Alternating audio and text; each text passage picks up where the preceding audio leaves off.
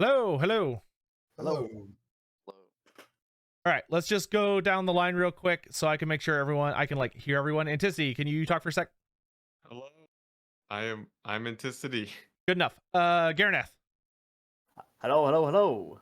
Cool, great. Next. Oh my god. My brain.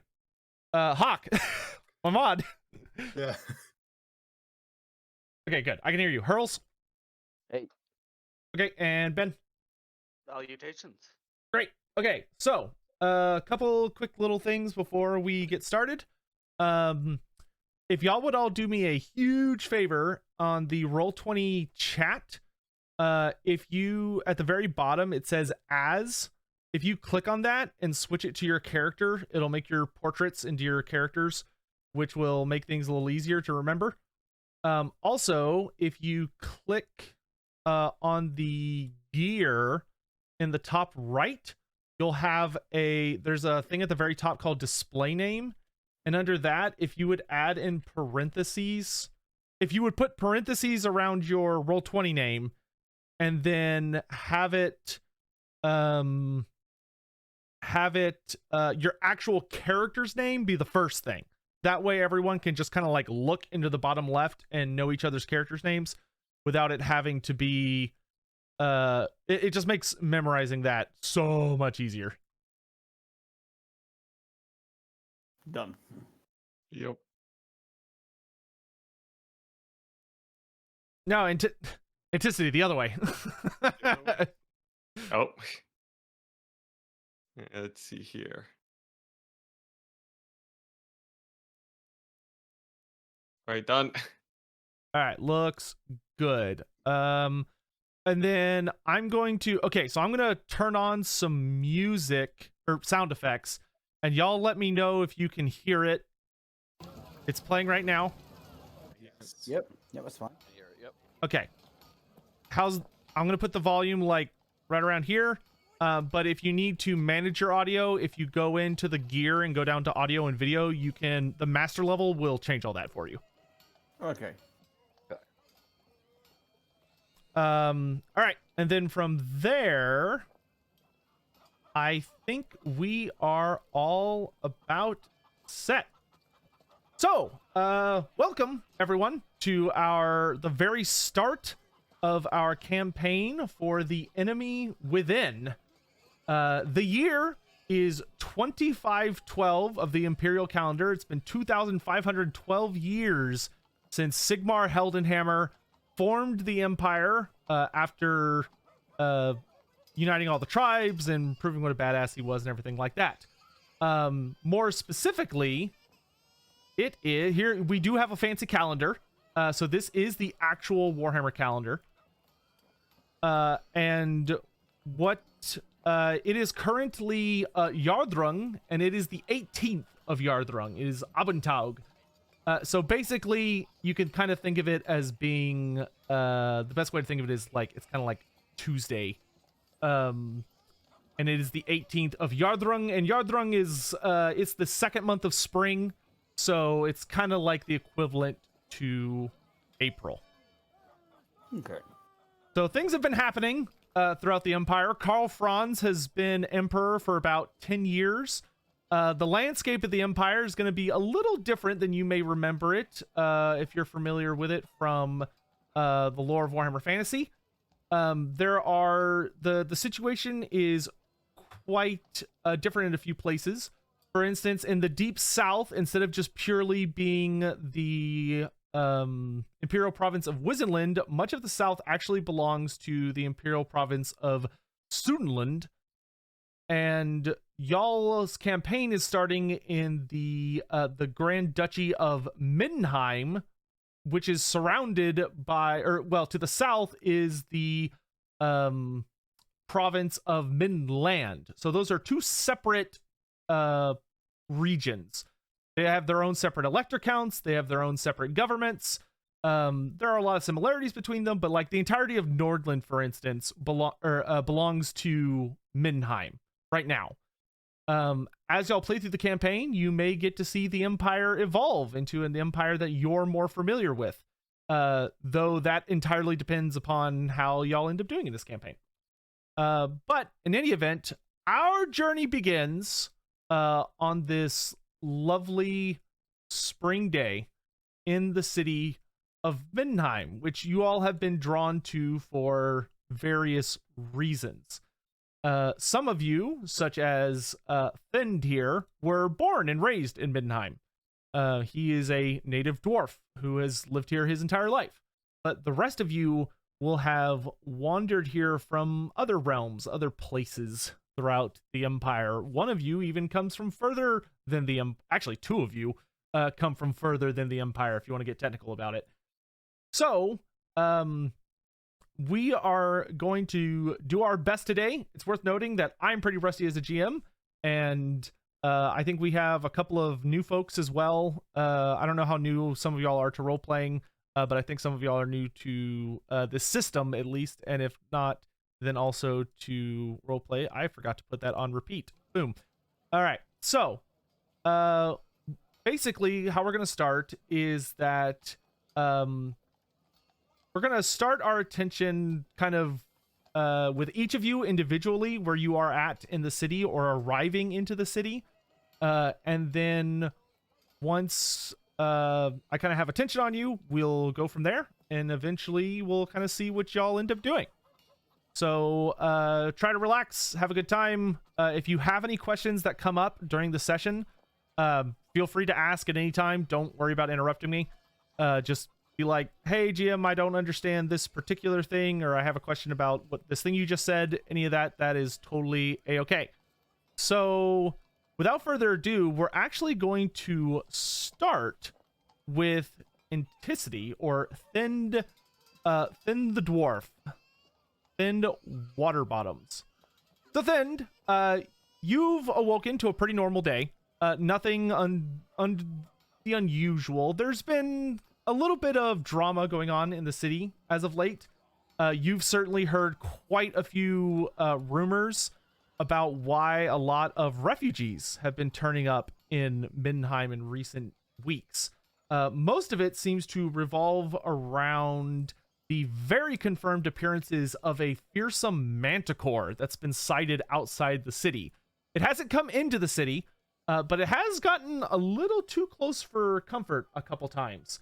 There is a when people die in Middenheim, there is a particular form of burial that y'all are quite used to being a native, which is that the poorest people in society can be quote unquote buried for free.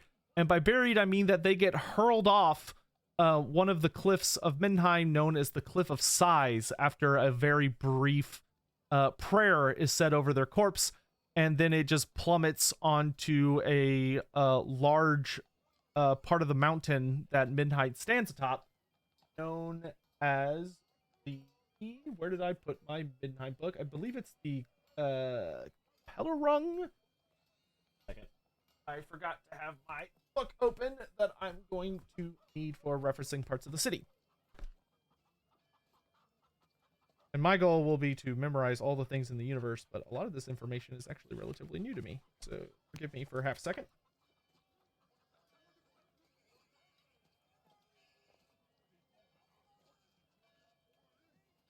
Also, I hope you're all doing well today. Pretty good. We kind of just jumped into things. Not too bad. Not too bad. The Körperregal. There we go. So the Körperregal is literally just this big rock that sticks out lower down the large the Fauschlag, which is the big thing that Middenheim is at the top of. And so lots of bodies are just kind of tossed on down there, and they're regularly fed upon by, various carrion birds and stuff like that. Sometimes even blood vultures or great eagles will come down from the middle mountains and feast on the bodies there. But on rare occasions, something a lot bigger shows up. In this case, a Manticore has been kind of terrorizing the local populace. So due to the Manticore's appearance, it hasn't unfortunately just been feasting on the dead. It's also been attacking people out in the lands surrounding Middenheim. So quite a few refugees have been pouring into the city as late, and things are kind of cramped and kind of packed. But That's life in a city like Middenheim. In any event, you get up, your day has begun, you've got a shift at work. So do you just head off to go do things as you normally do? Or would you rather do something else? I'll clean myself up, sort of make sure my mustache is all neat and tidy, and let's see here. How much? When am I expected to be on duty?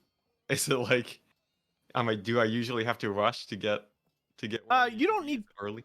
you don't need to rush in this instance. You have a little bit of time to get to the where you work in the Great Parks, which is this area that I'm pinging, which y'all should be able to see. But your home, being in Ostor, you're over here. So it takes a little bit to get over there, but you have a little bit of time to maybe get some of the local gossip. And we'll kind of also be using this session to introduce ideas of like how this game works as we go. So for instance, if you wanted to, you could tell me that you want to gossip with like your neighbors and the people that live around you and stuff. And in which case you would roll a gossip check, and depending on how successful you are, you might learn some things. I might tell you some little tidbits about what's been going on in the area, or rumors that have been coming in from out of the town and stuff like that. Gossip is one of those skills that's useful in just a lot of circumstances. Sure. I'll head to like the edge. How do I ping hold? Okay. Yeah. I'll go to like sort of just the edge of the wall. Look out if I'm allowed to. You can do that, but you'll probably be late for work if you do, so you could make it to the edge of the Oster district. Sorry, not Oswald. The Oster district, which is kind of like a middle. So it's very kind of lower middle class. So you live along with like a lot of artisans, and you're above like the peasantry. You know, you are a silver class social standing. So because of that, you don't have to live among like the dregs and the places. You know, you have like a small space that's provided through your job. So you have a little bit more of a nice life than some people. But to get all the way to the wall, if you'll notice on the map, you'd have to go all the way down this huge staircase here and then make your way to the wall, climb up, and be able to look over it.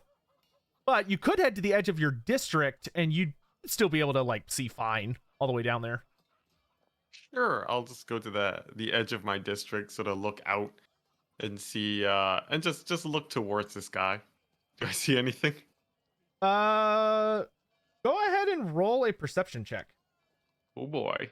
And the way you roll checks, for any of y'all that may be new to this, is you would literally just open your character sheet. Also, fun fact, if you click the little button that looks like two windows in the top left, it'll pop out your character sheet as a window if you want that. I often like to do that on my second screen. But you can, you go to your character sheet and you would find the skill that I request and you just click on it.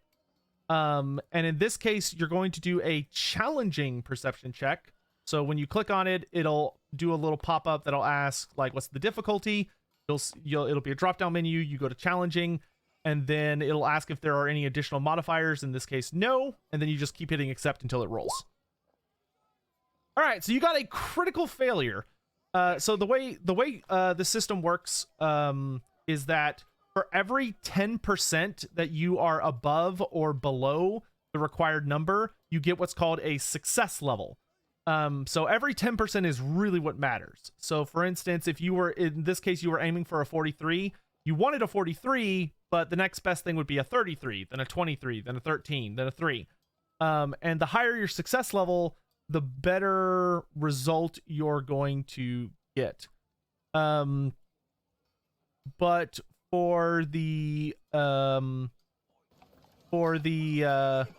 if you get a critical, it will either be a critical success or a critical failure depending on whether it is a success or failure. And as you can see, crits are doubles.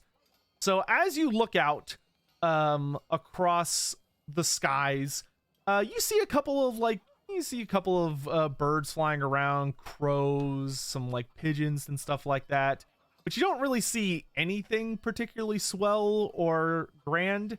And as you're sitting there, you hear a distinct splat noise. And you can't help your face shrivel up a little bit because you look down onto your very nice, recently cleaned shirt and realize that a bird has been so kind enough as to use you as a target to relieve themselves. Damn birds. I go, well, at least I'm close. At least I'm close to my house. What are, let's see here. How quickly, you know what? I'm gonna be late for work. I'm gonna rush to work and see if I can pull out, and see if I can clean it along the way.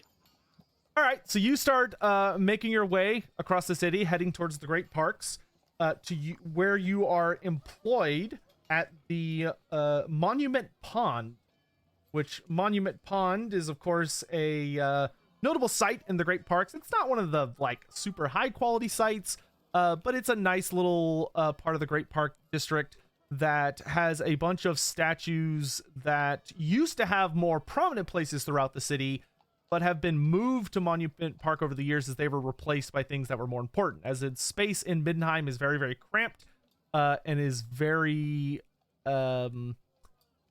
important for lots of different like lords and stuff. So even statues have to get moved around a lot of the time to make way for more important statues.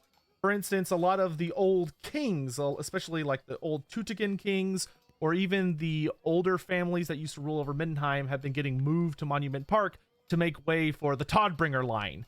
And every time that Graf Boris Todbringer or anyone even vaguely important in the modern age gets a new statue made out of them, there's nowhere for it to go, so somebody's got to get booted to Monument Park. That being said, you do have an important job of making sure that it stays clean and nobody's like trying to tag the statues, or worst case, try and break part of them and shatter them to have them broken down, because many of the statues are made of valuable components and metals and stuff like that. So it has not been unheard of for people to try and scrap the statues for some cheap coin. That being said, as you're on your way to work, lucky for you, you do of course carry some items on you to help you keep up appearances. Let's have you roll as you are running to work. Let's see if you're able to get yourself cleaned up. Let's see what options you got. Why don't you roll me an average? Actually, roll me an easy athletics check as you're trying to do a couple things at once and avoid like running into people or getting run over by a horse or any of those other things. No, no. Okay, so you got a marginal failure. So something you can do, a marginal failure isn't a huge deal, but there is something in the game called fortune points, and you'll see on all your sheets that you have a certain amount of fortune points. These recharge at the start of every session. It's on the main tab in the top right. You can use fortune points for two things. You can either use it to re-roll a roll that you have already made, in which case you just roll again, or you can use it to bump a number up 10%. So you could knock that from a 64, which would be a fail, to your target number would go from being a 60 to a 70. So you'd pass by 0 degrees. So if you want, you can just let it stand, and your shirt will be a little kind of, it'll just kind of have a bit of a ugly white smear on it, but it's not going to like smell or anything like that. It is noticeable though. Or if you want, you could use a fortune point to either re-roll or just use it to bump up the roll and clean it off. I will bump up the roll. This is very important to me. Okay, so thankfully, it struggles at first, but you do manage to very strategically avoid people as you're going about your day, and you make it to Monument Park. And pretty much as you're showing up, you finally are able to scrape the last of it off. And working at Monument Pond as you do, you're able to run your comb very briefly under the pool as you pass and kind of smear it off. So it's just a bit of a wet splotch, but after a few minutes, it dries and basically goes away. All right. I am at ease once again. That being said, you have arrived at work, and as you begin your rounds, patrolling around, there are a lot of people kind of around today.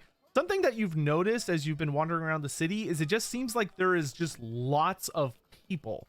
Like pretty much anywhere you go, it seems bizarrely overcrowded. And granted, refugees do explain a lot of this, but there also could be other things going on in the city that might be bringing more people than usual. You wouldn't be surprised if finding an inn at this particular time would be incredibly difficult for anyone that doesn't already have a space to live in, like you. Let's see. Are there any conversations going on that I can listen in on as I sort of just walk? Sure. If you want, you can kind of just speak casually. Every once in a while, you'll have someone that kind of comes up and asks you about one of the statues. But you can kind of gossip a little bit and see if you hear anything that's going on. So why don't you roll a average gossip check? Gossip. I will look for someone that is sort of higher status, that is sort of just walking around the park in their free time rather than looking like they have to be there. Oh my gosh, every roll. Off to a great start. All right, so you do approach a couple that is meandering around, and that they look like they're pretty high status individuals, not necessarily nobility, but definitely above merchant class people. And as you approach them, the woman looks at you, and her nose kind of shrivels up a little bit. She goes, "Oh, a dwarf? I didn't know Middenheim had dwarfs. You know how I feel about them." As she looks at her partner, and he sort of frowns down at you, and he says, "What do you want?" Look, I'm merely asking. I'm trying to sort of clean up this park here, and I've noticed it's been getting quite a bit busy. I just wanted to know if you've noticed anything off-putting in here this morning. He's going to get a little bit of that horrible smirk that people that are just the worst get on their faces when they know an opportunity has arrived, and he says, "Why, yes, I'm looking right at it." And the two of them will laugh obnoxiously to one another and carry on with their day, paying you no mind. Remember their faces for later. And I will continue towards the statue, because I assume that's where often people meet up. There are lots of statues. It's like a whole bunch. Oh boy. Around like a large square. Here, let me actually do the smart thing and actually read you the description of what your workplace looks like. If I can find the right page. Here we go. Monument Pond. This area of the great park has the feel of an outdoor museum. Over the years, many of the older statues in the city have been replaced and brought here. In particular, statues of long-dead Grafs have been removed from the Palace District and neighboring precincts, replaced by those of the Toddbringer dynasty. However, many of these statues are of rulers who still have the respect of the people and who may even have living descendants, so they are not lightly discarded. Monument Pond is a large, square pool, shallow and filled with an unusual species of orange carp imported from far Cathay. The pond is surrounded by a great many statues rendered in all sorts of materials, including marble, granite, and bronze. And you, to your unfortunateness, have in the past dealt with a number of people trying to mess with the bronze statues, the more desperate type folk. Ne'er-do-wells tend to deal more with the others because they're easier to paint or use other nasty things on, as teenagers do. But and the other only note I'll make is it has been very specified that you are never to mess with the carp. No one is to ever mess with the carp. They are very expensive, and the only person who is allowed to feed them is your boss. I will go and check on them. All right, as you approach the pond full of carp, you notice everyone's pretty much staying out of it, and the ponds seem, well, overall, seems like a pretty average day. Okay, well, that's good. But elsewhere in the city, someone new arrives into Middenheim after a long trek through the wilds. Asteroth, you have finally made it. After God, Sigmar only knows how much walking through the wilds and all sorts of strange rumors and conspicuous individuals on the road, you have finally made your way up one of the great bridges that leads to almighty Middenheim. And at long last, you have arrived to the South Gate. I walk in and I'm not completely disheveled, but I'm obviously tattered and a little bit out of sorts. And I walk through the gate, I brush my knees off, and I look up and I say, well, I better get right to it. And can you describe to me what I see around me immediately walking in, or do you want me to roll for that? No, I'll go ahead and describe it. So, as you're walking into the city of Middenheim, the first thing you notice is that there are a rather significant amount of guards at the gate, and there's I wouldn't say lines of people, but you can tell there are people that are trying to get in that are not being allowed in for some reason. There seems to be some sort of situation slowly developing before you can get into the city proper. But the closer you approach it, the more you do see all of the great, impressive architecture and just buildings stacked on top of buildings, just continuously going out into the distance. But right now, you have a bit more of a problem as you need to try and get yourself in through the South Gate. Okay, so how long of a line are we talking here? Like, Not really a line, it's more of like a mass of people. And there are a number of guards wearing the livery of Middenheim, holding halberds. They seem pretty casual. Like, they're obviously not thrilled at the situation, but they don't seem overly aggressive, and no one seems to be like pushing and shoving. Just every once in a while someone comes up and they might get a shove back, but it's not like a dangerous situation. I'll wait as long as I can, for my turn. Eventually, when my turn, or I see an opportunity to approach a guard I'll approach the guard and I'll walk up to him and say, blessings of Tau. I'm Asteroth. I understand that there's a situation going on and there's many people waiting. But I am of the von Perlstein bloodline, and I'd like to use my nobility, if possible, or my noble blood, to try and convince him to let me through. Okay. Roll me a charm check. You're just gonna have to walk me through how to do the roll one more. Yeah, so you're going to go to your character sheet and go to where it says main, and you're gonna find charm, which will be on there somewhere. And basically you're going to click on it, and it's going to ask you for the difficulty of the roll. And is that all you say to the guard? That's what you're leaving it at? I don't believe I have anything to prove. I don't have I don't think I have any papers or like a coin or a symbol or anything to. That is true, yes. So I'm hoping, just based off of my presentation and whatnot, that he'll kind of get the hint. Okay, make a roll me a average charm check. Average, and that's out of a D100. Yes. So on your character sheet, they will always be D100s. That's all we use is D100s, or D10s. And when you click on charm, it'll like light up when you try and click on it, and it will a pop-up will show up somewhere on Roll20, and it'll ask you what the difficulty is, and you'll tell it average, which is plus 20. Oh, do you want to keep that, or do you want to re-roll? I'll attempt to re-roll. Okay, that'd probably be good. So you're gonna reduce your fortune points for the day by 1.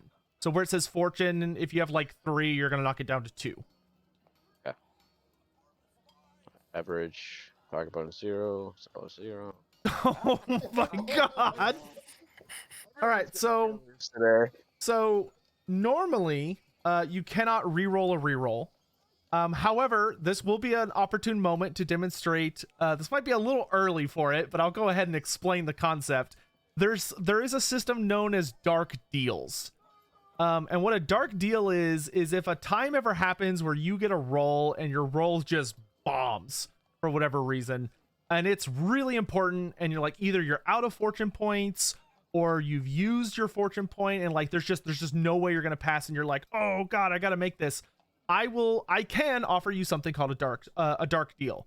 And what that is basically that I offer you the opportunity to re-roll again, but because I, as the dark gods, am tempting you, trying to sap away at your willpower to embrace darker forces in order to succeed, you'll gain something called a corruption point. And as you gain corruption throughout the campaign, once you gain a certain amount of them, you will start to have to roll to test to see if you mutate, either if you gain a mental mutation or a physical mutation, which obviously can be very, very, very, very bad.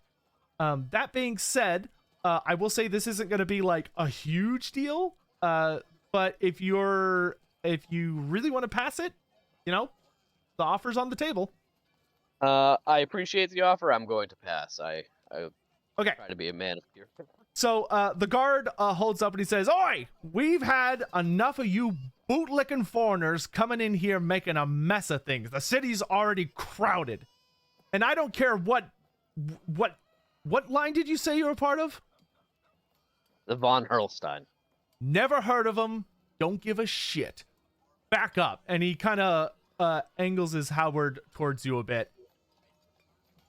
Okay, and I will do so.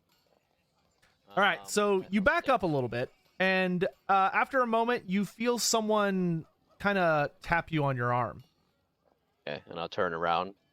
All right, you see it's an older woman, and she kind of looks up at you through some eyes that you can tell are kind of they've got a little bit of that look to them when cataracts are kind of starting to come on. Like, this is a much older woman, and she kind of leans over and she says, "Don't mind that ass. I hear it's a long walk, but if you can go back down the ways, there's a few people down there who are gonna be. There's some important folks that are coming up that I think you could slip in with. It'll take a little bit. Just keep an eye out for a bunch of lads looking like yourself that will have some bows with them. I think you'd fit in." Well, thank you for the information, ma'am. Is there any way? I probably couldn't get away with sneaking her in with me as a token of gratitude, I assume. Probably not, based on what she told you. You could give her some money or something if you want, or just say thanks and go call it there. Yeah, I don't have much money to my name. I don't think the money I could give her would even mean anything. But I'll give her 10 of my brass pennies. You're gonna give her 10? I mean, Okay, maybe 5. 5? Okay. Yeah, maybe 5. All right. You hand off 5 pennies to her, and she gives you a little nod and a wink, and you almost roll me a intuition check, and make it. It'll be a challenging intuition.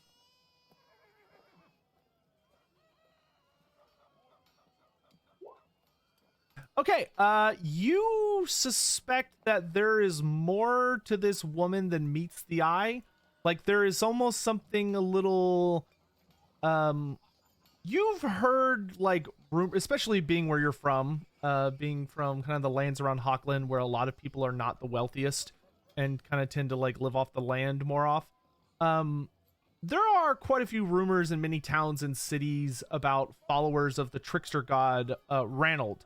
People who will sometimes take it upon themselves to get involved when they can mess with affairs of the law. And you wouldn't necessarily bet a lot of money on it, but there's something a little bit about this woman. But nonetheless, I assume you start heading back down the bridge. Yeah, I'll kind of turn around and look at her and give her a pondering look. I don't know if she can really see me, but then I'll just continue on my way and look for this group that she described. All right. So you make your way down. It takes about another hour, but eventually you see that she was in fact correct, and that there is a group of hunters who are making their way up, and their guise is very similar to your own. There's a couple of small coloration differences, but they're just as muddied up and gross looking as you are. likely having returned from some sort of tracking thing. And you notice they definitely don't have the friendliest looks. They look what you could best describe as put out, but nonetheless, they are making their way up, and you could probably blend in with them pretty easily. Yeah, I will attempt to do that. All right. Do you want to just like try and slip in behind them? Do you want to try and talk to them? What's your go? I will just try and slip in behind them. Okay. So you sort of follow up behind them. They don't seem at all bothered. There are tons of people on the viaduct, so it's not at all difficult to stay close to them. And sure enough, as they're approaching the gates, the guards see them coming, and one of them sees how dejected they look. And as they approach, he calls out, "You find anything? Any luck?" And the man in front just sort of scowls and shakes his head. And the guard looks a little disappointed, but waves them through.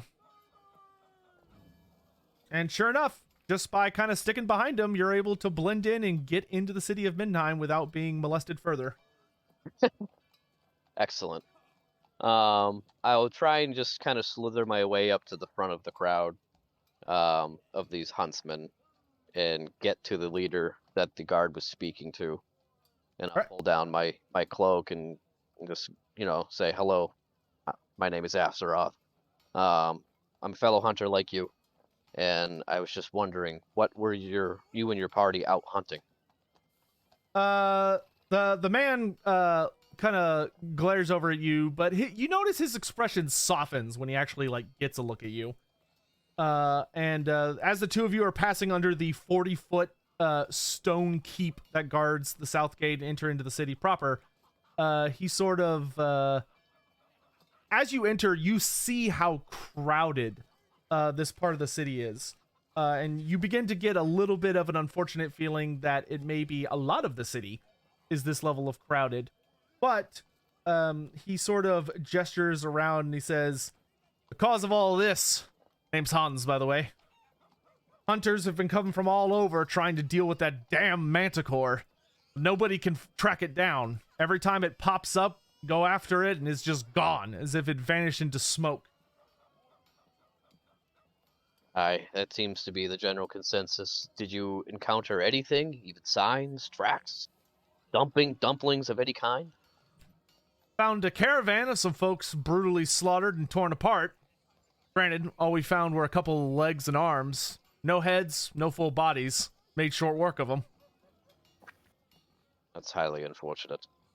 Well, I thank you for your time. I'm sorry to bother you. He sort of... his men kind of push past him, and he turns and looks at you a little closer and he says, "You here to join the hunt?" Aye. He nods and say, "Probably won't be able to get much in on it today. Parties always leave in the mornings. If I were you, I'd be more focused on trying to find a place to stay for the night. Streets ain't safe, especially not now." Totally.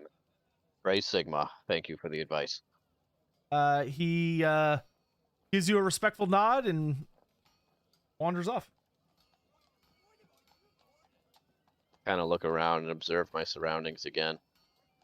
And I'll pull my sling out and say, "Well, I can't do much against a Manticore with this thing. Gonna need to find another way or find some of my own chaps to help me out."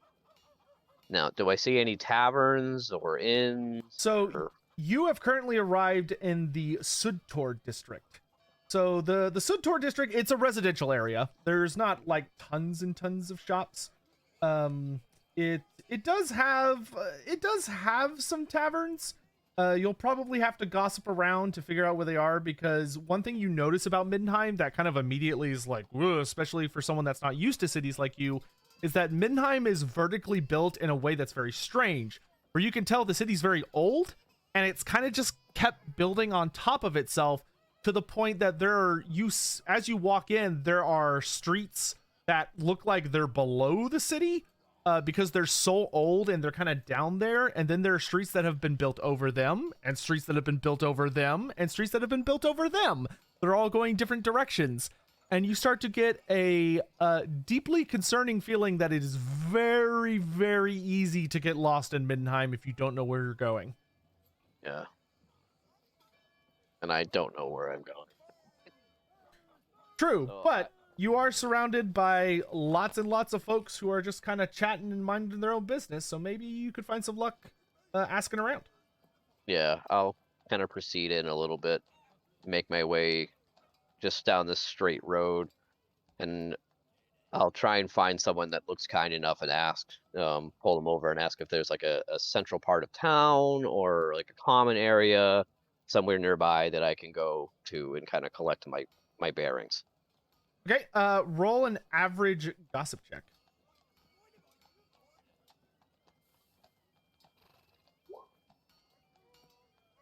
Oh gosh. So you actually do find someone that speaks to you, and you kind of bump into a man who, you know, he looks like a typical laborer, and he sort of scratches his chin and says, "Well, things are pretty rough in most of the city right now. You're probably not going to find too many people giving you time of the day, but you might try heading over. Maybe try heading over to the Oswald district. Might be something you can find around there, and not many people's once go there, but it's got enough going on that you could probably get your bearings, so to speak." I appreciate it. From here, how do I get there?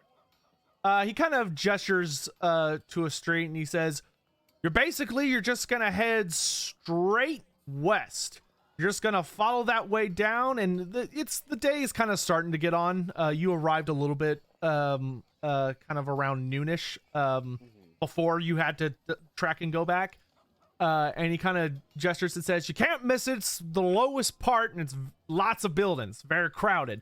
Once you get there, though, you should be able to find a place to stay. Just ask around. It's the only place I know of where people are finding places to stay that's decent. But, and he sort of pokes you hard in the chest, and he says, if I was you, I wouldn't be out after dark. Okay. And he sort of gives you a knowing look before he saunters off. Okay. So from where I'm at, I double click the map to ping, right? Is Yes. there a street behind this tower, or is that there's a street. If you head up to here, you can basically follow along this road and make your way to this area. That's what I will do. All right, that's gonna take you a while to get through hordes of people and crossing a little bit of space. So while you're doing that, someone else arrives. Someone large and in charge. Rarit, you find yourself at long last in the city of the Slims. It's taken much longer than it had any right to, especially as coming up the eastern viaduct was a huge pain. It has been crowded with people. And despite the fact that normally crowds of Slims make way for you, as nobody wants to be in the way of an ogre, especially such a shall we say feral looking ogre as yourself. Nobody wants to be in the way of that business, but there's literally nowhere for these people to go. Every once in a while, the line moves forward a bit more. Some people give up and head back, but slowly but surely you start making your way up. And the day kind of passes, and you finally arrive within sight of this immense 40-foot stone keep leading into the city around... it's a good ways past midday, but you finally made it. Okay. And I take it there are also guards at this gate as well. There are 20 human guards standing around, though they seem pretty casual. They definitely, one of them sees you coming long before you have any ability to really be within speaking range. So they are well aware of your presence before you show up. Okay. So from coming up here, I would assume that from their expressions they are concerned a little bit? They are. You notice that instead of kind of casually being spread out, a lot of them just sort of leaning on their halberds. You even see a few guys with handguns that weren't really. Everyone was just very rest position, we'll say. When the first of them lays eyes on you, he elbows the guy next to him, and the oldest, a woman with some scars on her face, immediately shouts something. And by the time you arrive within like formal speaking distance, everyone is at attention.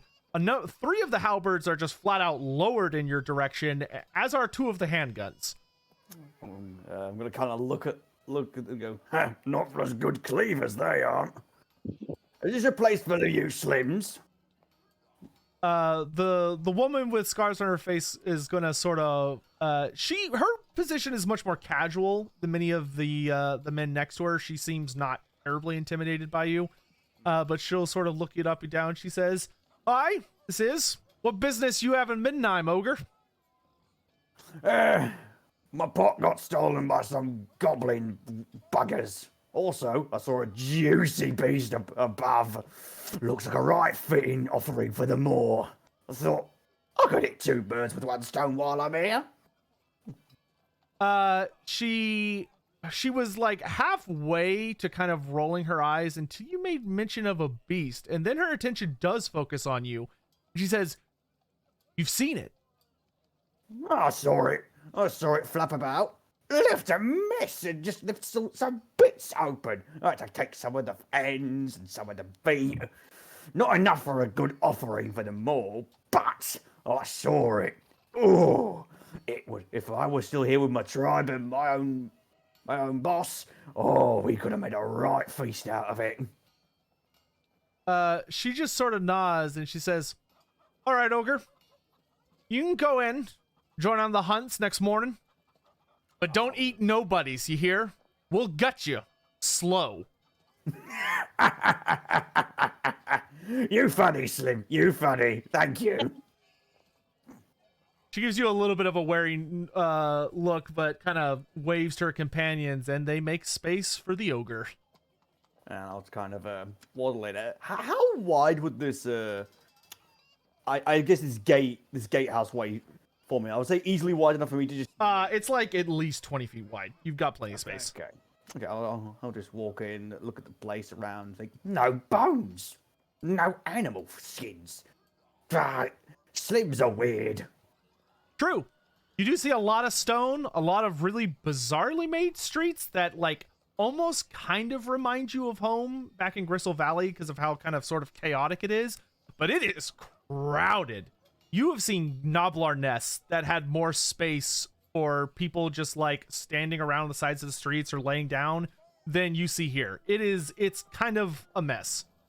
I'll just look around in confusion, scratch my head, just like lightly scratch my very little bit of hair on top of my head, and before I then twiddle my little chin beard and go, I need a place to put my feet up. I'm gonna look for someone who can give me directions at least. Okay, roll a challenging gossip check, because as you approach people, most sensible people see you coming and go, "Oh my god, an ogre," and immediately start vacating very quickly. Okay. After that, challenging. Boop. Boop. Boop. Nah. Okay, actually not too horrible from what I was expecting. So you kind of stumble after a few people, and eventually you finally catch up to an old man who just can't move fast enough to get away from you in any reasonable speed. You and him lock eyes, and he tries to look for an escape, but between his elderly speed and the fact that there are so many people around, there's no hope. And as you approach, he feebly holds up his arms and says, "Please, please don't eat me." I'm not gonna eat you, Slim. You've got nothing on you. Besides, I want to know directions around this weird settlement. He sort of goes, "Okay, but where are you trying to go?" Somewhere to put me feet up. He'll sort of frown. He say, "Well, It's far too crowded around here. Most buildings aren't built for ogres. Maybe perhaps you could. I don't. The park has an outdoor area at least. There's plenty of space. Which way to this park? And he points and says, "Just follow the road. If you go up the steps, if you go up any steps, you're going the wrong way. Just go that, and there's a large downward staircase, and just follow that until you see trees, and you'll be there." Trees? Trees in a slim town like this? Yes, it's a park. I said that it was a park. I know what a park is, Slim. Mind you, at least this place doesn't smell like crap like that Bretonian what's-its-place. Those buggers are too punsy, and the people taste like shit. He focuses more. Roll an intimidation check. Challenging. Well, actually, would it be lesser because I am size large? It'd be easy because I'm size. That is true. Yep. Yes. Please do your best to remember the size rules, because I will forget those frequently. So, challenging normally still, or do I add anything? No. Bump it up for your size. Okay. I think so. I'm one size larger, so I believe that would be a +10. Would that be, or +20?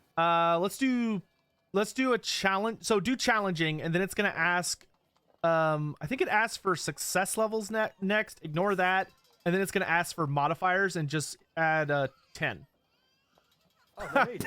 Okay, so as you said that, he focuses purely on the last part of the sentence that you just said that involved eating the eating of people, and he's going to go, my Ulrich, please, and he just immediately starts waddling away from you, and his fear is vaguely contagious enough that a lot of other people begin moving out of the way, and you suddenly find that enough people are vaguely trampling one another that you do, in fact, have the space to progress onwards without being extremely slowed. Oh, wait. Oh, stupid Slim. I was on about the Bretonia bastards. Emperor Slims. Always weird, but fancy hats. And I'm gonna make my way all the way to the park where the feebling man just went.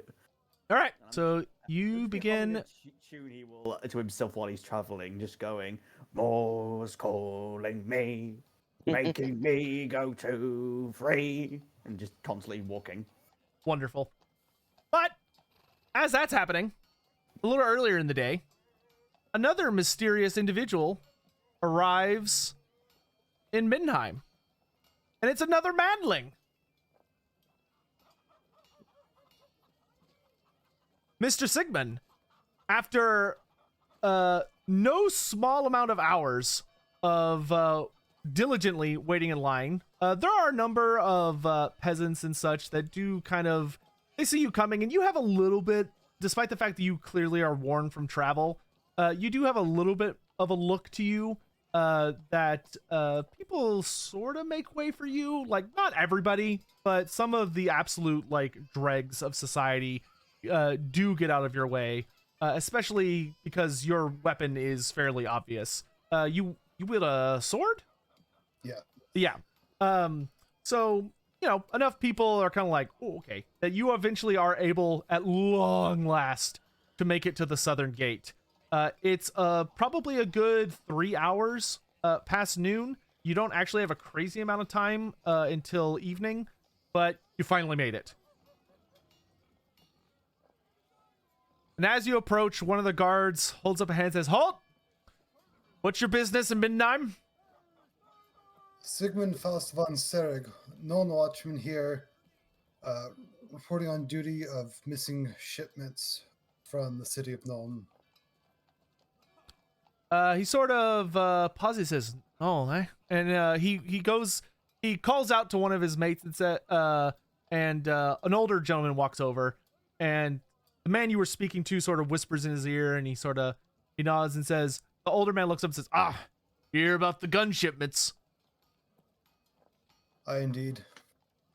He nods and says, aye, come on in. I warns you, City's in a rough spot right now. Yeah, the crowd's nothing to scoff at.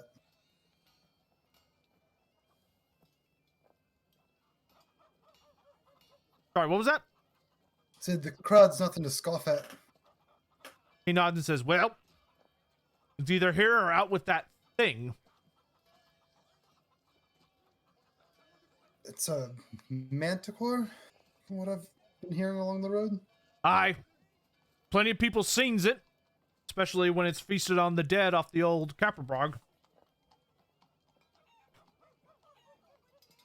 Can't be a coincidence. Shipments going missing, and now this. Think it got 8? Possibly. I'd hope that rather than it land in the hands of criminals. Wouldn't want them having that power. Well, unfortunately, pretty sure most of them shipments did make it to the city, but hold on, let me go call over one of my superiors and they can give you some more news. Appreciated. He invites you to come on in through the gate. I'll follow in after him. All right, you talk for a bit, or he talks to a few people before finally coming back to you and says, see, you need to be at the west gate.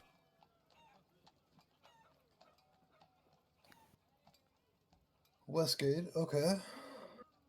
Says, just head into town. There's a big split. Can't miss it. You'll be able to see the gate from where's he at. Head on over there. When you get there, you want to ask for Sergeant Wolfgard Hallman. He'll help you out. Wolfgard Helmet. Amen. Hallman. And he nods and says, anything else? No, I think I'll get the rest of information I need from him. I appreciate your help. All right. He gives you a salute and heads back to the gate.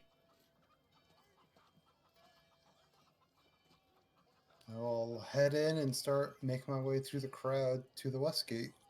All right. As you're making your way over there, the final member of our crew arrives at the west gate. Darthandril, at long last, you've made your way through all these disgusting humans who smell terrible, they look terrible, everything is just awful. You've seen many interesting things in your time back in Marienburg. Lots of different sea creatures. You've seen schools of fish and stuff like that.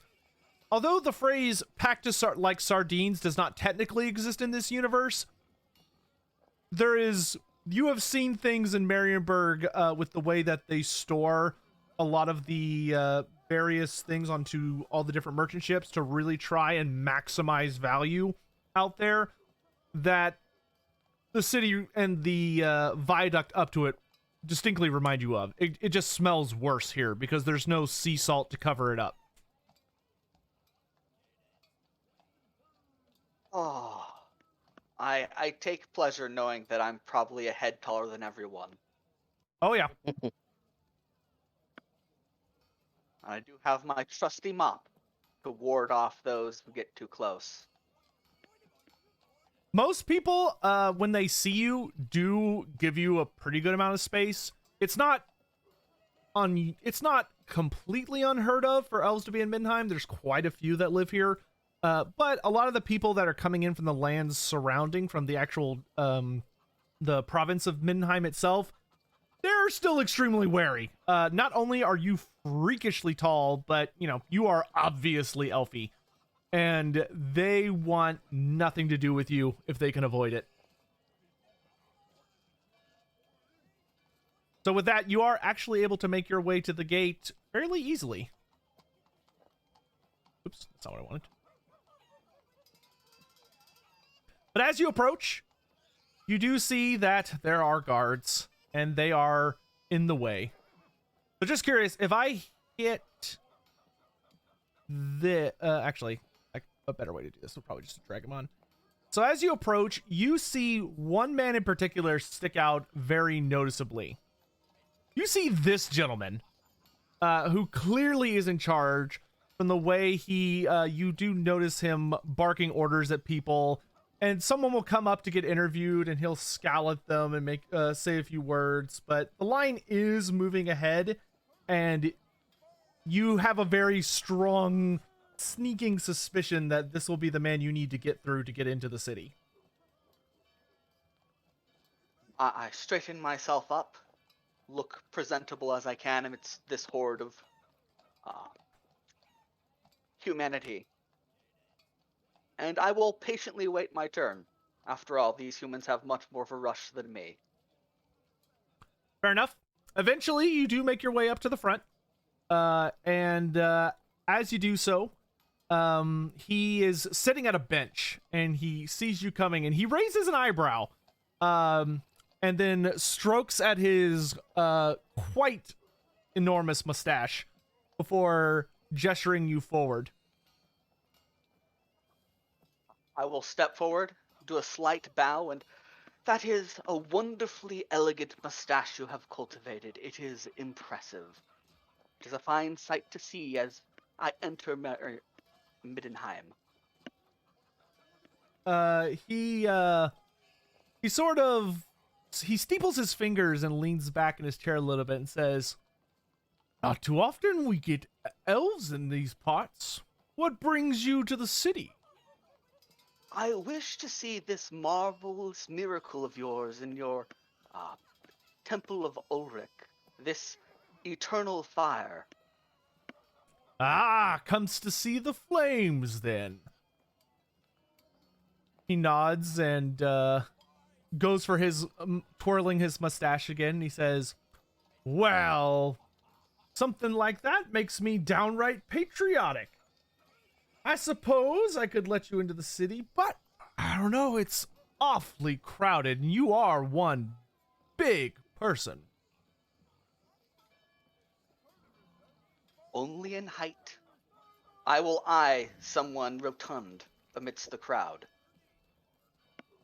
He will sort of look at you a little bit and says, "High in ear as well. You know, I hate to be the one to tell you about this if you haven't heard, but unfortunately, for strangers getting into the city and those not on a pilgrimage, we're having to charge taxes for those coming in." Oh, that is a shame, but necessary at times. He nods and says, "So, where are you traveling from?"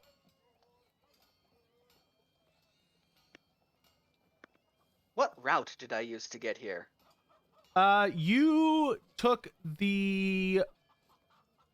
basically, you went from Marienburg, you wandered your way, down the rivers, doing that job, in your character background, and you essentially ended up in Altdorf, eventually wandered up through the forest, and, the reason you're coming in through this gate is you had a little bit of a foray, off the main roads that took you closer to like Nordland, Laralorn before you got back on track and came over here.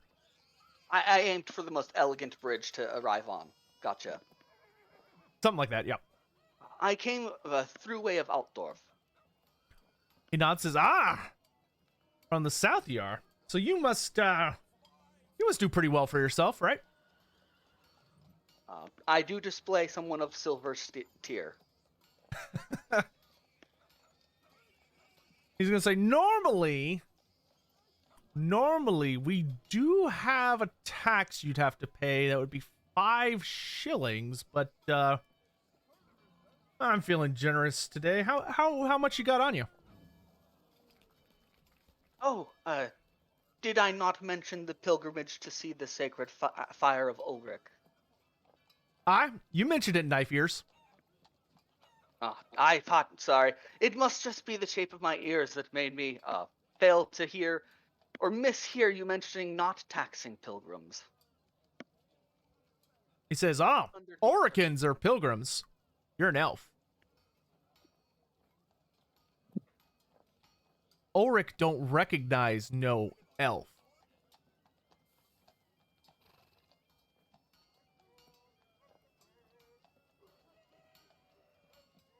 You can tell this man's got some problems.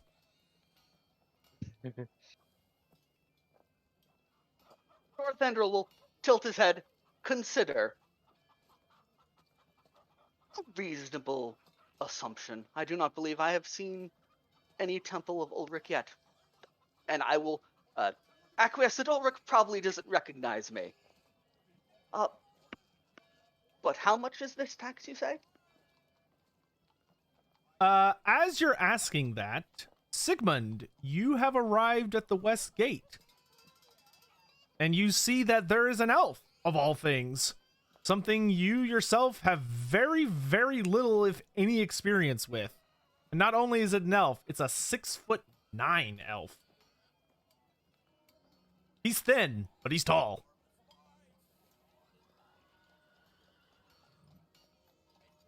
I'm looking for a Sergeant Wolfguard. Yeah, you can't help but notice that there is a large man sitting on a chair who turns to look back at you and say, "I," from his extremely large mustache. I was sent here from the South Gate. I've come from Nome, seeking information on missing shipments. I think we should talk while you let this elf through. He's going to scowl heavily at your interruption, and turn back and point at the elf and say, "Empty your pockets. I want to see what you got." I pull out my pouch with a bit of string and a single silver shilling. He reaches forward and plucks up the silver shilling, and he sets it right into a pocket on the inside of his the wolfskin cloak he's got on, and he jerks a thumb for you to pass. I will give a nod and feel significantly less bad about rolling a 1 for my money. And as you pass, he turns to Sigmund and says, "I heard about your damn shipments. First, I gotta deal with an elf, and now I gotta deal with one of you beggars coming up from Nuln."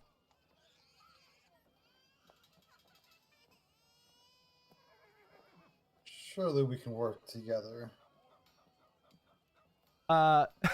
He stands up and he says, "In case you can't tell, I'm already doing work. I don't have time to deal with the idiots that you send from down from your lands up to here. Maybe if they had been proper guns from somewhere a little more civilized and with the times, they wouldn't have run into problems coming into Middenheim." And where exactly would you have gotten better guns than Nuln?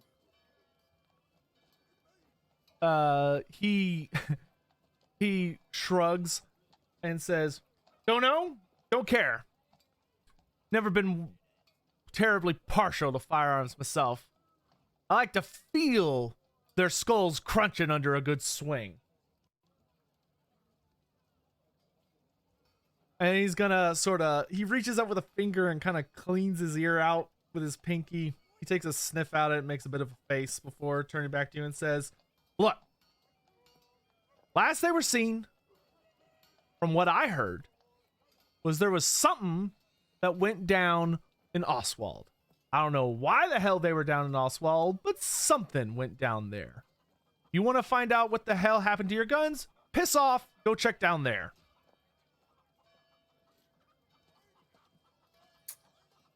Always great to work with others from the Empire. Just gonna turn and leave.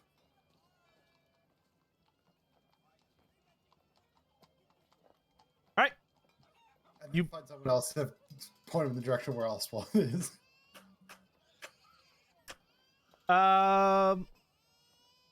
Roll. Yeah, just roll a very easy gossip check. Okay.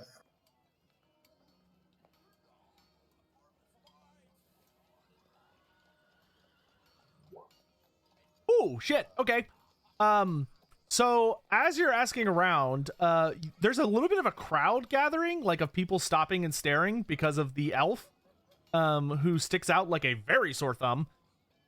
So you're actually very easily able to get the attention of someone, and it's a younger woman who, when you ask her, she goes, I'm sorry, I couldn't help it overhearing, but you were asking about shipments from None, right?"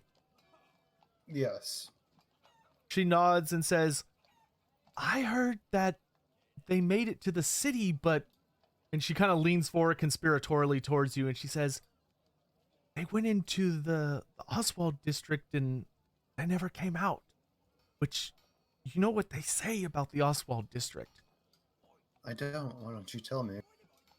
She gets even closer. She says, "It's Low King territory. Those guns, men with them, I'm sure whether they realize it or not, they went straight into the hands of the Low Kings. Criminals, gangs, scary ones. You shouldn't go down there."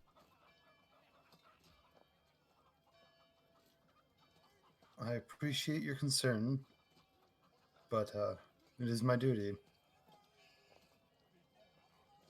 And she kind of gives you a little bit of like a respectful look, and she tells you that if you just follow the wall, go south, just follow it, and it'll lead you. You can't miss it. It's a dangerous place. If you can, try not to be out at dark. I appreciate it, and I'll hand her a bronze penny. Oh, all right. She thanks you and returns to staring at the bizarrely beautiful creature in y'all's midst. Yeah, he's gonna stop and like cross his arms and look at it at the elf as well, and just like, I don't know what to make of you. Elf, you got a crowd. How do you feel about it? Pleased and disgusted. But I will look around and ask, where is this eternal fire? One of the men standing around will kind of say, "Oh, you can't see the fire right now." It goes out? No, He will say with a very depressed expression. man. All right, when you say that, there is an audible gasp from everyone around you. Like, you just dropped a very offensive phrase in the midst of all these people. And those looks of fascination have very swiftly turned to looks of not necessarily disgust, but definitely like, you may have touched a sore spot you did not intend to. And one of them goes, "The fire will never go out. It's the flame eternal." That's what I heard in Altdorf, but, well, you know how you can trust them. There is some fair grumbling to that. And one of the men says, "No, you can't go to the fire right now because the city's so overcrowded. The high priest declared it closed to make sure people weren't just squatting in it all the time. It's only open on very specific times of day. You already missed today's ceremony." Ah, lamentable. People are going to grumble some more and give you some dirty looks, but the crowd starts dispersing because they are much less enchanted with you now. Except for you do notice one man standing near you who did not seem to care at all, the slightest. Oh, I will turn to him. Sigmund, there's a weird alien thing looking at you. Ah, it's the merchant man. No, a watchman, but I'm here looking for what you could consider merchant goods. What exactly is your plan now that you can't see the fire? Well, Because you're it going to appears stick out anywhere you go. he will nod as if that's a compliment. It appears I shall have to wait till tomorrow. Surely there's some kind of abode in this hive. You say, looking around and seeing there are people literally sleeping on the streets. Well, I mean, that's their choice.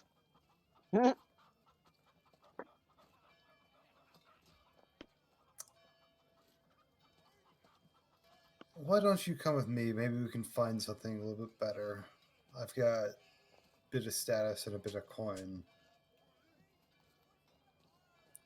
Keep you, An elf could be helpful looking for things if the rumors that you've heard about them are true. They're said to be very supernatural things.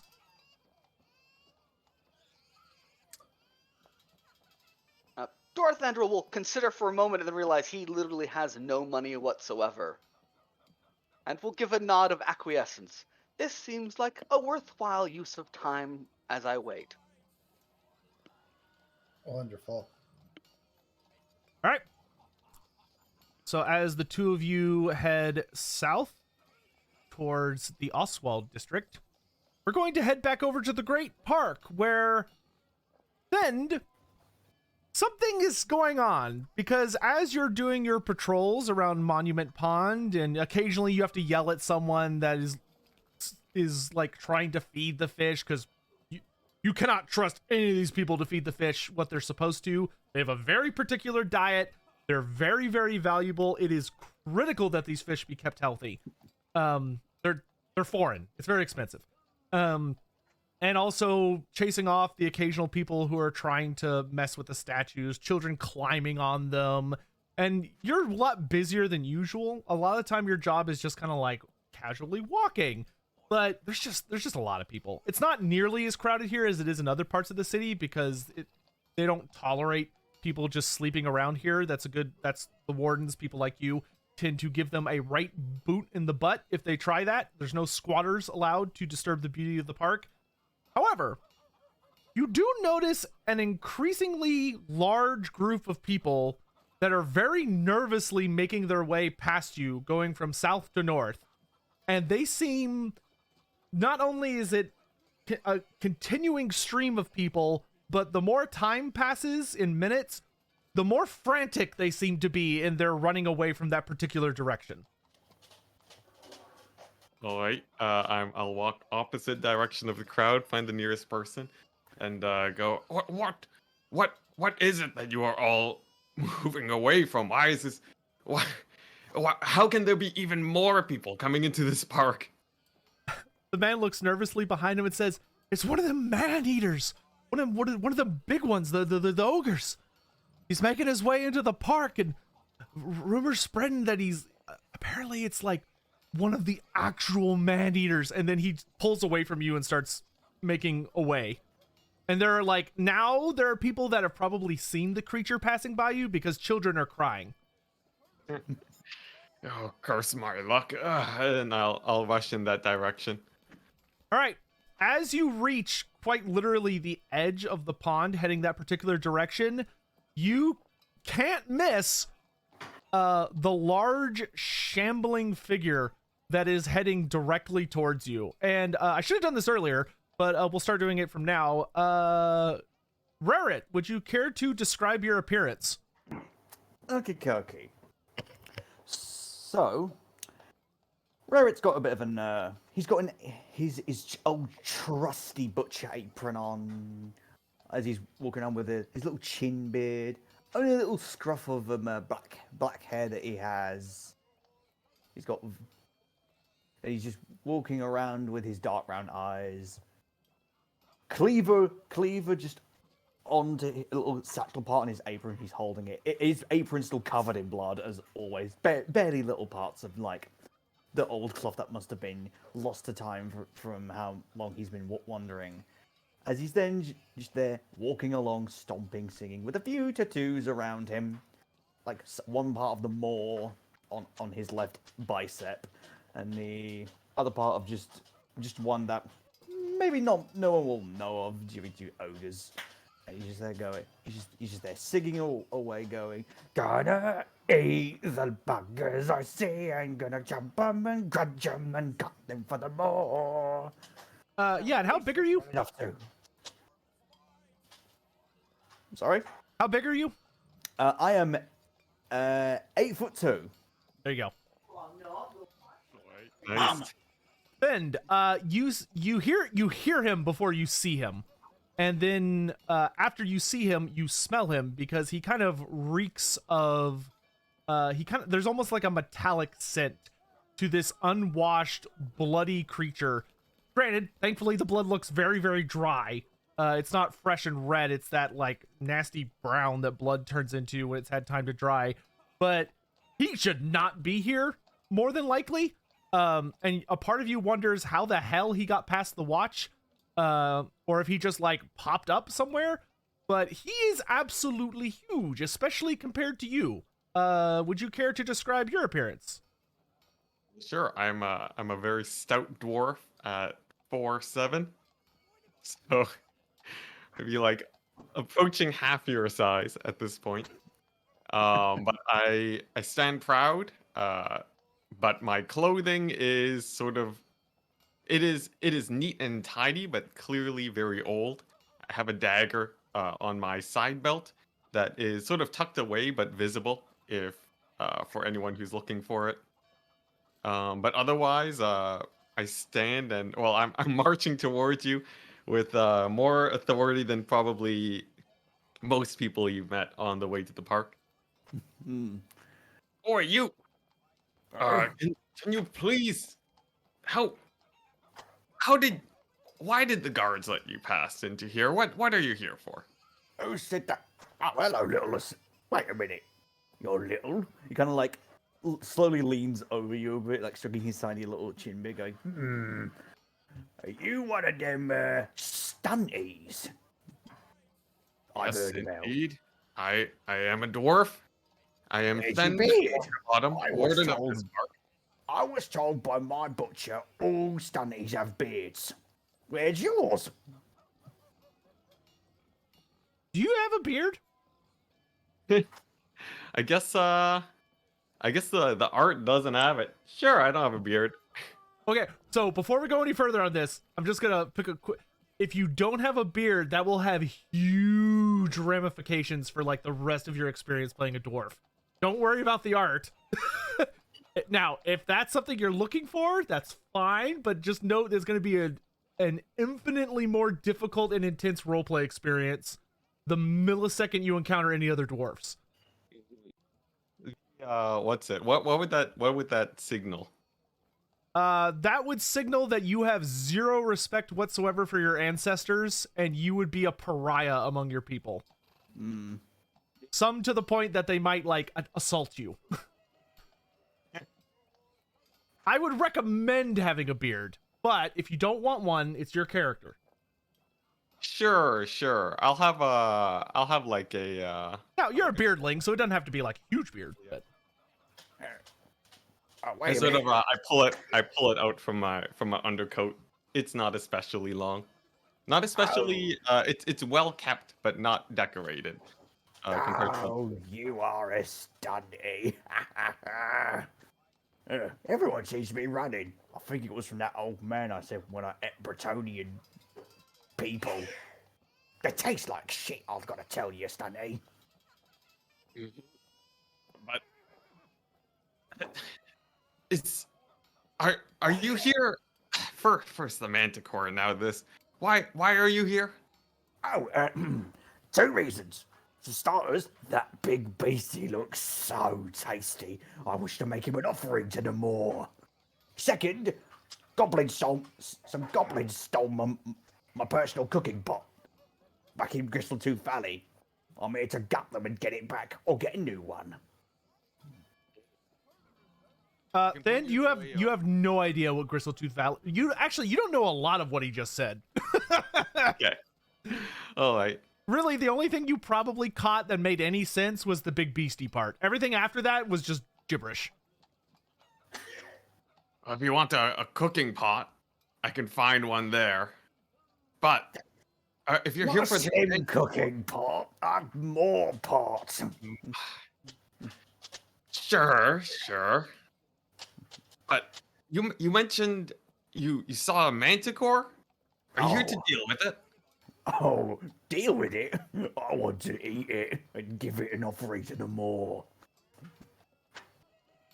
I saw it eat some of you other slims. Not you, Stunty, other slims. Left a lot of sauce on the ground. Could have used it for a bit of a soup. But, well then, it's fairly useful then. Is that why they let you in? That and my size. He just slaps his belly, he does. I know you slims don't like really big people. Don't like small people either. Here, come with me. We can take a walk, and I'll sort of lead them. I'd like to lead them around sort of the less traveled path. Still, like sort of at the edge of the park, but to not sort of just have them wander. Okay. Straight. Just curious. Are you going to are you just kind of like casually leading him any particular direction, or are you just trying kind of to follow the path of least resistance? Let's see here. Yeah, I find just like wherever I've noticed that is more empty, sort of where he'll be least noticed. Okay. So most people have been running away from him, but there are like people filling in because there's like all this nice empty space now. So as you start to walk a little bit further past the pond, Mr. Ogre, Mm-hmm. as you're walking with this dwarf, there's roll me a very easy perception check. Oh, God. Perception, I'm terrible at. Very easy is plus 60. Again. And add another 10. Okay.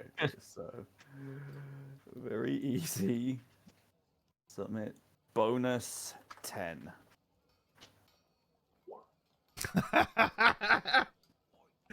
So you just barely pass. All right. So, Rarit, as you're walking behind this dwarf, and he's leading you past the pond, so that the two of you can work your way past this pond, wind between the statues, and begin working your way over. Your eyes are caught by this sudden movement and kind of a splash. And as you look down, you see these beautiful, sumptuous, strange, exotic colored fish that you've never seen before. Roll me a vice check. Oh no. Sure. Far away. So the ogre has a vice food check. For anyone that's watching this later, many of the characters have little psychology quirks. So like prejudices or hatreds, animosities, or vices that occasionally might cause them to do things they shouldn't. Vice food check. So you're gonna roll a I think it's a cool check. Let me double check real quick. Psychology. It's a psychology check. One sec. Let's see. Psychology test. Yes. Roll me a cool test with the difficulty set by your vice. Vice. So it's just gonna be a cool check, but it comes from your vice for food. Okay. I got one rank in it. I have so. Yeah. Let me double check something real quick, just to make sure what the modifier is. Okay. I'll say either way, I'm going to be slightly drooling. You know that one Homer Simpson meme, just oh. Okay. Oh yes. So you're gonna make a challenging cool test, Okay. Challenging. and you really don't want to fail this. Well, the dwarf really. Ooh, okay. You resist the urge to jump into the water and start gobbling down those fish. What? Oh, I really want to eat those little whippers. They look lovely. But I really need a place to stay, just to sit down while I'm here in the city. See, I spin around and I see where he's looking. Oh yeah. See him licking his lips. Oh. Okay. I need to get you somewhere else. If you want to get food, there are many better places where we can find much more. much more for you. Here, let me find you a nice tavern to sit down at. So at that moment, you hear someone shout, "Fend!" I stand up and turn towards who's shouting my name. And approaching from the other side of the pond, red in the face, is none other than your boss, Mr. Lurpin. Air Lurpin. Oh, wait, do I call him Mr. Lurpin? Air would be the proper term. It's like saying Mr. in German. I see. What's it? I turn towards him and stand at attention. He's going to approach and he says, "Half the park is in a riot because of this thing," and he points at the your new friend, and he says, Oh no, Slim. and he also noticed the little moment y'all had a second ago, and he's going to approach you and very angrily say, "First, your friend didn't show up for his shift today, so I've been covering for Anton all day. Now, many of the plants and the grass have been trampled by people, which is going to be a bite out of somebody's ass, and if I'm going to be dealing with it, you're going to be dealing with it. Take your new friend and get him out of here and find Anton. You know what? I'll make it simple for you. Do them both at the same time. The last person I talked to that saw Anton said that they saw him heading for Oswald for some damn reason. Go find him, ditch the ogre there, come back. This is coming out of your pay." Yes, Lurpin. I understand. I'm gonna tap the new Slim that's arrived and go, You seemed a bit angry. You said you tapped him? yeah, he taps him as if like he walked up behind him. Aldebrand, like, roll me just a strength check. So just like click on the S for strength, and it'll just be a challenging strength check. Okay. Or would it be easier because I'm larger than him? Actually, yeah. Do average. Okay. Bonuses. Oof. Okay, so thankfully you're mindful of the fact that this is a crotchety old Slim, so you don't poke him too hard. Like, you kind of just poke him, and he sort of flails one of his hands and slaps your finger away. And he says, "Don't touch me, you disgusting beast!" I'm not a beast. That's that thing flying around that I want to cut up and eat. Second, I was an ogre. I'm just going to grab Rarit by the hand and just start ushering him away as he's talking. From a third person perspective, it kind of looks like a toddler grabbing their parent's finger, but yeah, yes. Literally.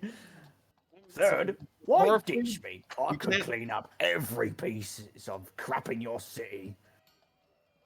That's Tell get me more very problematic. useful. But if you want, look, I can a free meal on me if we just get out of here as soon as possible. Ooh, that's a dangerous premise. All right.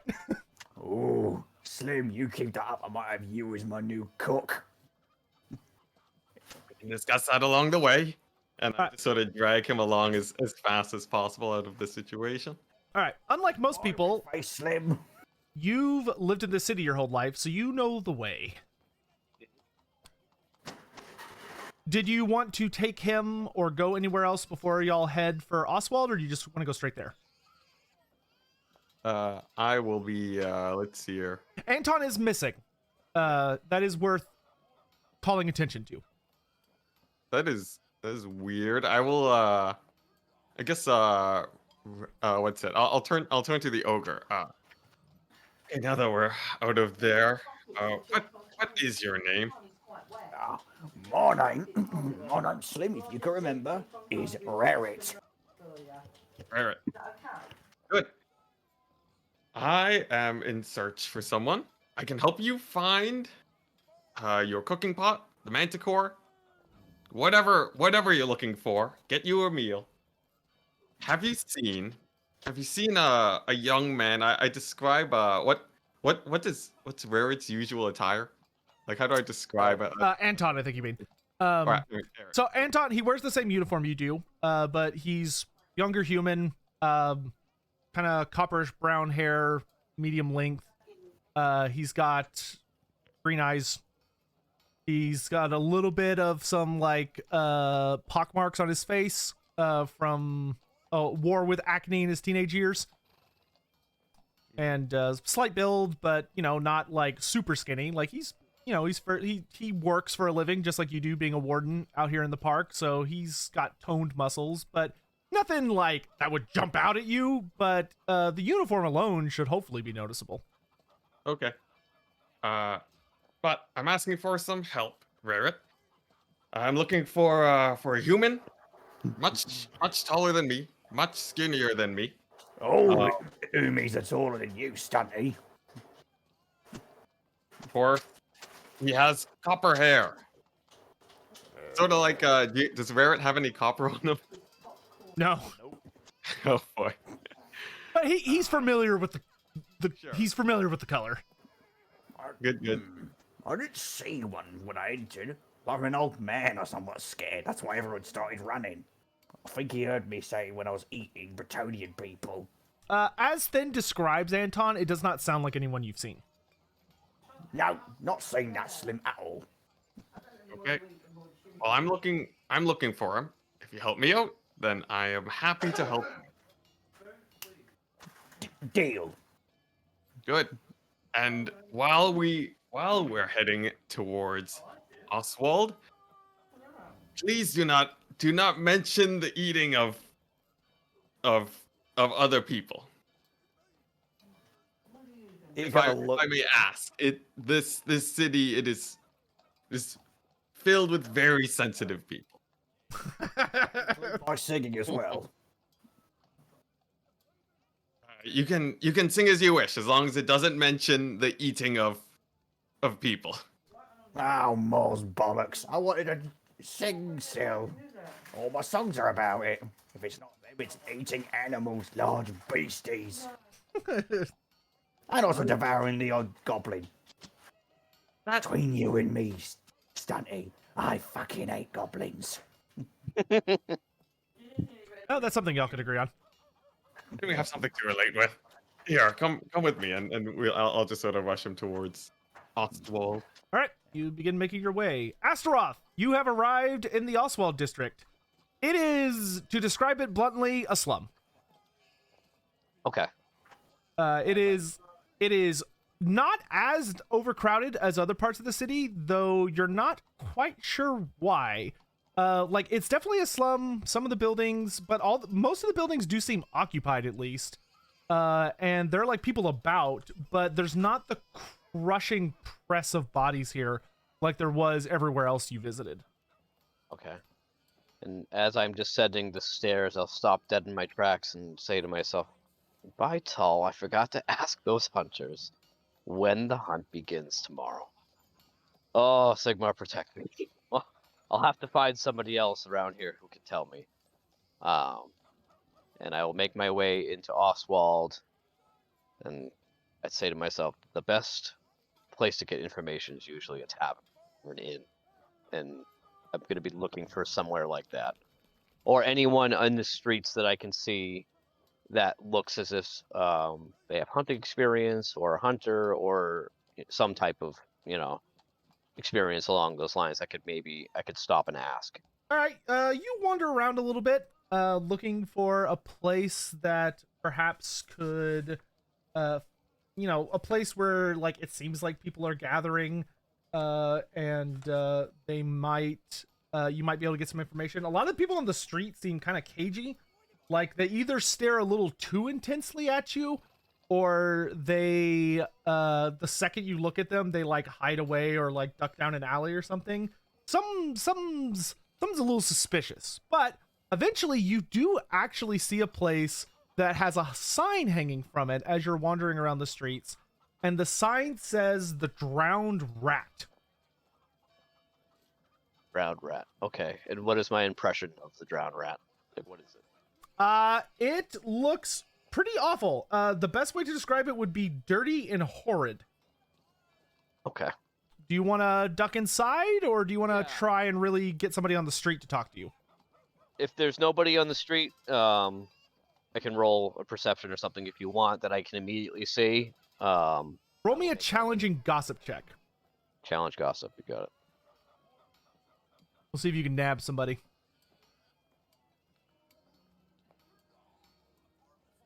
Oh yeah, I forget. Can you read and write? I don't believe so. You see a picture of a drowning rat. Okay, so as you're approaching the building, you do see a woman who is carrying a number of bundles on her back, making her way down the street, and she doesn't she kind of ignores you, but she doesn't seem to be interested in avoiding you. So if you want, you can approach this woman and talk to her. I will. I'll approach her and say, Madam, I'm so sorry to bother you. I just have a quick question for you. The Manticore hunts that have been going on around the city, when do they begin in the mornings, and what gates do they leave from? She sort of looks up at you and she says, "Oh, they're in the mornings, right at sunrise. They go right. If you come out when the sky starts to light up, should give you time, and they leave from all the gates. Just go to one. There's people taking sign-ups pretty much every morning. Though, from what I hear, the beast hasn't been seen in a few days, at least anywhere terribly near the city. Tells you what I thinks. I thinks the beast has already wandered off, had its fill. Especially now that people are looking for it in large groups. It might have had its fill, but it will come back eventually. But it knows that there's a good, constant supply of food nearby. Might be a week, might be 2 weeks, who knows, but it will be back. She nods, and as she's about to take another step, she sort of looks at you for a moment, and she says, "Are you new in the city?" I am, madam, and I have one more question for you before you leave. Is there any place in this district that I could stay that is maybe not so awful as this building with the funny picture of the swimming mouse? She chuckles, and she says, "Oh, you almost went to the drowned rat? You're lucky you bumped into me. You'd be robbed or dead, one of the two, if you go in there." Oh, the drowning? How awful. But anyways, yes, I was, this is the only place I've seen so far that looks like it might have some type of room for me to stay tonight. Ah, no one goes in there unless they're working for one of the kings. And she kind of scratches at her warty nose for a moment, and she points over to a very, very large building. It's quite a few stories tall, and it almost looks like it's kind of like sagging on itself. And she goes, "Why don't you step on over to there? I think, from what I've heard, they're still taking people in. Spittle something." I will do so. Thank you so much for the help, ma'am. I appreciate it. Praise Sigmund. And then she gives you a very serious look, and she goes, "And if I was you, I'd get out of this city soon. There's a disease spreading around these parts. Plague. That's why there's nobody down here. People have been dying for the last month. Watch where you step." Keep that in mind. I cannot thank you enough. Is there anything I could do to burden your, ease your burden? Do you need help carrying your baskets, or maybe a couple of brass pennies as a token of my gratitude? She refuses. She shakes her head and she says, "No, you should keep what you have on you in case you get robbed. If one of..." And she gets conspiratorially close to you. She says, "If one of the man's boys comes after you, pay him, and if they try to beat you, just lay down and take it. If you fight back, you're a damn fool." And she immediately walks off. Okay. All right, I will head towards the building of which you described. All right, you start heading towards the building. Back to the elf and human. Y'all have arrived on the stairs leading down into the Oswald district. It looks like the absolute worst thing you have seen in the city. But there is significantly less people. Strangely. Ah, the Duty Canal of Middenheim.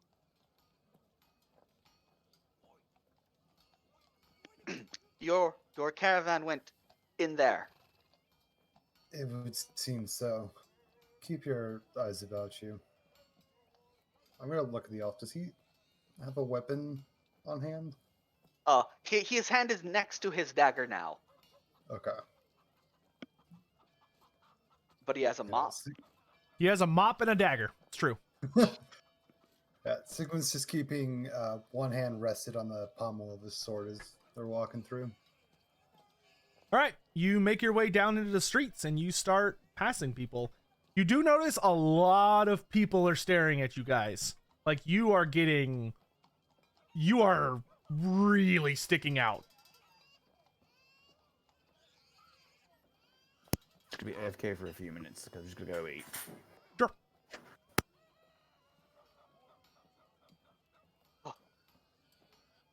After walking through the streets for a little bit, are y'all just gonna kind of just head aimlessly in? What's your game plan? Kind of aimlessly, but looking for some like central marketplace area. All right. If there is anything like that in this district. Yeah, you wander a little bit for a while. There's not really anything like that, but eventually you do come across a rather interesting building that you notice there's a number of people around. A lot of unsavory types leaning against the walls on the outside or gambling and drinking. Can either of you read or write? I cannot. I can. Okay. Dorothandril, you see that there is a tavern before the two of you, and on a rather grotesque and kind of grimy sign says the Drowned Rat.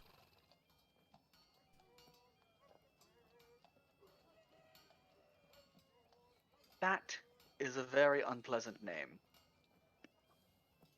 What is it? If you were to drink there, I suggest you don't. I don't think their sense of humor would mix well. Looking at the sign, there's just a small shiver as he remembers his dooming. Yeah, it is a comic. It looks like it once upon a time was a comical image of a rat with X's on its eyes beneath what seems to be like water in some kind of bucket or mug or something. But due to how the sign has become weathered and aged over the years, it's kind of taken on a very foreboding and grim appearance.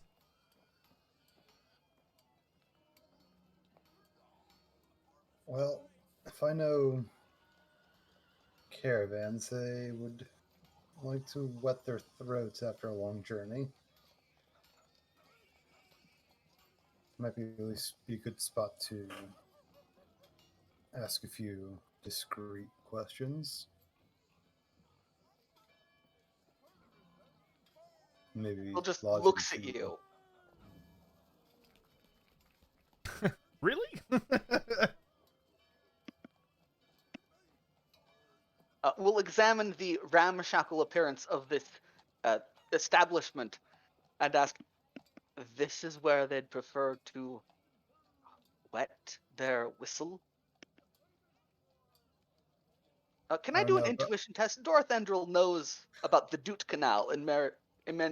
Yes, you may take a average intuition check.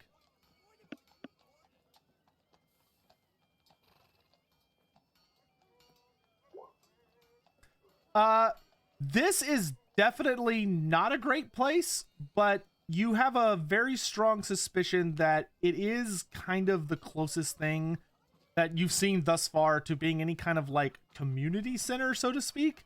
But you should definitely be ready for trouble inside.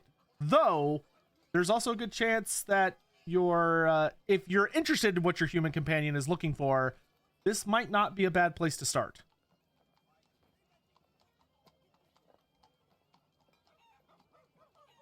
let's start asking out front. There seems to be plenty of people who would see your caravan come by if they were here. Suppose not the worst idea. And he will make his way over to one of the hangers-on, just leaning against the inn and All right. motion. Dorothedro, are you going with him or are you hanging back? I am going with him. All right. As you two approach, nobody is looking at you, Sigmund. Everybody's looking at the elf. And a lot of them are like chewing on some horrible, mysterious substance or drinking very slowly, but you have a lot of kind of bloodshot eyes. Just if they were capable of producing heat, the elf would be ablaze right now. Mm-hmm.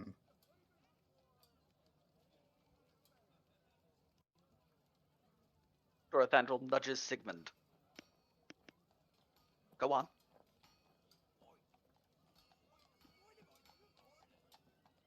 You there? You heard anything about the gnome caravan coming through here recently?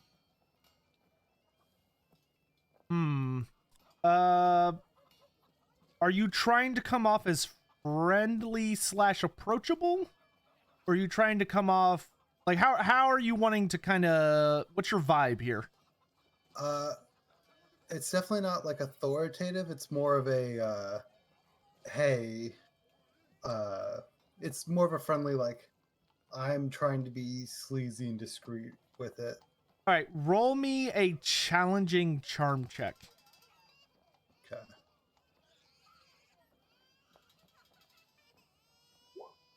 Oh boy. Oh boy. Do you want to keep that or reroll?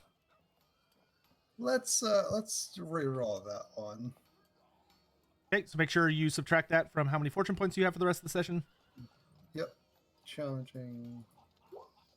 Okay, not as bad. Not enough. Still pretty bad though. All right, so when you say this, a few of the men, two of them actually kind of like pull themselves off the wall, and another two guys get up out of their chairs. And the guy you were addressing is one of the guys who kind of pulled off the wall. And you notice the other men kind of immediately start to vacate. And he looks at you and narrows his eyes and says, "Who's asking?"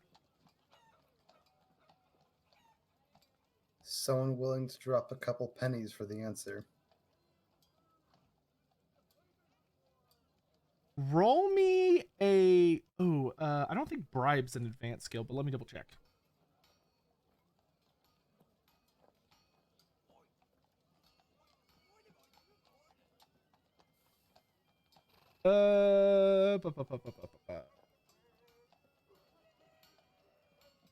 B for bribe.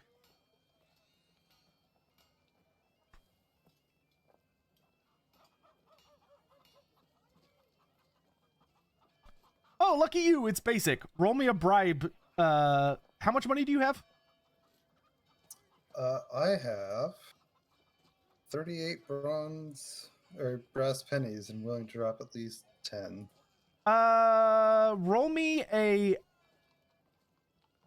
roll me an average bribe. Okay. Ooh, very nice. All right, so as three of the men begin to advance forward, the one you're addressing sort of holds out a hand and waves them back. And he kind of looks around and spits some horrible foul substance that lands suspiciously close to one of the elf's feet, but doesn't hit his shoe.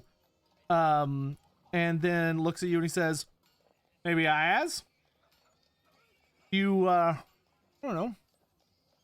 Maybe some of those pennies you mentioned, let's say 10, might jog my memory." He will pull out 5 to start with. Now, before I hand these over, I want to make sure you do know. He will, he'll kind of swagger up to you. And he said, he's gonna try to intimidate you. Okay. So what I'm gonna do is I'm gonna roll a D100 where y'all can see it. Okay, he didn't roll well. So you need to roll a challenging cool test to see how you resist. Oh, Wow, okay. Dice today. gonna use fortune on that one too. Well, real quick before you yeah, you're gonna he did beat you. Yeah.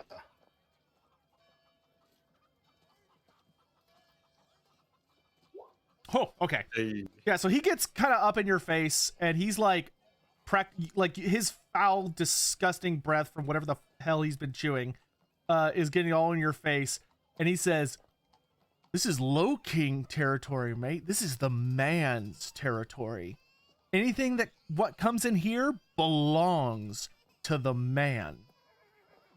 And clearly that's meant to scare you, but you've dealt with like garbage like this before. Although you're not really sure who the man is or what the hell a Low King is, you've dealt with petty criminal scum like this a lot. This is nothing new for you. I have returned. Terribly sorry about that, gentlemen. Okay, you haven't missed much.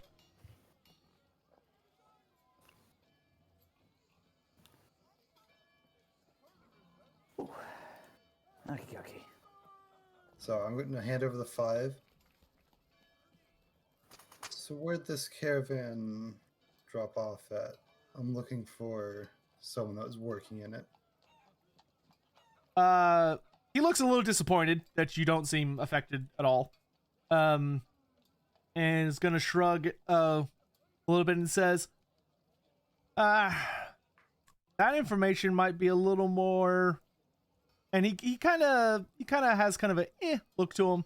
And he says, "I tells you this, they ain't in the city no more, and they didn't leave via the viaducts. If you catch my drift." It is the custom of Middenheim and throwing bodies off the cliff known. Vaguely, but at the very least, you can tell pretty easily what that implies. Yeah.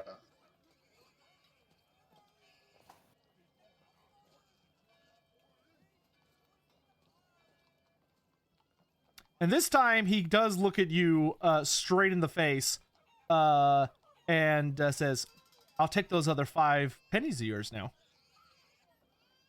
Indeed, you gave the information I was asking for. I'll put the extra 5 in his hand.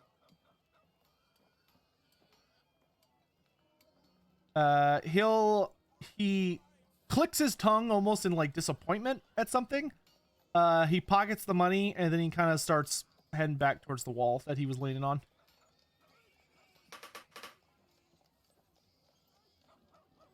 Well, isn't that a disappointment? It's confirmation at least, and we know that these Low Kings are the ones that do have it. Just a heads up, y'all have very, very little time before it's going to start being dark.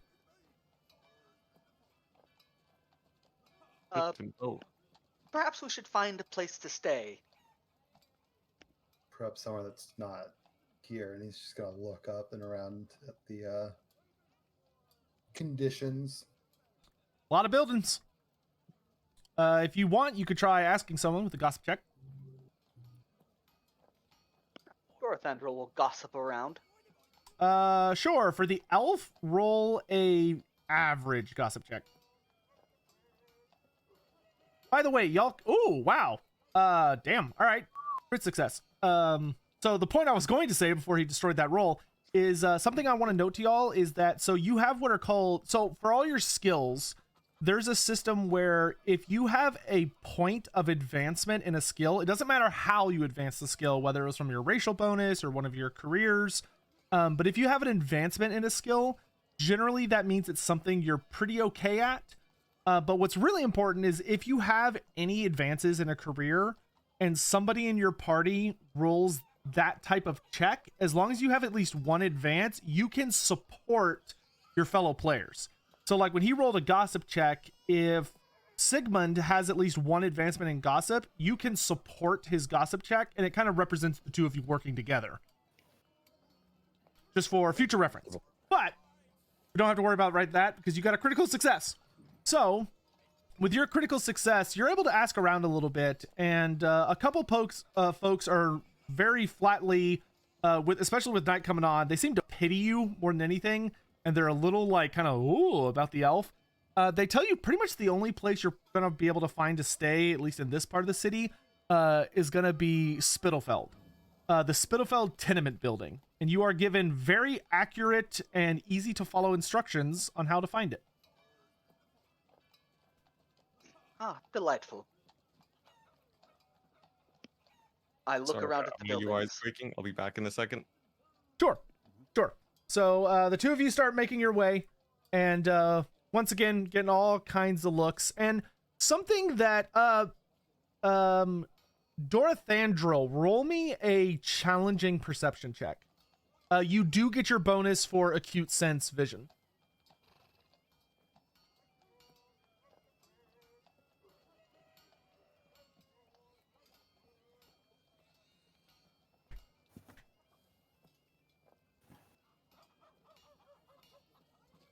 Okay, so you notice that as you're walking around the city, there are a lot of people that are kind of like, they notice you, but you do notice there are occasionally people that when they see you, their eyes kind of go wide and they kind of vanish or start whispering to the person next to them.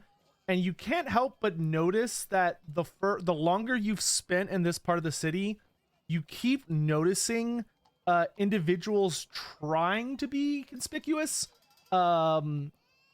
continuously shadowing the two of you as you make your way towards the Spittlefeld.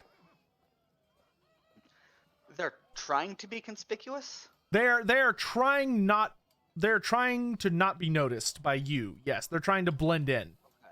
But I was like, they're shadowing me very badly? On purpose? no, they're trying. You're just they're just not as sneaky as they think they are. I need to find one thing really quick, because I thought I put this in earlier and I didn't.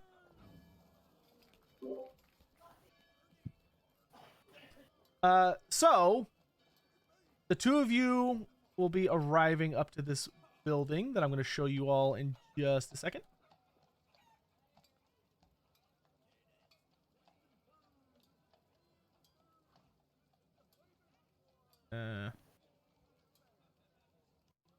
The one damn thing I forgot.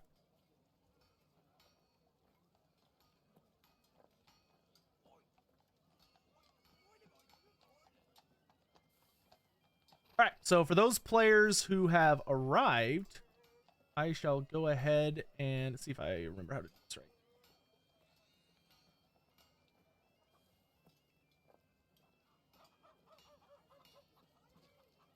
Aha!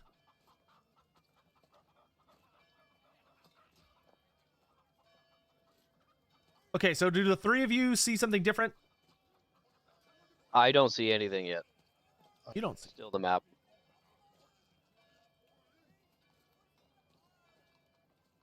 I see this very much up to OSHA health. Okay, so it worked on you.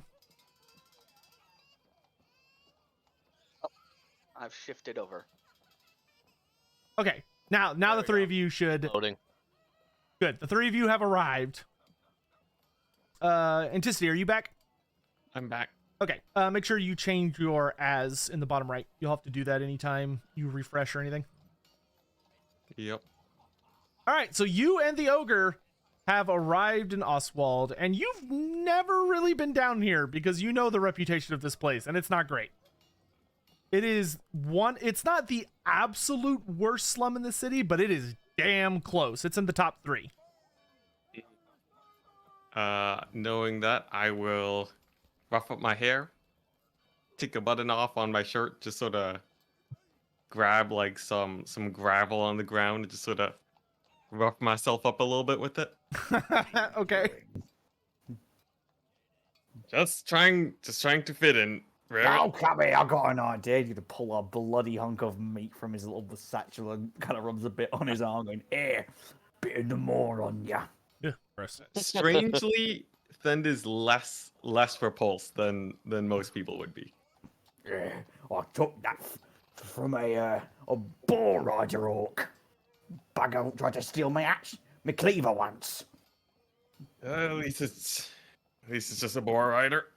You see, I Thend had is the also. orc, got brains and all. Mm. Delicious. Well, at least it's authentic. He'll sort of just like spread it around a little bit, and all right, we're heading in here. There's a lot of people that might not like you. What are they gonna do? Stab me? Says man who was stabbed. Well, certainly they some might try, but I'm sure you'll be perfectly fine. I sort of shift my knife so it's more visible on my belt. All right, let's go in, and hopefully you can find something to eat. If not, well, I know what you said earlier. All right, you head down into the Oswald. What is your game plan? Let's see here. By the mostly way, just Rarit, the smell here does start to remind you of Bretonia.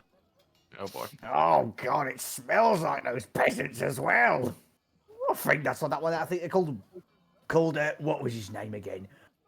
Leon, whatever his bloody name was. With Ponzi Night Git. His horse tasted fantastic. It's horse. Yeah.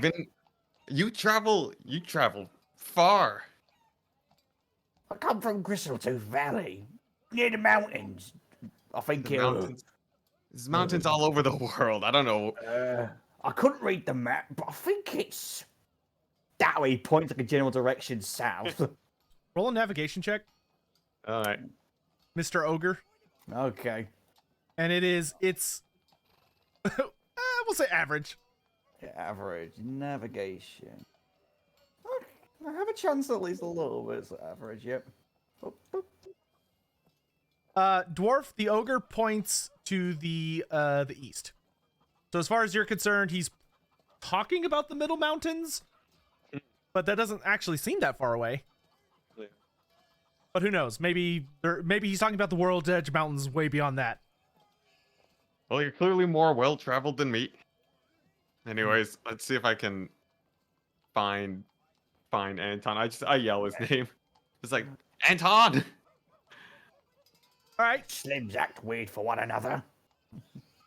So a dwarf yelling someone's name with an ogre seemingly bodyguard come walking in, and there's a little bit like people are kind of like, all right. Roll me. Are you just gonna kind of shout his name and walk around? Yeah, sort of. Slims.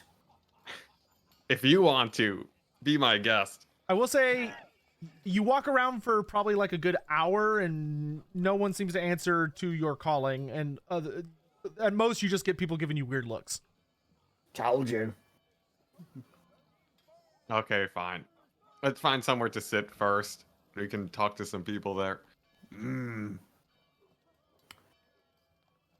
Any do I see anywhere we can find where people gather? The vast majority of the buildings are residential buildings, but if you want to wander long enough, you could find your way to somewhere that I totally bet you'll never guess what it's called.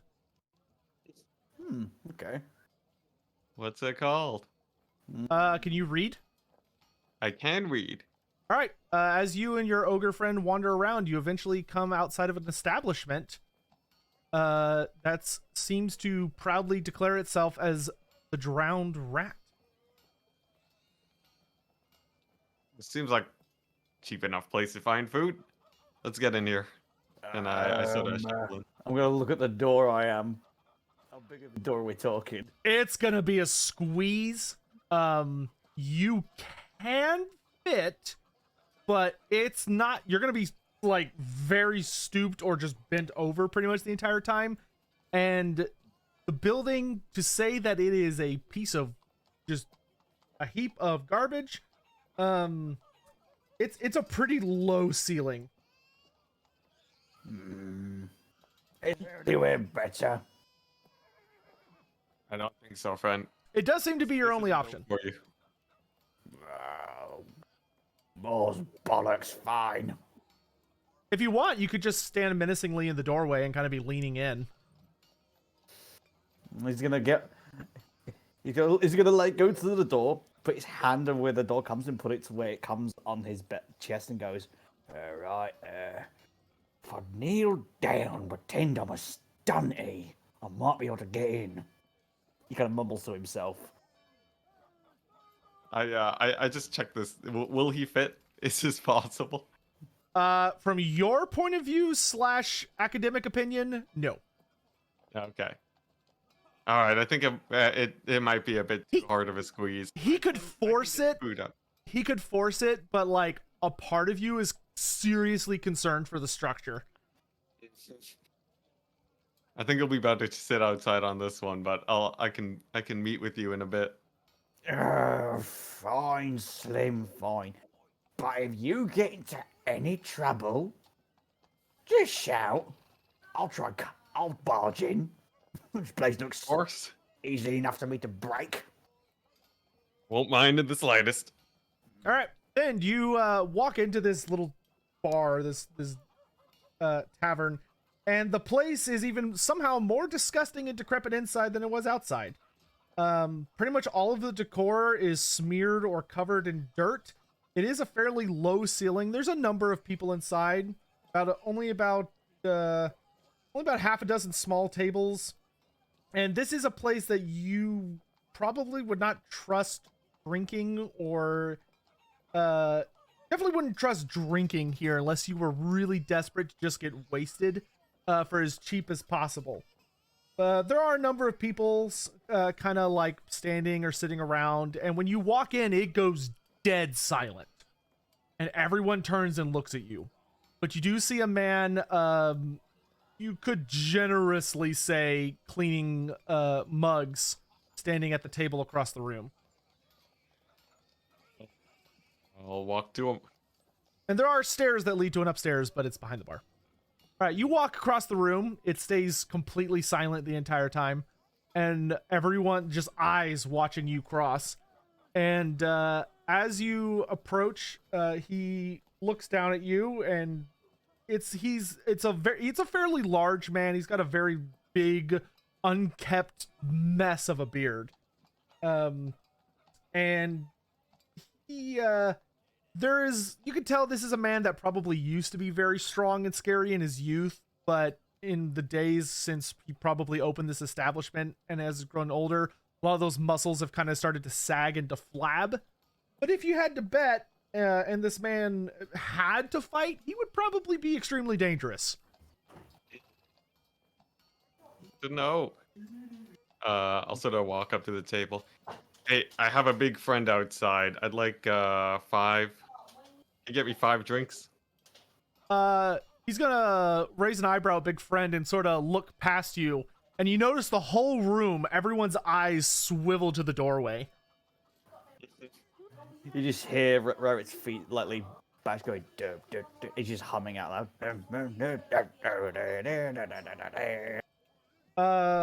The barman's, one of his eyebrows will go up and he'll say, "Ah, ogre bodyguard, very nice." And he'll hold out a hand that is dubiously clean to you and say, "Johann Stollert, welcome to the Drowned Rat." Send. Water bottoms. I'm here looking for a man named Anton. He'll kind of, you see his eyes sort of like narrow a little bit, and he looks upward as if thinking, as he starts to, get out some, glasses. You notice he does actually have one particularly large, what can only be described as a bucket. And then he gets a normal sized glass, and he starts pouring something into them. What can best be described as watered down rot gut liquor. But as he's pouring it out, he stoppers up the bottle he was pouring from and says, sounds familiar. I can't quite place it. Ooh, does it now? And I'll take out a silver and sort of slide it across the table. You're gonna Beside the drinks, of course. So for the record on breakdown of money, there is 12 brass to a silver, and 20 silver to a gold. Silver are pretty high. Like you can kind of think of brass pennies as almost like actual pennies or like dollars. The average silver, if you're thinking in terms of like American or Canadian dollars, would be like handing someone a 20. Like they're pretty like whoa, and crowns are like serious stuff. But a silver shilling is not to be given away lightly, I'll say. Like you could buy full groceries for a person for you could buy a better way to put it is you could buy a third of a keg for a silver shilling just to kind of give you value. Okay. The average drink in this place only costs a single brass. Mm-hmm. Now, if you want, you can go ahead with the silver.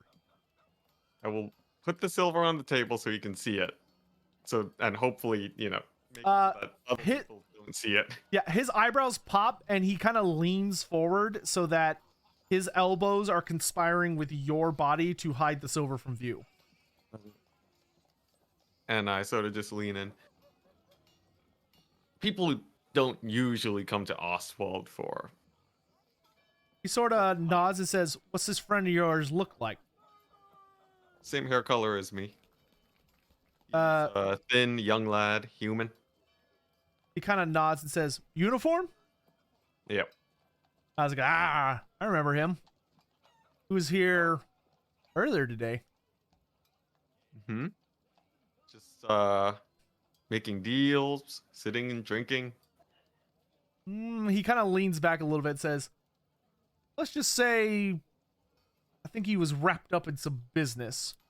Last I heard, he was heading off to the Spittle something.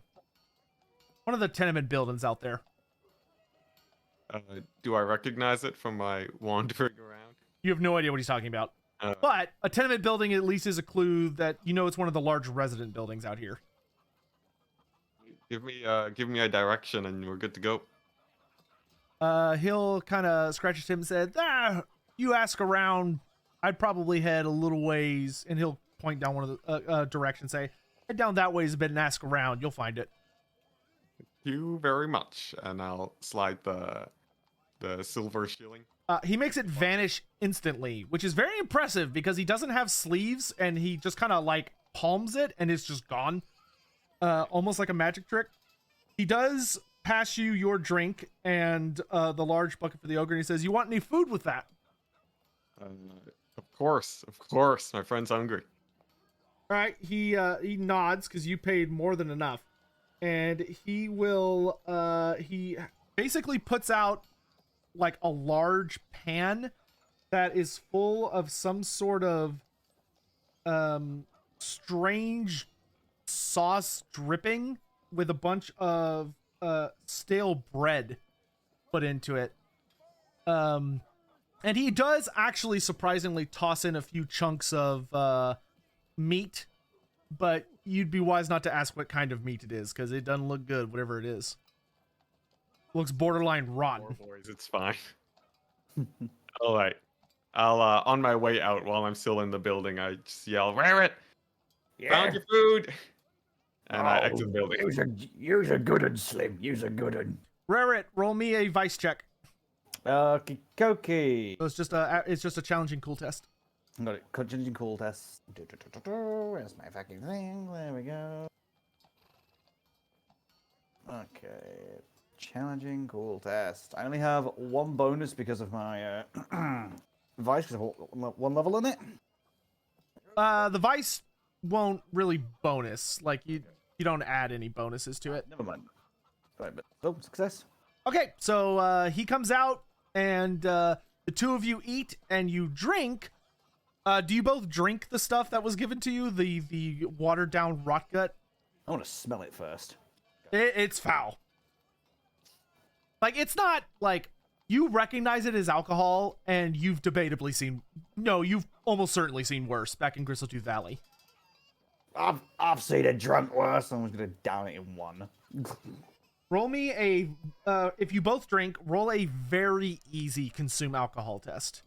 Okay. I'm on the job. Alcohol. Just because this stuff's watered down, so it doesn't really. It's not gonna hit very hard. All right, so you're fine. All right. What's it? Fend, are you drinking, or do you just like pour it out? You want any extra? Rarit? I'm gonna take it over, going. Thank you, Slim. Just down it. Okay, you don't need a test again for that. It's too small. All right. So the ogre and you are able to eat. The food is kind of gross, but it's food. It'll sustain you. And make your way down the direction you were pointed. Did you find your information, Stunty? We still have a bit more to look for. It is. You are officially in dusk, by the way. You have very little light left. And roll me a lore Middenheim check, Mr. Dwarf. It's easy. Easy lore. Where is that in on my main page? Oh, do you have lore Middenheim? I thought you did. Maybe you don't. Let me check. Whenever I say a check, it'll always be on your main page, unless we are in combat, in which case something else will happen. Oh, never mind. You don't have it. Okay, so roll me a easy intelligence check. So you'll click on the actual INT in intelligence. What is just initiative? Yes, I is initiative. INT is intelligence. That's the one. See. And it's easy. So plus 40. 1 second, just have to close this. There we go. Cancel. The X does not close the window. Okay. Average, you said? Easy. Easy. Yes. All right. You know for a fact that y'all are gonna want to find somewhere that is not outside in dark, because you've heard stories about what happens to people in this part of town at night, and it always involves stabbings, to say the least. Good to know. All right, Rarit. Granted, you do have an ogre with you, so you're not too worried. How do you feel about continuing this tomorrow? It's starting to get dark, and this guy's hard to find. Well, I'm normally okay in the dark. One of y'all roll a gossip check. Whoever's is highest. Definitely not mine. Sure, I'll give it a go. Let me just. And it is very easy. What is the number? Is the I've got value? the advanced in it, by the way, so I can help you. Oh, So the way you do that is it's going to be very easy, which is plus 60. And then the success level part you'll skip, and then it'll ask you for a bonus, and you type a 10 in because there's someone helping you. Yep. so target bonus is 10. SL bonus is 0. Yes. No. Oh. Yes. Okay. Yeah, that looks like it went through right. All right, so asking around a little bit, you are very close to the building. People know what you're talking about once you walk down the street a little bit. They go, oh, the Spittlefeld? Yeah.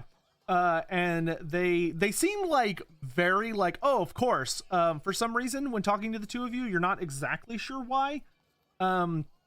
Actually, both of you roll a average intuition check real quick. Okay, intuition. Oh god. Yep. Okay, Rarit does not have the slightest clue what's going on. Average? I think that's literally the worst you could do. You can roll a 100. Yeah, you can roll 100. So. That being said, if you had to have a 99, now was the time. Yep. Average, you said? Yeah. Right. Okay, you both have no idea why people seem to be offering up this information so obviously, but you do find yourselves at the building if you'd like to hop inside. Sure. Can I get in? That is the question. You can, interestingly enough. Oh, Oh, look at that. get in now, lad. So, This place is nicer than the rest of the city. now you get to go over to the fun page. Gentlemen, No. welcome to the Spittlefeld tenement building.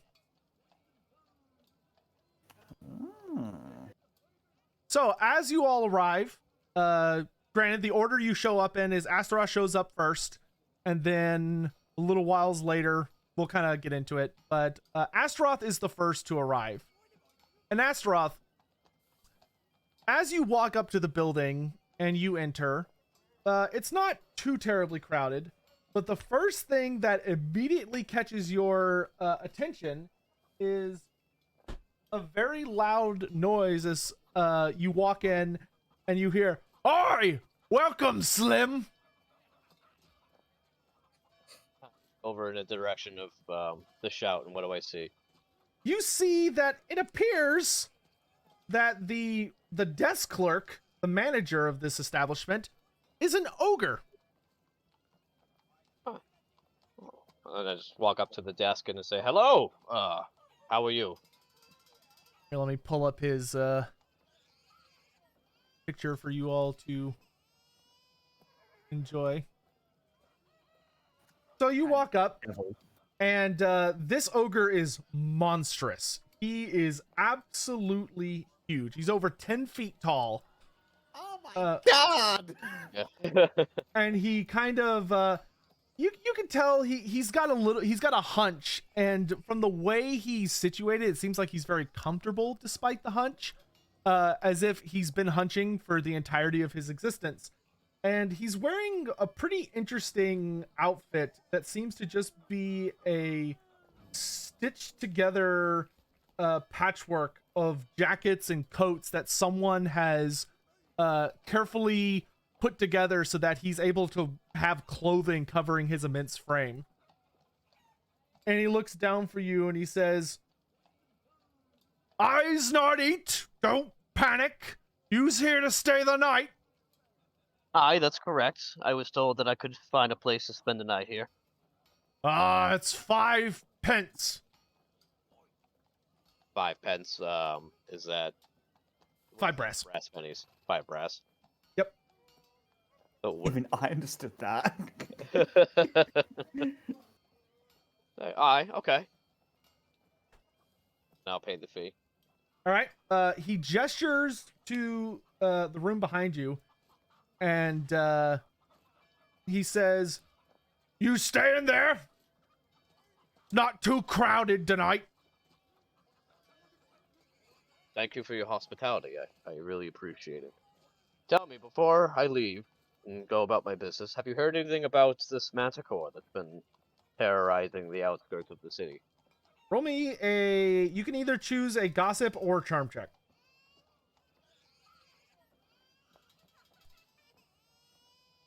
Average? Uh-huh.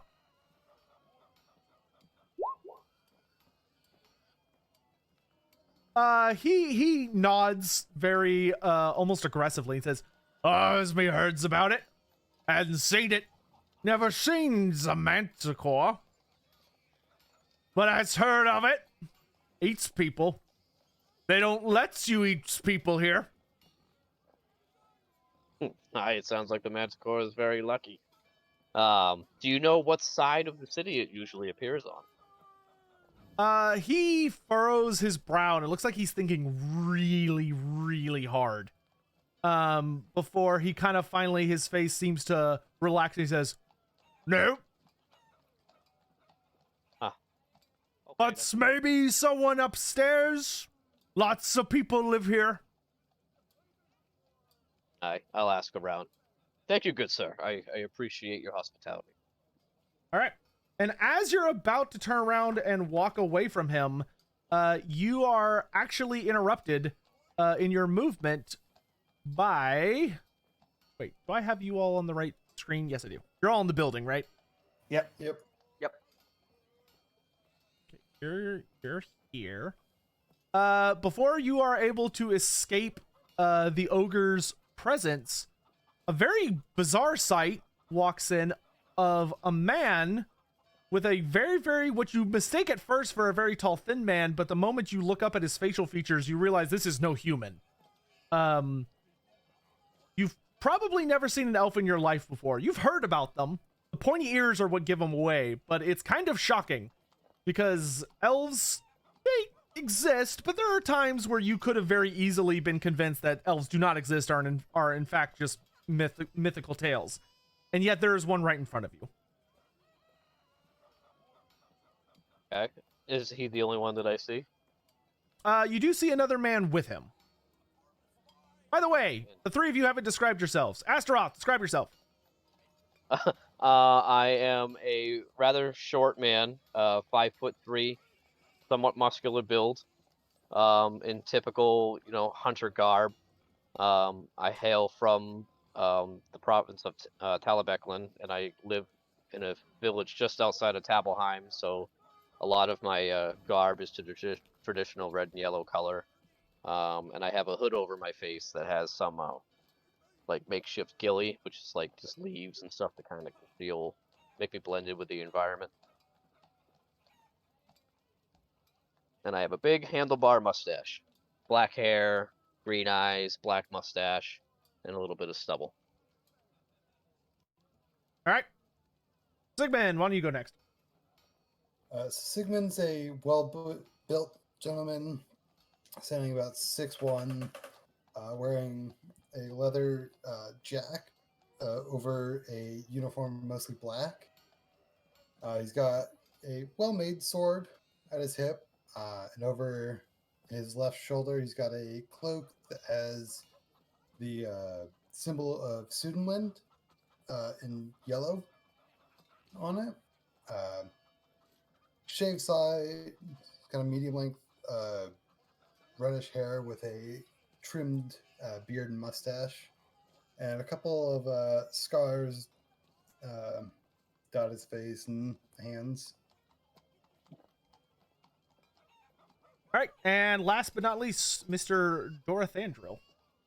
Dorathandril is tall, and while his clothes are not the finest, they are definitely chosen to complement each other.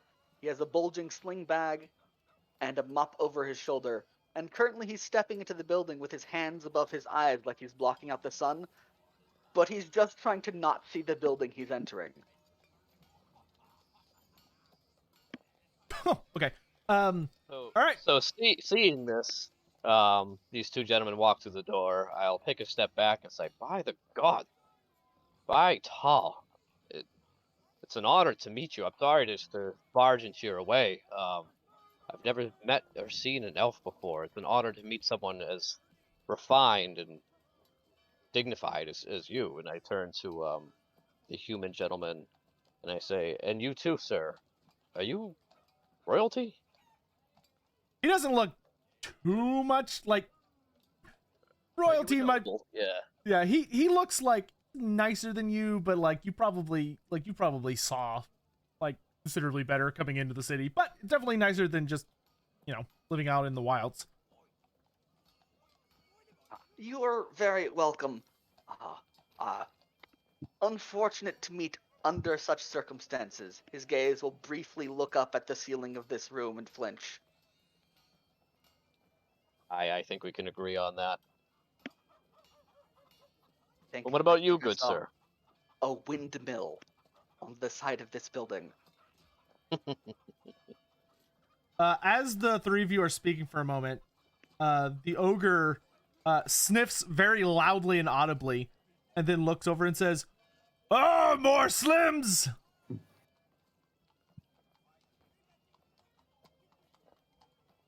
He's here to stay the night. How much for a room? 5 pence now. Just the one room. You can stay with me. I'll sleep on the floor. The ogre laughs and points to the room behind you and say, one room. And he gestures like at all the three of you. Oh, Looks like you two are staying with me for the night. It would seem that way. What are your names? I am Sigmund Faust von Serig. I am Dorathandril Dandyheart. Athendril, Sigmund, it is an honor. I didn't mean to interrupt you, Sotek. I'm sorry. No, you're good. Feel free to interrupt me. It's fine. I encourage it. As you're making introductions, the ogre points to himself and goes, Gino! And then holds out his... How rude of me. I forgot to ask. Sir Gino, nice to meet you. He holds out his hand and his brow furrows at Sigmund. He says, 5 pence! Of course, Herr Gino. He'll hand over the 5 pence. If needed, my taller friend here was unfortunately taken for all his worth at the gates. His eyes kind of narrow at the elf, and he kind of goes, Wave crest? You have no idea what he's talking about. I'm assuming he notices that of my nautical superiority, and I will brandish my sailor's mop. He nods very slowly as if roll an intuition check. It's average, Mr. Elf. All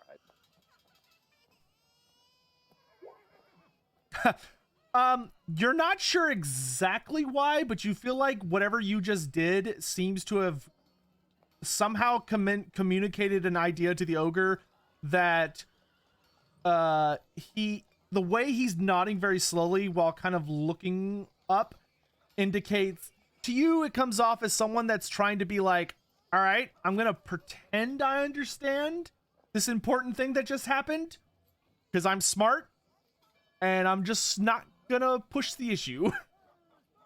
I give him the nod of one clever person to another who has seen his understanding.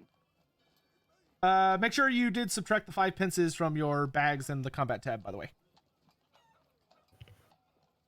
All right, and just as the three of you think that you're safe and can finally kind of settle, the room shakes as something huge comes tramping up the stairs. These stairs are weird.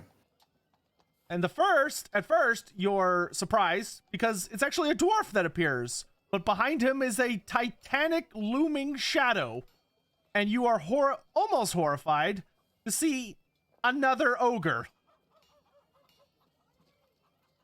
It is very, very tightly packed in this office now. Can the city get any more cramped? What are you lot doing here? More's bollocks. Gino almost sits up straight, and he'll look over and see you, Rarit, and says, "Aye, he's not as slim." More's blessings. Another boy. He'll kind of idly scratch. He kind of oddly runs his finger across his black mustache, or saying, "I's not seen another one of the. I's not seen another big lad." Nor's I. He nods and says, "You staying?" Yeah. I'm gonna go get that flying thing I saw tomorrow. I'm gonna chop it up for the Morr. You notice that he doesn't really seem to react to you talking about the maw. He doesn't really understand what you just talked. He doesn't understand that reference. But he holds up a meaty palm with all 5 digits, and he says, 5 pence. I'll walk up and I'll pay for it. You paying for both of you or just you? Just one room, please. Okay. He swipes your 5 pence. He says, stunty. He was gonna stop me from drooling at the fish he was, lad. Gino looks around. Sorry. Gino looks around almost excitedly and then disappointedly, and he goes, "What a fish?" This Greeny Park place. I made everyone run. Oh, because I mentioned about eating a Bretonian. Bretonian tastes good. Not their slimmy slims, and I point to the roughest looking slim in the room. Apparently they taste like chicken shit. He nods somewhat sagely. Did you But watch they're the horses, video? though. Oh, I could devour them for hours. This he does seem to understand the reference, but he does wave a large, meaty, open palm in your direction, Rarit. I will. I feel like squeeze past everyone's like awkwardly. Oh, sorry, Slim. Sorry, Super Slim. You beardy Slim. Stunty. I'll stop. I'm going to stop the ogre because I overheard the conversation, and my eyes just light up with opportunity, and I'm like, oh, here we go. So I say, hey, big man, what's your name? Oh, me, Slim? Name's Rarit. Right. Nice to meet you. My name is Asteroth. I overheard you say you're here for the Manticore.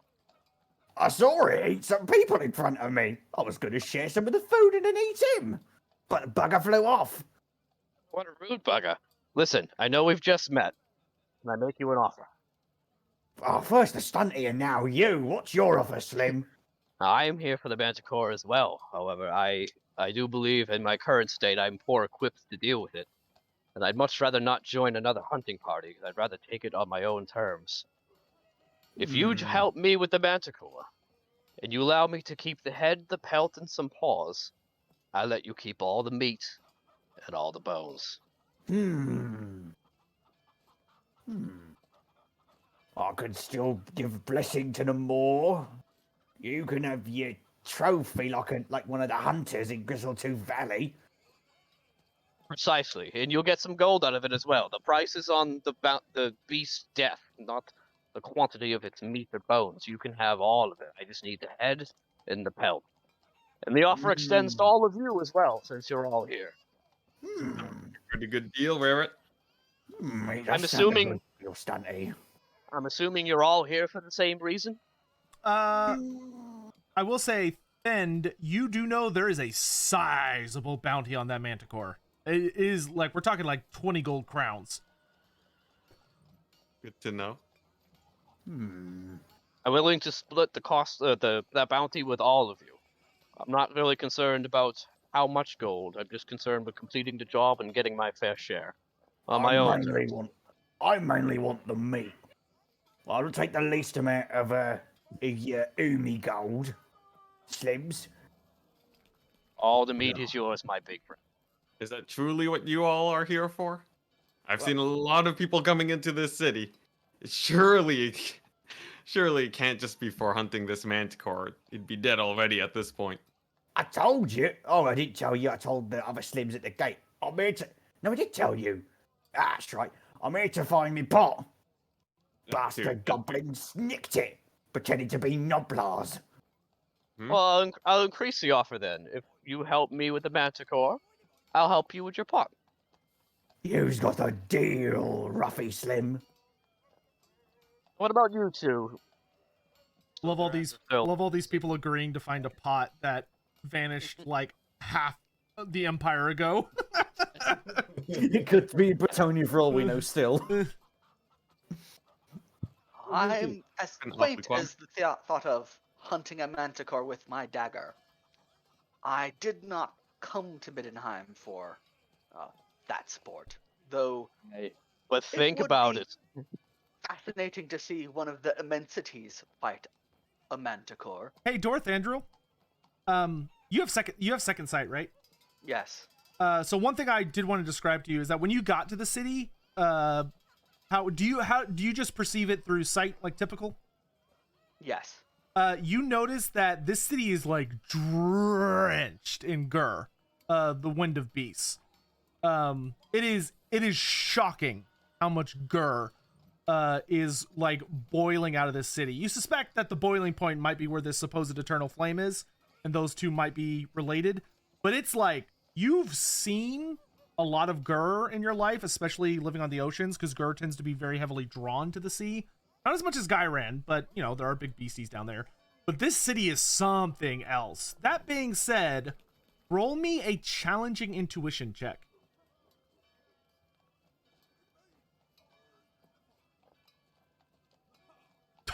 my god. Oh, not one. Oh, Wow. So as you've, okay, how do I, as you've settled in, to this place, something is very off here. Like, the longer you've been in this building, the more you've started to kind of feel like you almost have like that chill of like spiders or something crawling down your back. But before you can focus too much on it, you hear a very loud and noticeable rumbling noise coming from Gino's direction. But he doesn't seem to react to it. It's clearly his stomach, and it's loud. Like, it literally sounds like someone putting rocks in a dryer and tumbling them.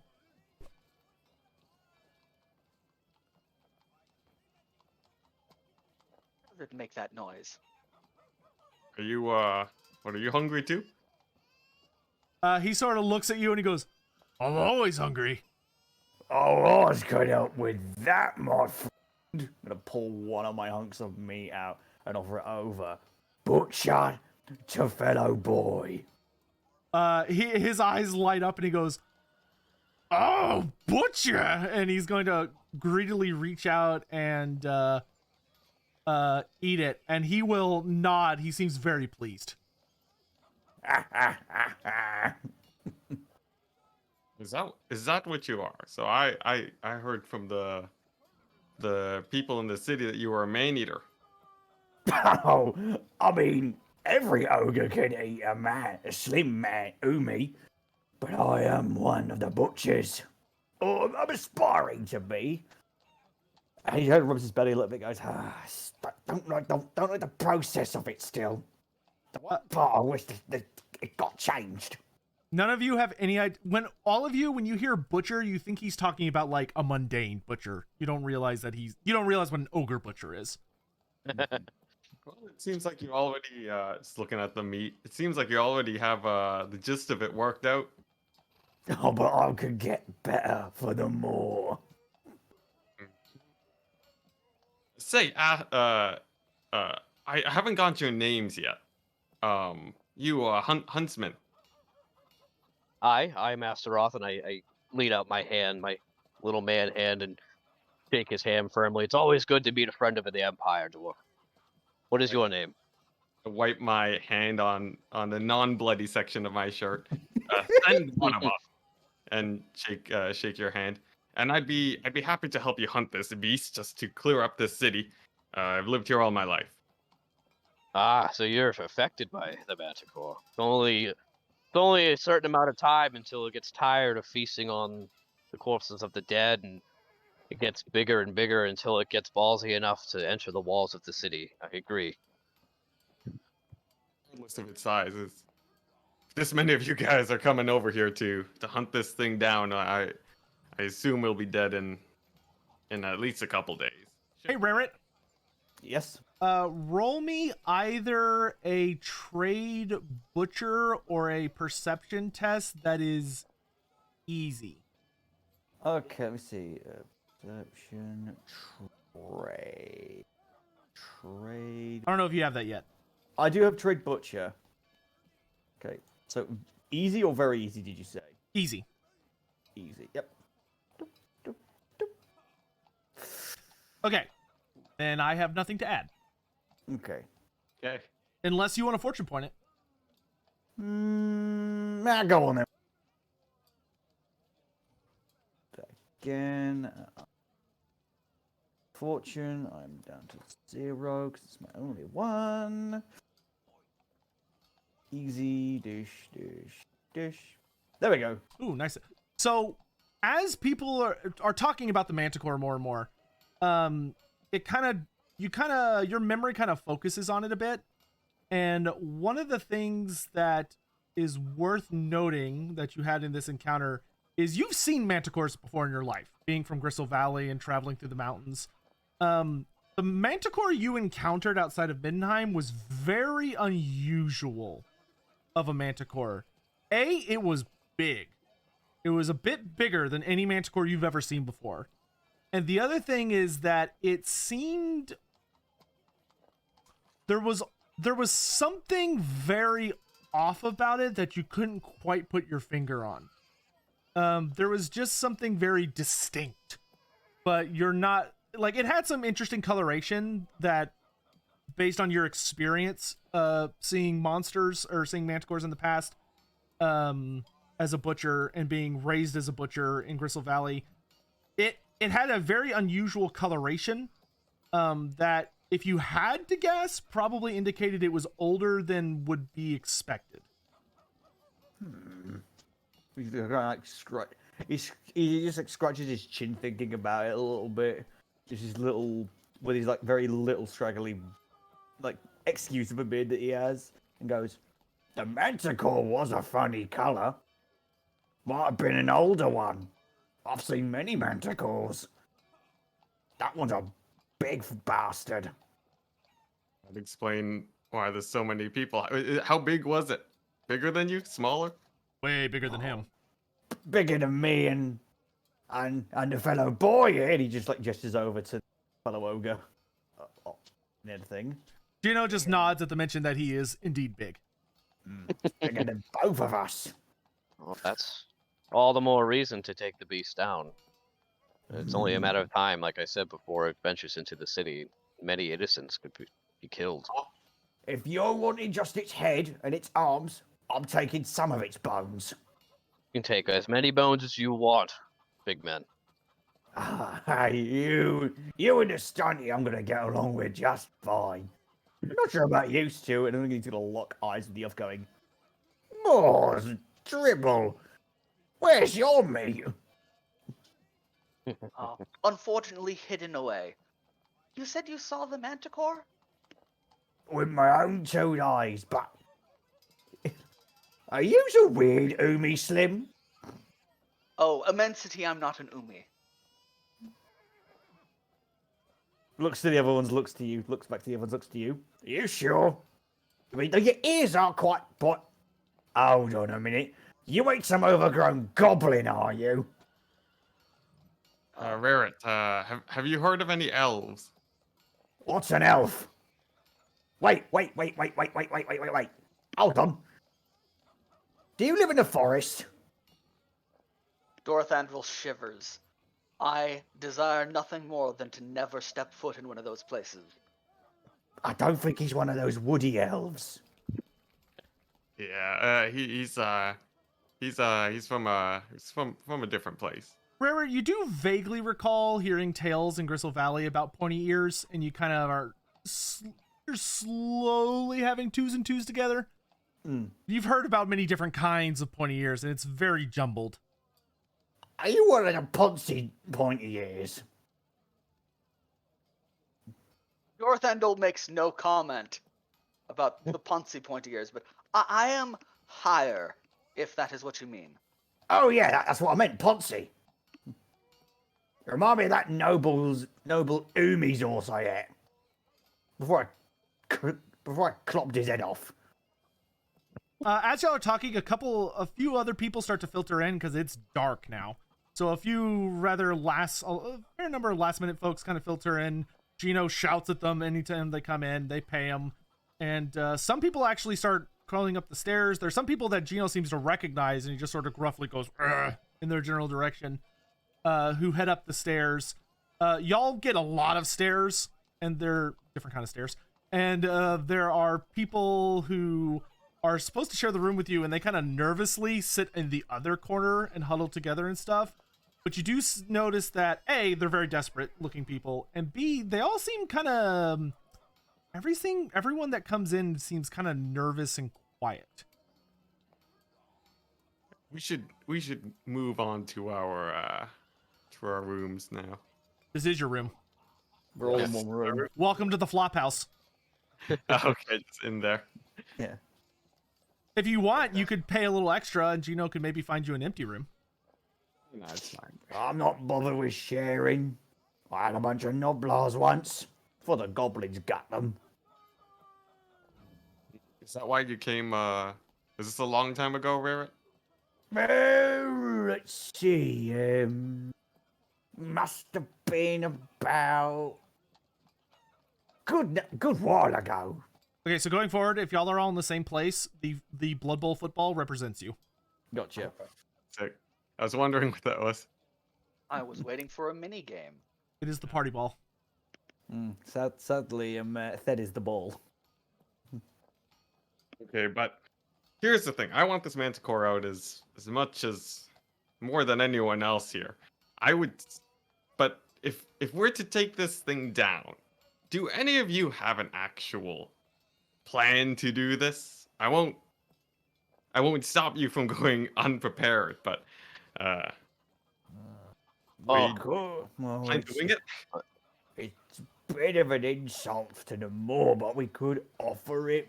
No, that's an insult to the Moor. I have to have the meat. well, I would need more information. I would need to, go to the site of where it's been and look around and see if I can find any signs, droppings, or anything. But beside all of that, I turn to Sigmund and Dothandril and say, I don't believe we've even gotten the reason why you're here. Are you here for the Manticore as well? Or are you here for your own reasons? I hate to have you just dragged into this conversation if it has nothing to do with you. I have my own reasons for being here, but a Manticore this size, this close, needs to be taken care of. As y'all continue talking, you do happen to notice that there are a couple of braver souls among the people sharing the flophouse space with y'all who are starting to give y'all dirty looks because they are trying to sleep.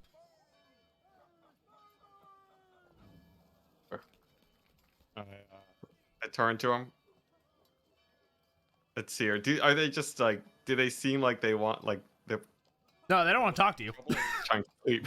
If you they look like they bless their head down and stuff, but every once in a while you kind of catch someone looking at you out of the corner of your eye, and it's an ugly look. But if you try to make eye contact, they pretend like they're sleeping, or at least try to go back to sleeping. They're not brave enough to maintain our eye contact. Definitely when there's an ogre in the room. At least not yet, but maybe, who knows what'll happen in an hour. Oh. Well, let's make this brief because it seems as our other co-parts are trying to sleep. But I don't know what your reasons are, Sigmund. If you're willing to share, by all means. But if you're interested in accompanying us to hunt down this Manticore, in addition to helping the ogre with his pot, I can offer you my aid in helping you with whatever you and Dothandril are here for. After all, if one helps one, the other should help the other. The elf has his own reasons, but I would appreciate it, as would the city of Nuln. A city of no, so you're here in official business. Oh, then it's aid to the Empire. I'm more than happy to help whenever the time comes. For now, if we're all in agreement, I do think we should try and take some sleep. However, just given the environment that we're in, perhaps we should have a watch throughout the night. I will say you feel relatively safe. Like, the people here you don't get it's not like when you were out in the streets and it felt like, anyone was looking to stick a dagger in your back or steal off you, especially because Gino is right there. Yeah, I was gonna say, Herr Gino, I think, is going to watch Okay. for us while we sleep. All Yes, right. I'm here to see the flame, but that won't happen till after the Manticore's gone. Right. Just, Tell me about that tomorrow, Super Slim. of course, immensity. All right. Everybody gonna sleep? Yep. All right. So, real quick, just as a check in with the players, we could stop here. I don't know what everyone's schedule is as far as if y'all want to keep going or not. There's still plenty more to do. But if you want, we could stop here if anyone has to go. I'm good to continue. I'm as well. Indifferent. Okay. Going once. I could go for another hour, so it's 3 o'clock your time, so 4 o'clock your time, because I do have childcare. I have to go get my son at some point. That would be good. All right, let's plot forwards. All right.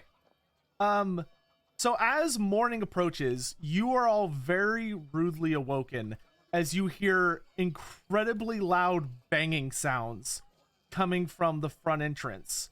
And as you groggily awake, not only is there this loud banging, but you hear shouting, you start to hear screaming, and it quickly becomes apparent that something is happening. Oh, Morr. Oh, Morr's open gob. What's that noise? Trouble. Oh, where's me cleaver? As you wake up and look around, you see kind of around the corner, amidst all of this loud banging, that there is a swarm of people standing by the entrance, and you notice that they all look like they're trying to get out the door. Why are they trying to leave? I don't know. What is but let's going on? Find out. and join you. Direction. All right, as you all kind of push your way towards them, being a bit of an unusual bunch, there's a few people who notice you and kind of back away. You notice that the door has been boarded over, and through some of the slips in the cracks, you can see various guards and watchmen approaching the door with more wood, and they are hammering it into place. Oi, Slims! The bloody hell you doing? One of them, hearing the ogre yells, looks back at you and scowls, and he says, "You ain't getting out of there till unless that plague you filthy Spittlefelders is spreading stops, which means you're probably all dying in there." And some of you notice that behind the watchmen, there are a bunch of women in white robes who are drawing out a very long line of white cloth to make a very noticeable, kind of like, almost like a barrier around you. Will the humans in the party and Thind please roll me a, if you have a lore or like any kind of human place, that will work. Like, or you can just roll flat intelligence if you don't have any lore checks. Okay. It is. And it's average for y'all. It's average for the dwarf, easy for the humans. Cool. Do I see do I see Anton anywhere in this crowd? You do not. Sigmund, you have no idea what's going on. You are completely out of place. Then you're looking around for Anton. You don't even give a damn what's going on outside. You could not be bothered. So you said it was average, or For you, it's easy. easy? Wow. Yeah, none of you have a damn clue what's going on outside, other than you're being boarded up and someone mentioned something about a plague. Oh, I was 1 point off. Oh well. At this point, Gino starts approaching and says, "Oi, let us out! I'm hungry!" And as he says that, his belly rumbles very loudly again, and all of the people in the room go quiet and look at Gino, and then more people start screaming. Oh, shut it, Slims. The more you scream, the more hungry he'll get. As you say that, all of these people, most of whom came from upstairs, turn to look and realize there's a second ogre they are trapped in this building with, and the screaming becomes hysterical. People begin pushing and shoving one another in their desperation to try and find somewhere to go. I just look at Gino, I do, and I go, Why are these Slims so stupid?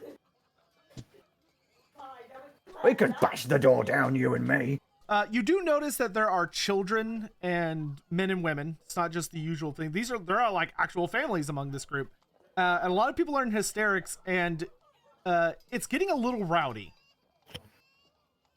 I go to Gino. Are there any windows on the upstairs? On the upper floors? Gino will scratch his chin and says, I can't fit up there, though. Good. Asteroth, do you want to take a look outside and see what you can see? I can do that. All right, I will come with you to make sure someone has your back. The stairs are currently blocked by panicking people. It's looking a little dangerous. You might...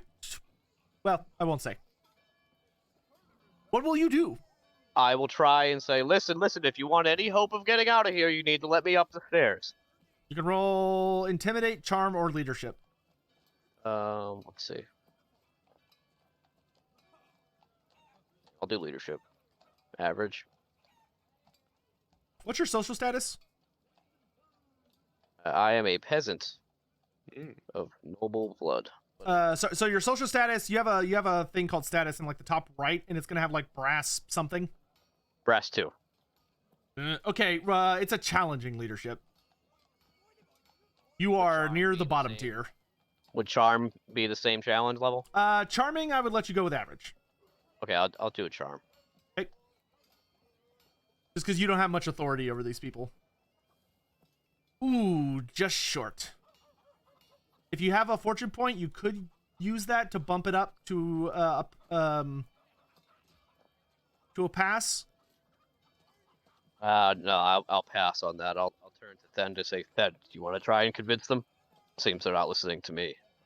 You're from the area. You Maybe do you'll shout have to out, but it seems like the people are too concerned with their horror about being stuck in this building to really pay attention to what you were saying. Rarit, you said you wanted to kick down the door? I will note, there is a lot of guard outside. Like, Rarit, when you peek through the door, you see like a veritable army. I don't know, those slims might try and stab us. Then plan Gino, B, is there another way out of here? there might be. But we gotta get these people out of the way first. Yeah, but I mean, is there more than one way out? Do we think? I ask turn ask to the other- innkeeper, is there any like secret doors or I'll ask the fellow boy. You see that Gino is holding his head, probably due to the cacophony of noise. It is stress. It could be that he is very stressed out at the moment. He's gonna likely just tap him with his bloody hand, as he would have always have his hand covered in like a dry blood where it would. He just taps him. All right, Gino does look up at you. Is there another way out of here?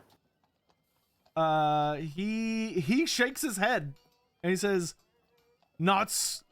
I don't know. I can't fit up the stairs." I'm gonna turn to Sigmund and say, you said you were here on official business from Dalton. Do you have anything that documents this that we could show the guards outside? If you're out here on official business, and we just got here last night, they might let us go. No, I could try and talk to them though. See if there's something we can work out. If we leave, maybe. The press of people, some people have made their way upstairs. Others have kind of started to kind of lose themselves to the despair of the situation. But others are calming down and trying to get people to relax. Things are still tense, though. Andrel's going to go to some of those people who have calmed down and ask, so about this plague they think you have. Roll me a easy gossip check.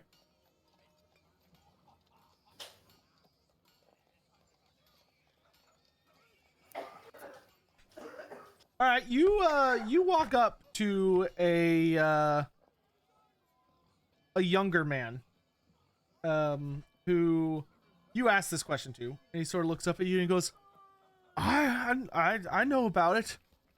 First to die was Argus Finkel. He lived up on the 4th floor, he did. Died 4 weeks back. Shame, really.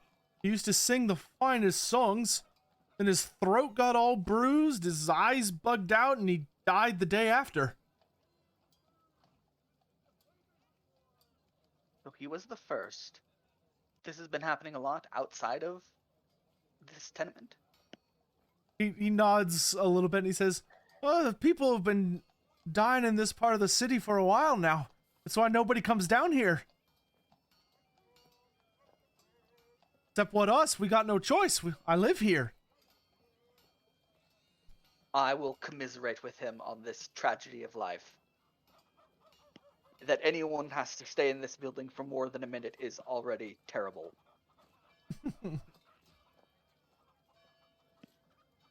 Is there anyone who knows, like, That being said, Why they think it's from here. that being said, as you commensurate from him, he kind of looks up at you and he realizes what you are and he goes, "Oh, it's another one!" And a lot of the people, especially the ones that know him, suddenly look at you. And The other ogre is over there. huh? No, the other ogre's over there, and I will point towards Ret. Yeah, no. They're looking at you, and one man starts to get angry, and he goes, he starts to growl a little bit, and he says, "It's another one. It's an elf. He brought a curse. He brought a curse." And you notice more and more people seem to start looking in your direction. And I put my hands up in front of me. He's like, "Oi, oi, oi, oi! What a load of rubbish! This elf didn't bring no curse. He just got here. Elves don't just carry curses on them. Settle down. What makes you think that this elf, this one right here, brought a curse upon you into this building?" And then a woman in the back will immediately pop up. He's right. He's right. It's just like Shroom said upstairs. That wave crest was making people sick, was cursing them. And there's another one that's gotten worse, and now they've blocked us in. It's the elf. And people are starting to crowd around, and they're looking angry. Wait, you're taking the word of someone named Shroom. Shrillum, but sure. Oh, Dorothandril heard Shroom. Well, good for him. It's a hard name to say. Leave me alone. It's fine. Was the gentleman who passed away an elf as well? The one that died on the fourth floor? Or was he a human? The young man will look at you and say, Hargis was a man, and he starts to back away, but other people are approaching, and some of them are looking around for items to pick up, and things are getting very tense. There's going to be the sound of metal clearing leather as Sigmund draws his sword and just shouts to them, "Stay back! Why would this elf curse you and then stay here himself to be locked in?" I'll lean back and tap Rhett on the belly and be like, "Hey, big man, do you want to discourage them from picking up any of these items that I see them reaching for?" Sure Just thing. gently. Rarit just lightly pats his cleaver, looking at everyone, going, Hurt the super slimmy pointy ear boy. I might eat one of you. Ogre, roll me an intimidation check. "Okay, plus 20 because of my size." Actually, go ahead and make it a plus 40. Oh, fucking hell.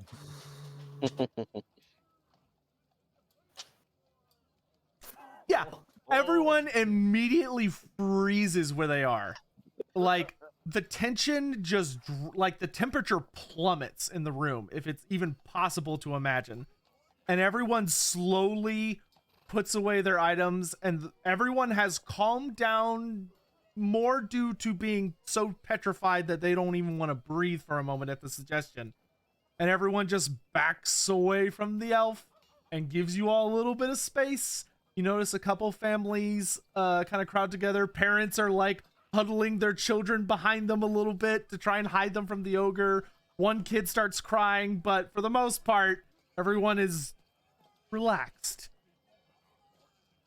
Now, surely you would have thought that if there is an elf cursing you, another elf would be the one best able to help. One of them, there is a woman that speaks up. She goes, No, Dr. Jelani would help us. But Gino found Dr. Jelani earlier this morning with a fever. She was sent to save us as fallen to the Lord of Plagues. We're doomed, I tell you. Shalia should be with us, not making a cordon around us. Both humans and the dwarf, roll me a very easy intelligence check. Or lore, if you have that. I have Lore Reichland. And I didn't That know is perfect. earlier. Is that applicable? Okay. Yes. All right, okay, that's good enough. When she says that, it finally clicks for all three of you immediately what is going on, and you realize that a Shalyan cordon has been put around the building you're in. And your stomachs drop because that is a huge deal. A cordon sanitaire basically means that there is a border around every side of the building that has been marked off for quarantine, and there are going to be heavily armed guards surrounding every single side of this building to make sure nobody leaves.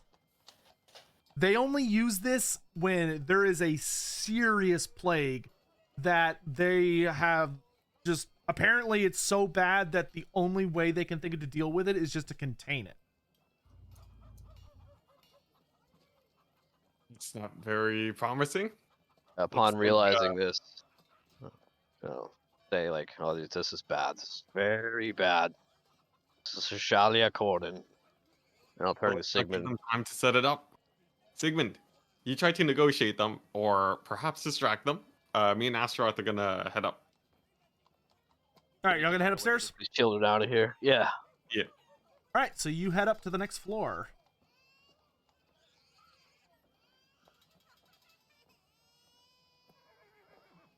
Before, as we're going up, I'm gonna peek my head back down and say, "Oi, what room on the 4th floor did that gentleman pass away in?"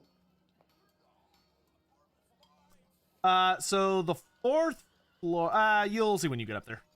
Oh, okay. All right. Oh my god, let me select the fucking things, please.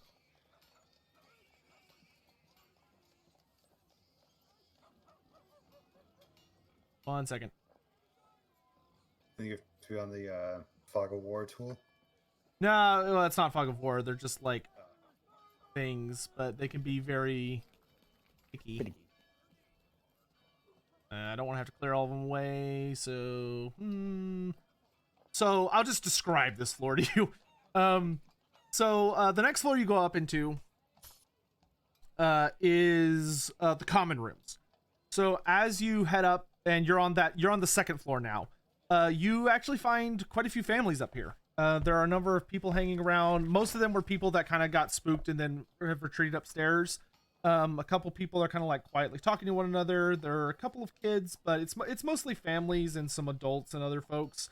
Looks like from all walks of life within the lowest class of society. So there are people that look like they do many different kinds of jobs. If you want, you can hang around, talk to them, or you can keep going. Could try I'll and go just see to if, one of them. yeah, see if anybody knows anything. And just because I think when I describe, or I had y'all make the test, you might not have caught everything the woman say. The woman that screamed in hysterics earlier did mention a doctor. Yes, the doctor who came down with the fever. Yeah. Okay, just making sure. All right. You said you wanted to keep going? Just to ask, I'll just go to one of the families. I might know someone that can help. Have you seen anyone with hair like mine, wearing the same uniform?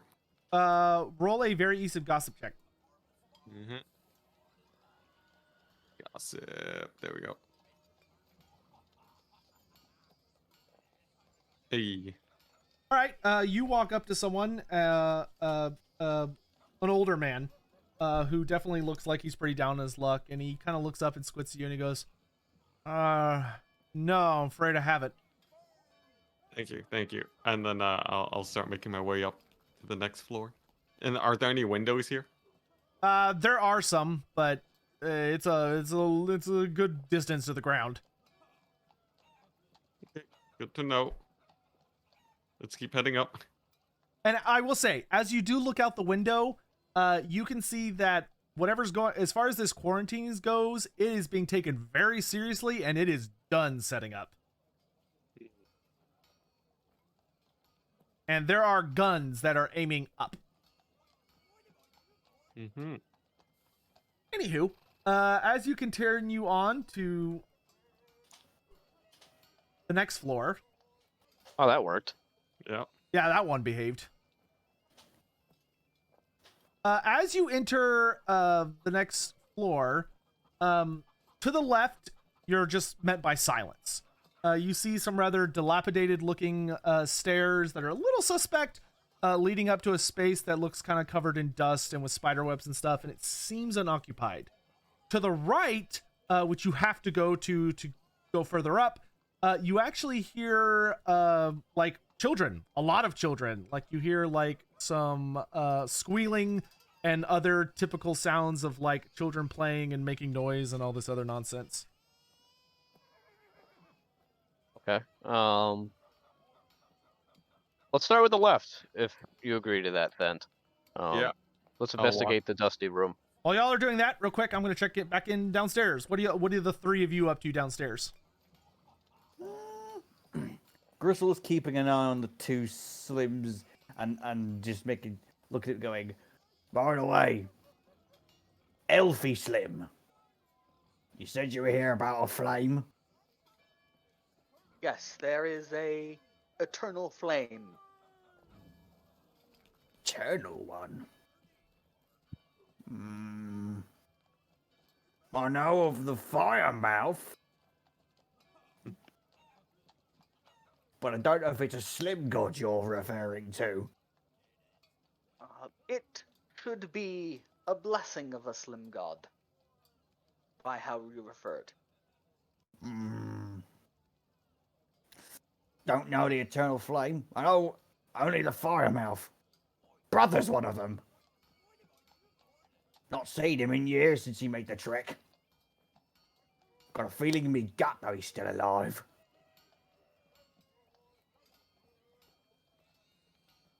Is this What? Firemouth a ogre god?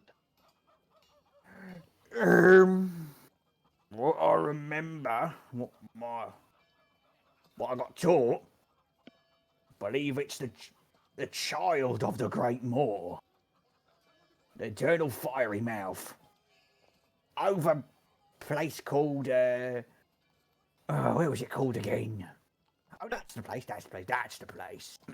Mountains of Morn. Yeah, that would probably be the most you would know about that. Yeah. That's all I know about it. Very few firebellies from my tribe. Only two. My brother was going to be the third when he went.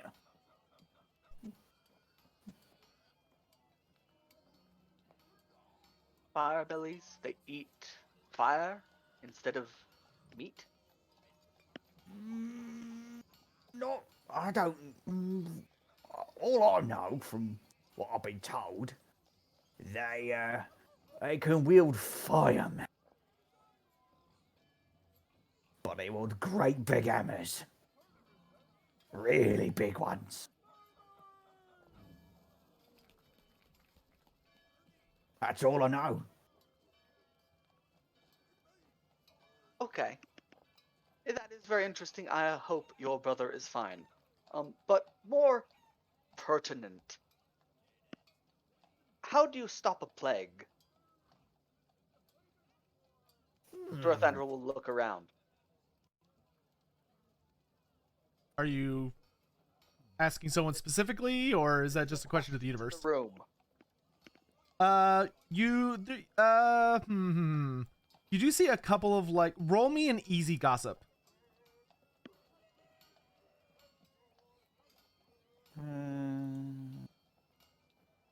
You can have an advance, by the way. I'll give you an hand. All right, so add plus 10 to it.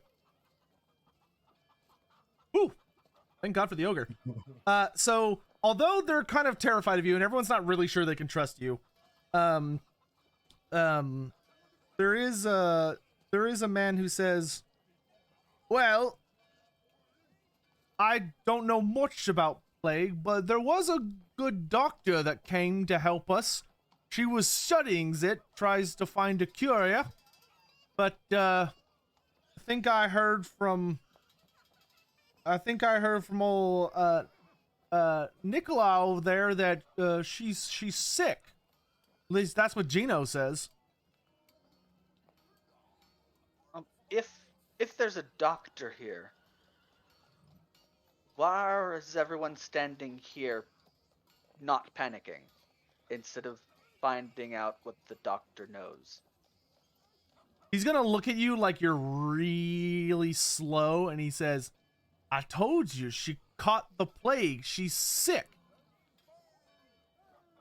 Oh, the plague is fever. Oh, I was told it was a bruised throat. He'll kind of narrow his eye about and he says, no, it comes on quick, you see. Burns right into you at the drop of a hat, it does. You go to bed, fine and dandy. Next minute, you wake up sick as a dog with your neck all bruised and your head burning from the worst fever you've ever seen. Some go in a day, others hold out for a week.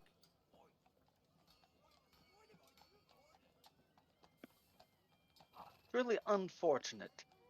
Another person kind of pipes up, a young woman, and an old crotchety woman, and she says, there used to be a lot more folk living here. For every one you see now, 3 more lived before. Couldn't swing a cat without hitting someone, especially with all them urchins under Passerine's care. A lot of them moved away when the sickness started, but a lot more have died from it since.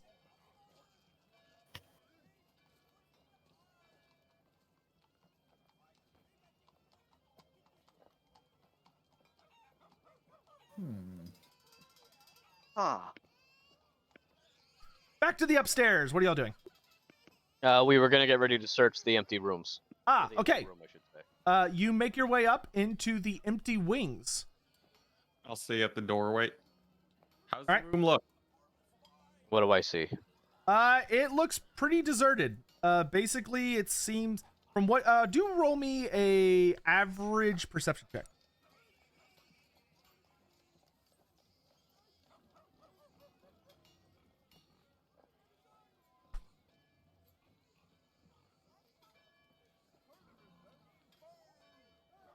All right, you look around for a minute, toss over a couple things, but there's like cobwebs and dust, and it looks like nobody's been here at least in a while. Probably a few weeks at the very least. While looking around, though, you do actually stumble across a couple of brass pennies that have spilled across the floor. Add 5 brass pennies to your pouch.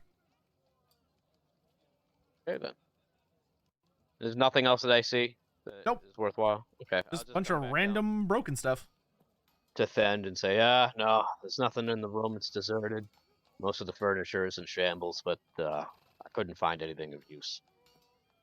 Yeah, let's find this healer then. See if this Um, alive. you want to poke our heads into the room on the other side of the hallway where we heard the kids and just see if we can see if anything else is going on in there? It's always good to check. Sounds like it's just a bunch of kids, but if you want to look, Okay, yeah, I'll just peek my head through the door. All right, as you look through that door, you find yourself in Passerine's orphanage. Most of this floor is actually taken up by the orphanage, and the thing that you notice very quickly is that the ceiling has caved in, and there's actually nothing preventing the 3rd floor and the 4th floor from connecting to one another. To such an extent that a ladder has been added to give easier access for the children between the different floors. The walls, despite the fact they're peeling and kind of definitely old, you do notice that despite the damage, everything looks surprisingly clean. You do kind of smell, rather than hear something cooking somewhere, but you don't see anything right away. But you do identify a couple, you see a half dozen toddlers asleep in various beds or cribs. And that's about all you see at the moment. But there is a lot of activity coming from upstairs. Okay, I'll quietly close the door and I'll look at Thend and just say the little one's sleeping. And then we'll proceed upstairs. All right, you make your way upstairs, and as you do, you round the corner and look. There is no door to the orphanage. It's more of just kind of an open wall at this point. And you immediately come face to face over a stove with a woman. Oops, that's not what I wanted.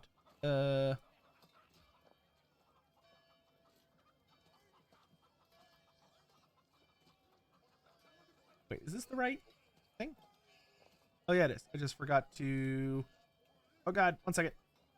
Oh, she has a default token. Why is it not? There it is. Yeah, weird. The current image is far larger. At least as is. Yeah, I don't know why it thought. Okay, whatever. Oh, that's why. Hold on. I know what I did wrong. Sorry, 1 second. Aha, there we go. All right. There's a woman there, and she immediately locks eyes with the two of you. And just to give you a better visual of what she looks like. So as you walk in, you see this woman, and you see a middle-aged woman. How many times am I going to say woman? Who's roughly 5'9" with broad shoulders, and she is extraordinarily muscular. Like, when you look at her and you see the muscles in her arms start to bunch as she identifies the two of you as people she does not know, and her face kind of shrivels up in a scowl a little bit, you realize this woman is stacked with muscle. She has curly black hair and a walnut complexion, but her clothing is very practical. She's got just sackcloth trousers and a white linen shirt with a black apron.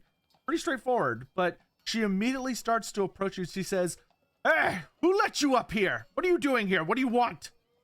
Oh, and I'll just be like, oh, I'm sorry. I'm sorry to bother you, ma'am. We just walked up the stairs. We're looking for a doctor. Do you know of any doctors that have been in the building?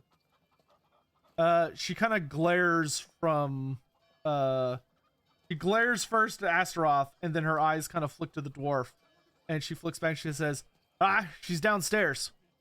First floor. First floor. Okay. We just came from there. We didn't see any doctors, but... Ask Gino. She's probably in the back. Ah. Okay. Did not know there was a back room. Commotion from this morning. She starts walking back towards the orphanage. She says, "I've heard. Don't care. Doesn't change my day." Okay. Then is there any problem with us continuing up? I'm looking for someone with my uniform. She turns and she looks at your uniform and she squints a bit and she just shakes her head. All right. I'm gonna turn in the direction of up. Does she care at all? No. Okay. Ma'am, do you know anything about the plague that's been in the building?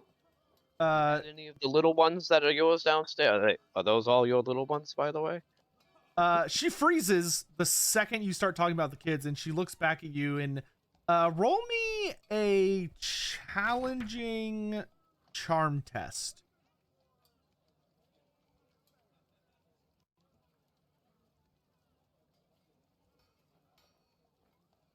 Impressive failure. Ooh, you gonna keep that? Every roll, it's a fortune point, right? Correct. Nah, I'll keep it. That's fine. All right, and I will note fortune points refill at the start of every session. Okay. Worth keeping in mind.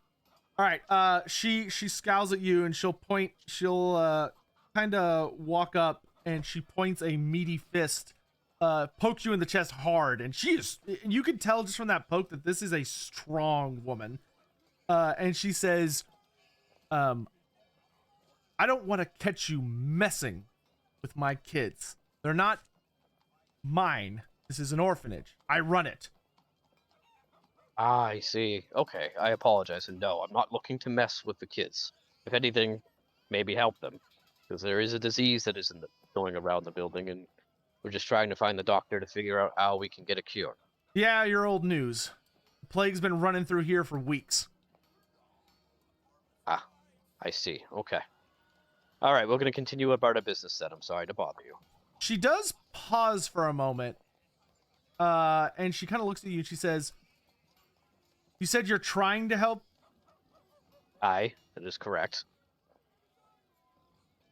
And she's going to kind of look downstairs and bite her lip a little bit. She says, "None of my kids none of my kids have gotten the plague, at least not yet. But I could use some medicine. We're out. But I know those stubborn dwarfs upstairs got some that they're squirreling away for some later opportunity. I can't get them to give it to me. If you bring that back, if you need help with anything around the building, you let me know. I'll see if my dwarf companion can maybe talk some sense into them. They're all, regardless of the different status and races, children should always come first. She nods. All right, y'all heading upstairs? Is there a room on our left? It's more empty rooms. I will save you. I will spoil you the surprise. Okay. All right, Chucky, back downstairs. Sigmund, what are you doing? Sigmund has been trying to communicate to the guards outside, but after realizing exactly like how bad the cordon is, They are at a staunch yelling distance, and anytime you do manage to make out what they're saying, it is literally just jeers and insults at this point. They could not be less bothered by your predicament. got it. Then he'll just make sure that the crowd doesn't work itself back up into the fervor that it had before. You want to talk to any of them? Yeah, he'll ask around and see if any of them, if there's been any variation in the sickness or if it's just the one type. All right, you see some halflings, some humans. You have a particular preference? No, just anyone that is actually willing to talk. All right, feel free to roll me a easy gossip check. I will help you. So add a +10 when it asks at the end for bonus.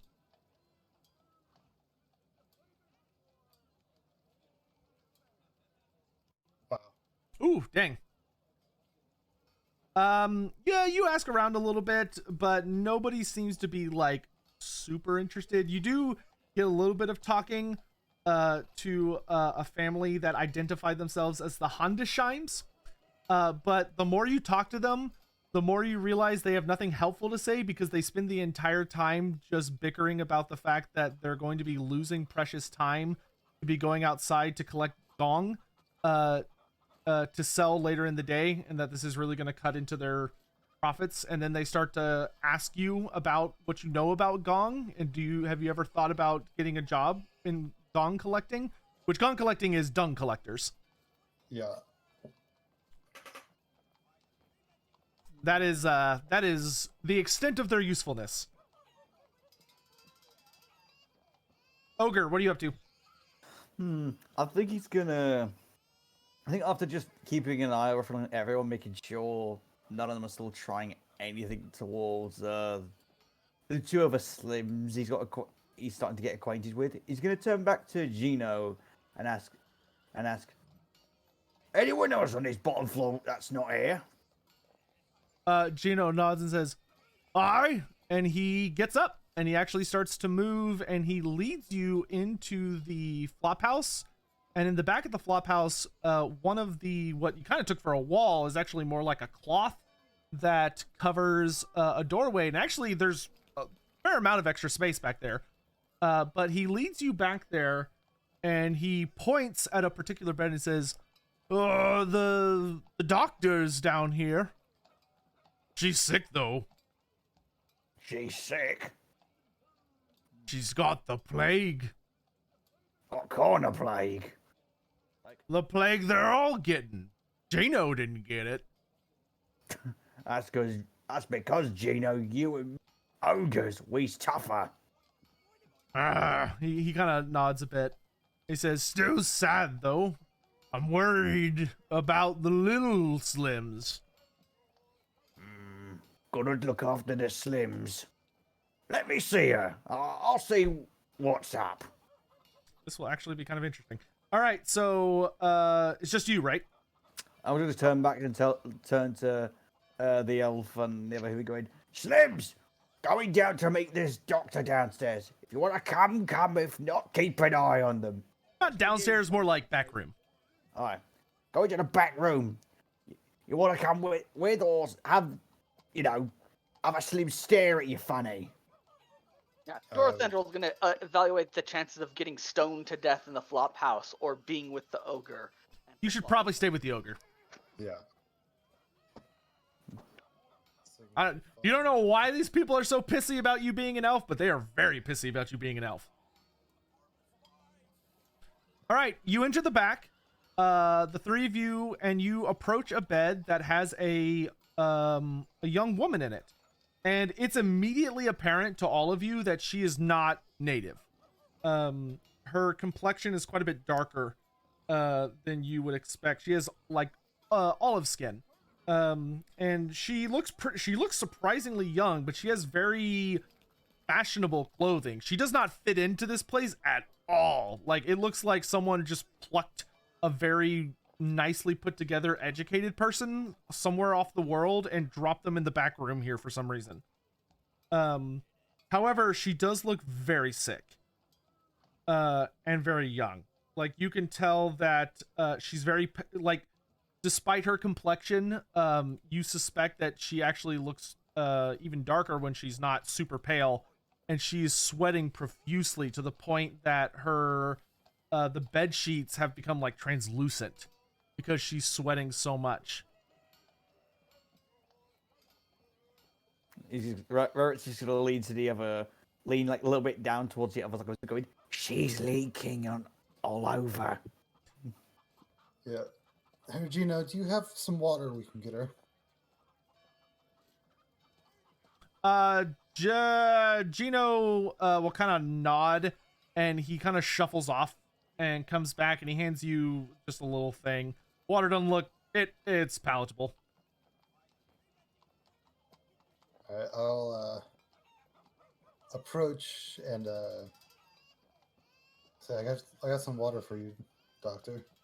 All right, as you approach her and you kind of get a closer look, her eyes have a very glassy, kind of distant look, and you can see as you get close to her under her hat that her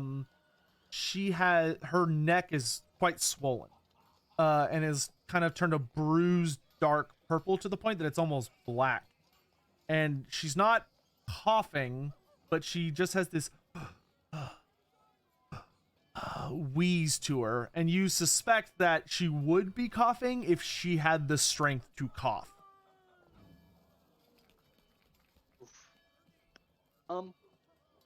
GM. Yeah. As Dorothendrel gets closer, is there gur on the bruising neck? Roll me a very hard perception test.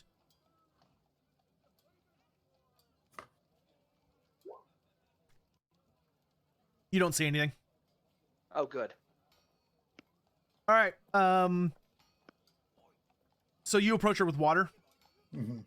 All right. As you do, you're able to bring it to her lips, and she kind of responds suddenly to you touching her, and she drinks weakly at it, and then she pulls her close and she says, "My diary holds the truth."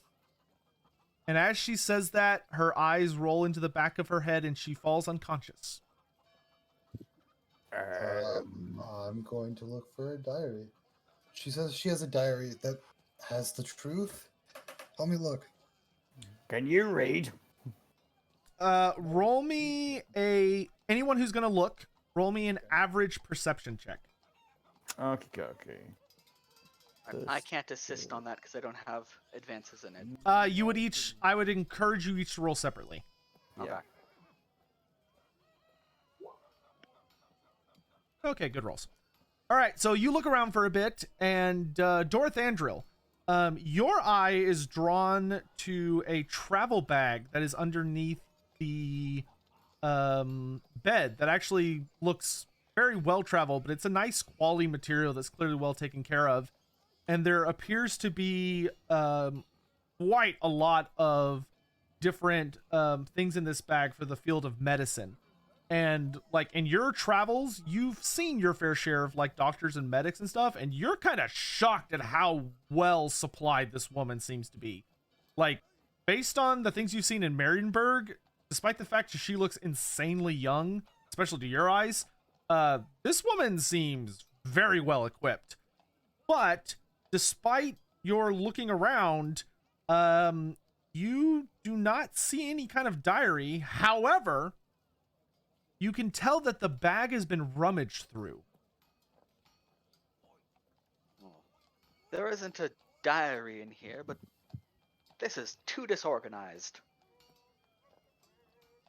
Oh? Gino, has anyone else been in here? Gino will kind of shrug and say, "I's always in the front room. I don't know." You think someone snuck behind him, elf? Sneaking by Gino to get to this room would be so... Calling it sneaking is hilariously easy. You could casually walk to this room and Gino would never see you from his front desk. Okay, I thought it was behind his desk, so. No. It's back in the further back in the flop house. Okay.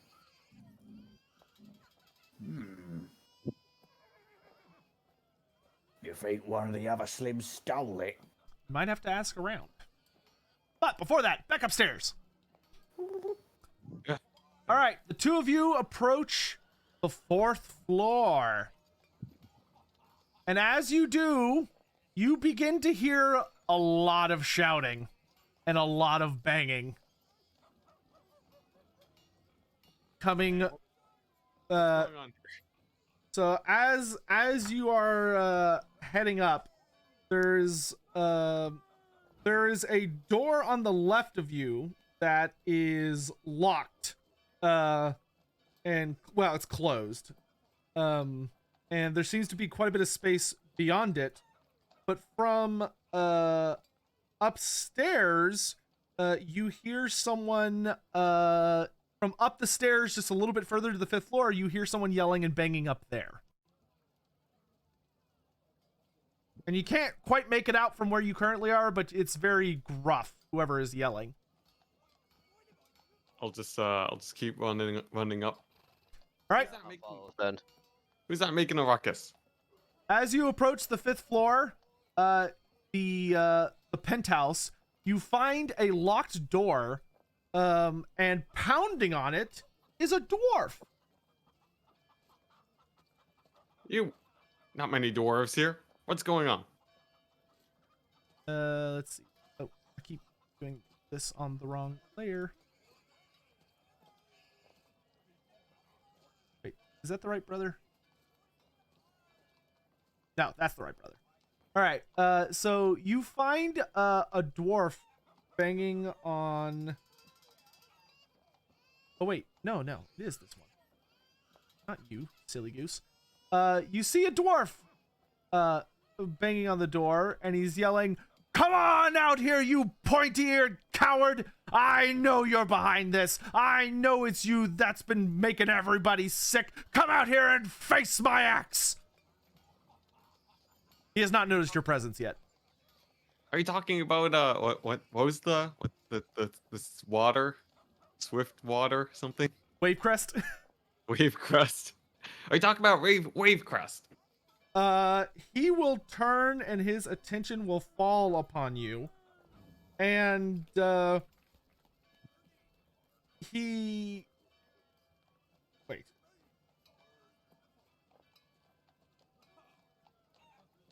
God damn it. I did have the right brother. It's this brother, not this brother. Here you go. That way you can see both their beautiful faces. Well, you know he has a brother now, but it's okay. So it's this younger looking dwarf. And he turns and looks at you and he says, "Hi, who's you's lot?" You alright, And he actually needs to roll a very brief check. Where is he?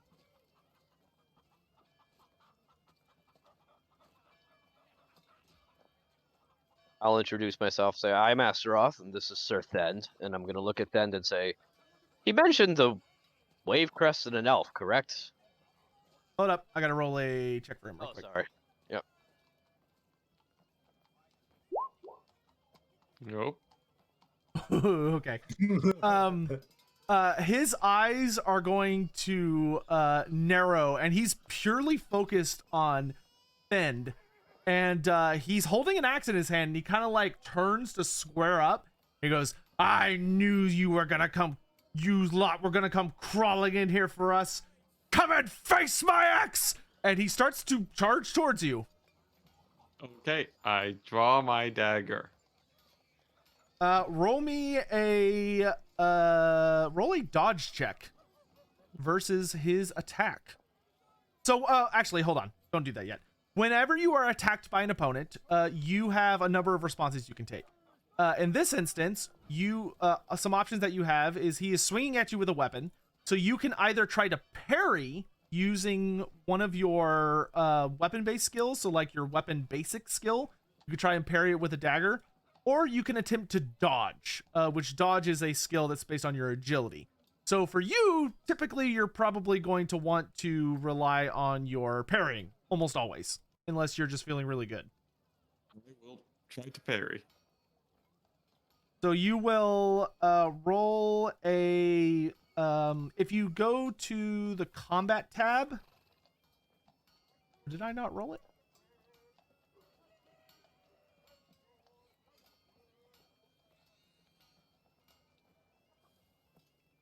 Let's see. Combat.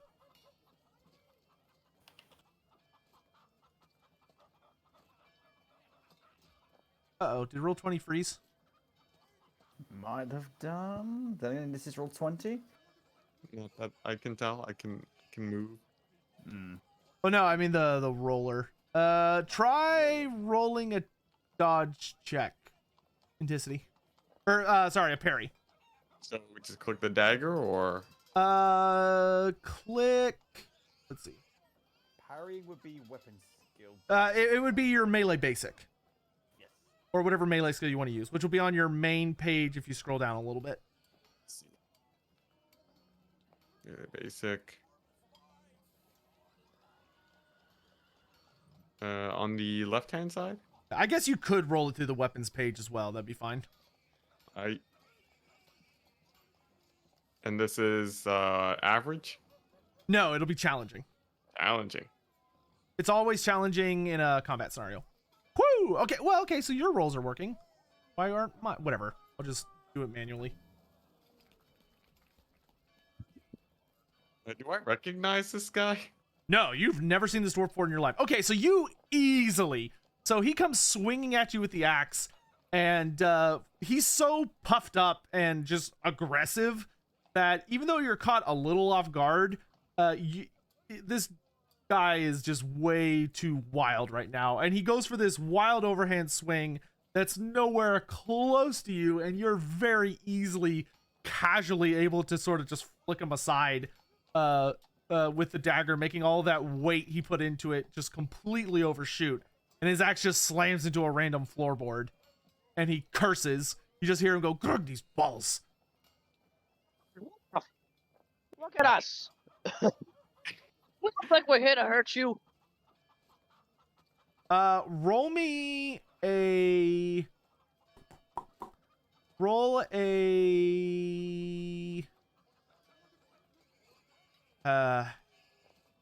Roll me a challenging charm check.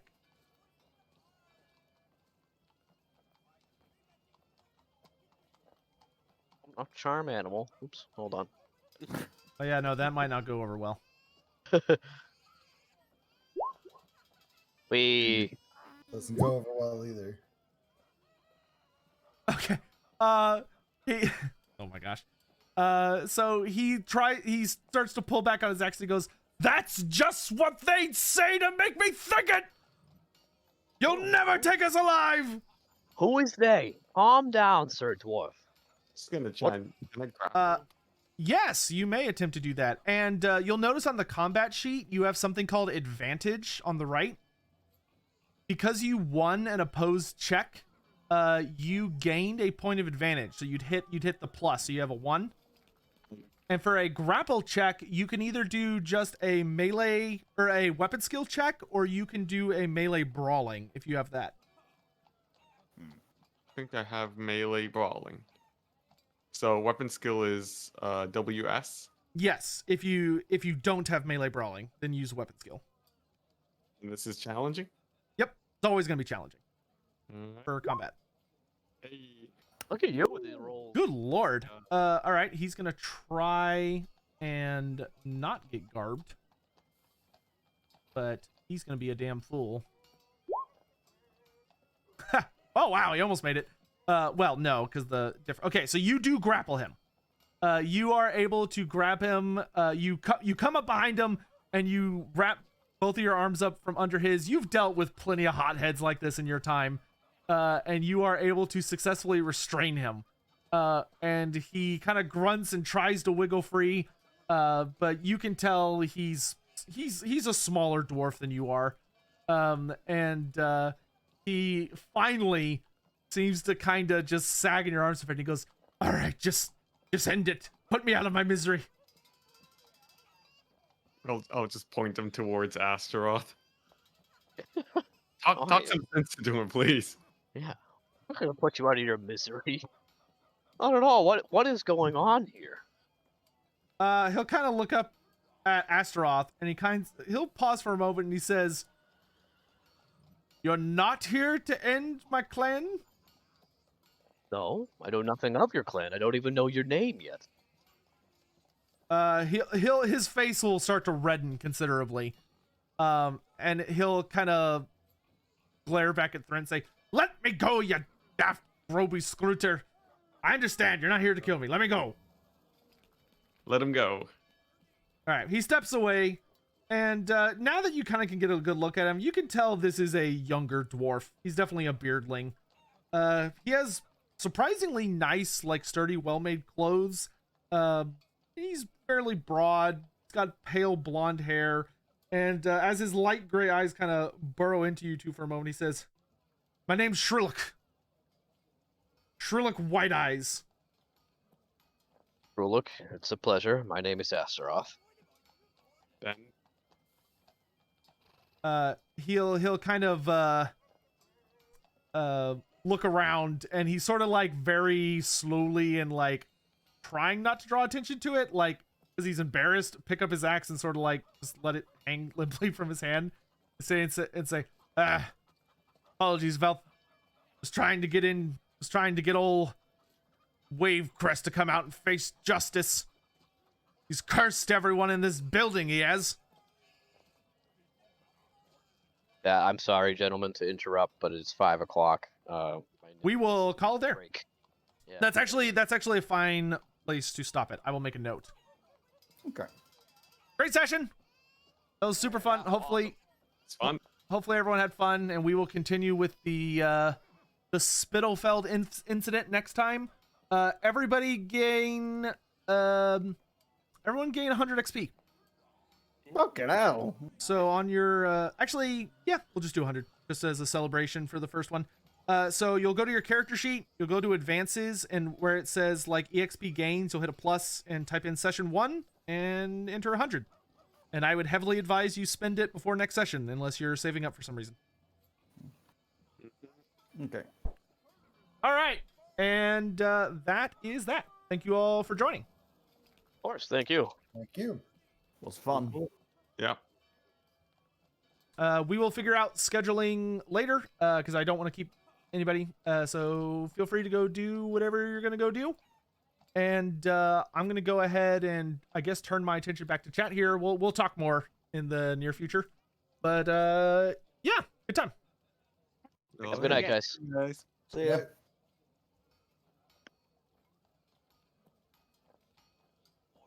Okay. Whew, that was fun.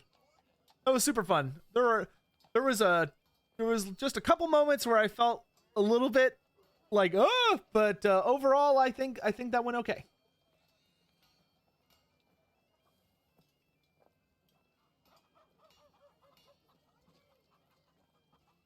I will definitely I should have been properly recording, but I will make sure the stream is ported over to YouTube for anyone that didn't want to deal with ads on their viewing and all that crap.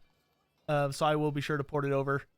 I'm actually surprised we did not get further than this. I thought for sure we'd finish this in today's session. They took a significant length of time more than I was expecting to go look for the doctor. But yes, there will be an ad-free version to watch on YouTube, which I'll be sure to post so y'all know where it is and everything. But I really appreciate y'all coming by to hang out and observe.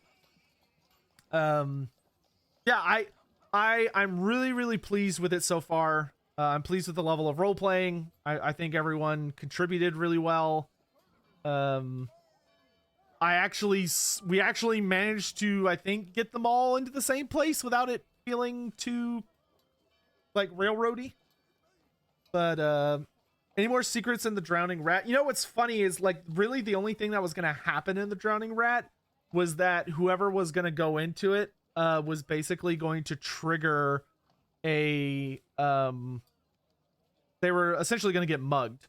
But the only people that actually went in to where they could get easily surrounded ended up being with the ogre, and they're like, yeah, no, we're not we're not going to fight an ogre.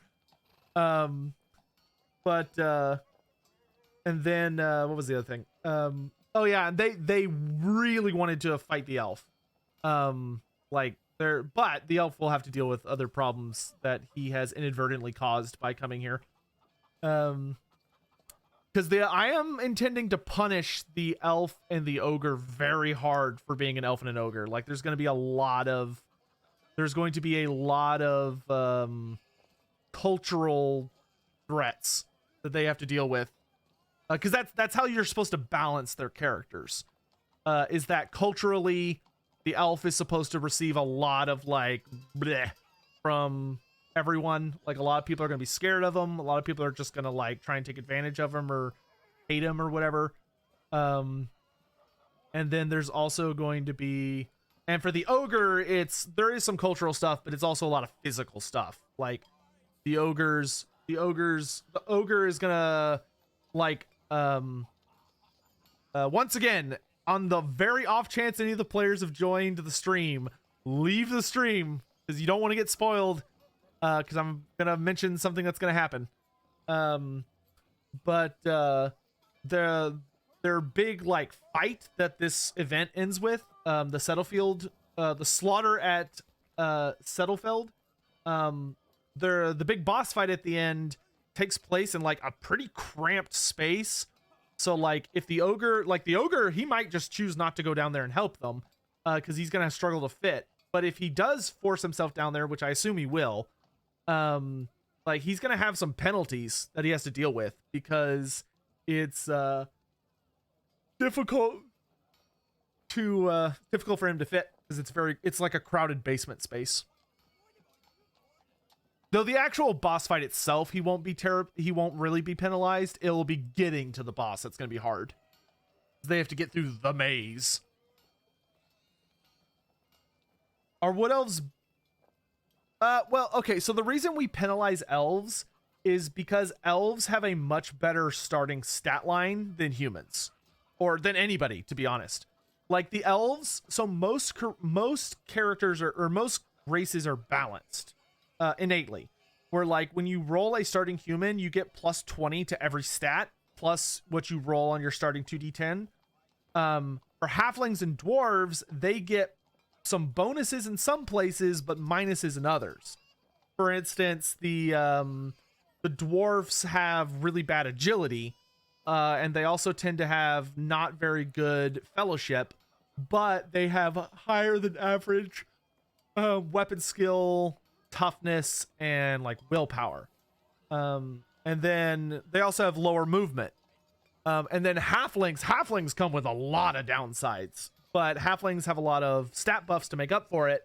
Like, they're really good at fellowship, and they're very good agility, but they have really low strength, really low toughness, and they're small, so it's very easy for them to take a lot of bonus damage. So there's a lot of like flips there. And then, but elves just have a amazing stat line. Like, it's so good. A lot of plus 30s, some plus 40s, and some plus 20s, but like no plus 10s.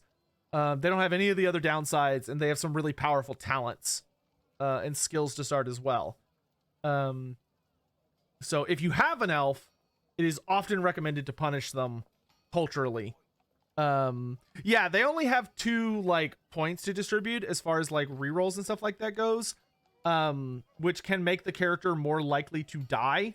But that, like, they do note in the rules that it, like, you're kind of supposed to be a little heavy on the elves compared to the humans.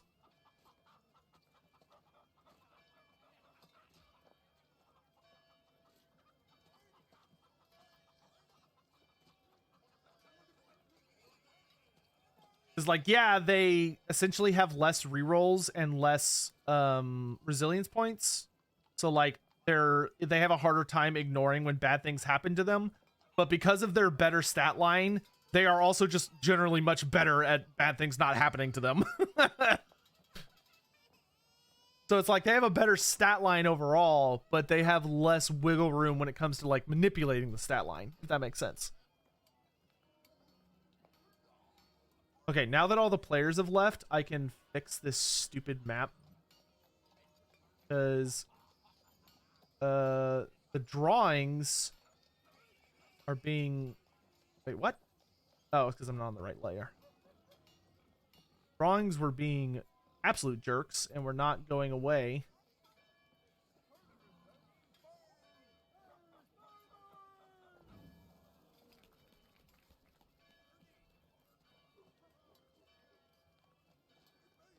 There we go.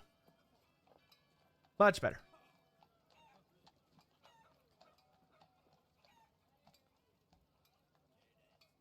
Halflings are hard mode? No, they're not hard mode. Well, so halflings are hard mode specifically in combat, but generally speaking, I would not say they're hard mode. They're better at other things. Like halflings are fucking amazing at a lot of the more roleplay elements, and they also tend to have very good ballistic skill. And they're very good at dodging. It's just if they get hit by something, it really fucking hurts. But I would not say the halflings are hard mode. I would say they're balanced with everything else. I would say playing an ogre is hard mode, to be honest. Like if the GM is punishing you properly because the ogre is so hilariously overpowered, I would say playing an ogre is hard mode because like you're not going to get any. You're going to be struggling with a lot of different like threats and tasks.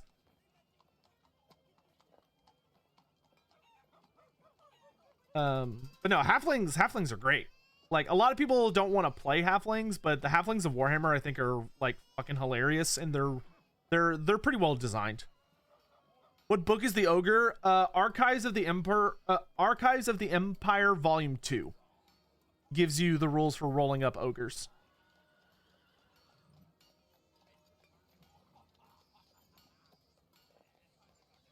And like they literally have a whole segment that's like they have a whole paragraph or half page dedicated to like, are ogres overpowered? Yes, they are insanely overpowered, which is why we really don't recommend you using them.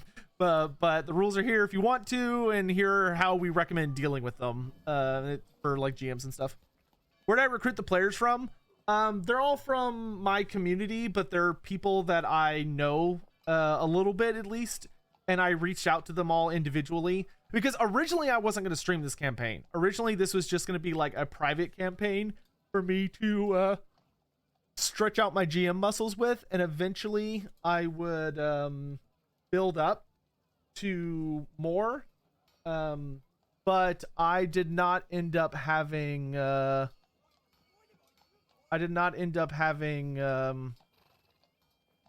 I ended up being like, you know what, no, I think this will be fun to stream, especially the more wild it got with like the different characters. So I decided to do that. I'm glad I did. I'm glad I did. Hopefully y'all didn't mind being ignored too much, chat.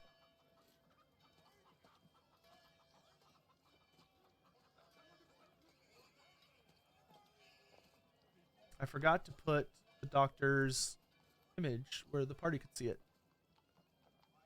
I will drop it in our group chat. There she is.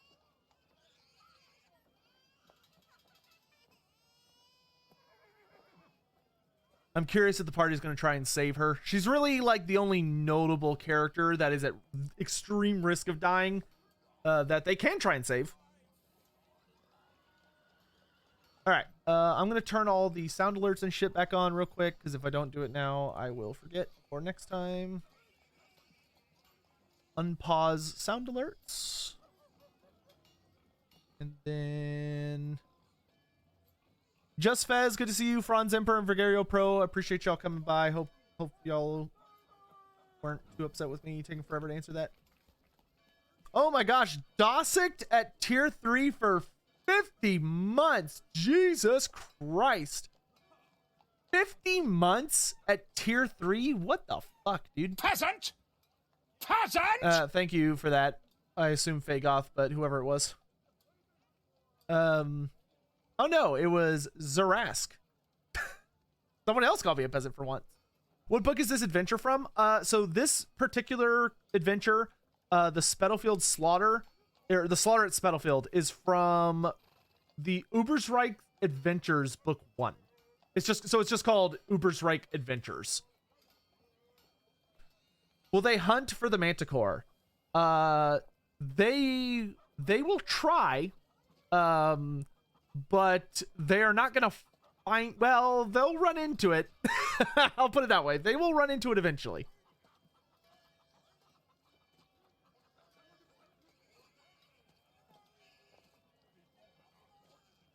Oh, if they're gonna try to save the doctor, they're gonna have to go pretty out of their way. I don't know if they're gonna bother. I think it's very likely they will kind of forget she exists. I'll try and call attention to it because I'm willing to like give them the chance to be like big boy heroes. But I don't think they're gonna. I don't think it's gonna remember in their mind. It's the Dieter one. Perhaps.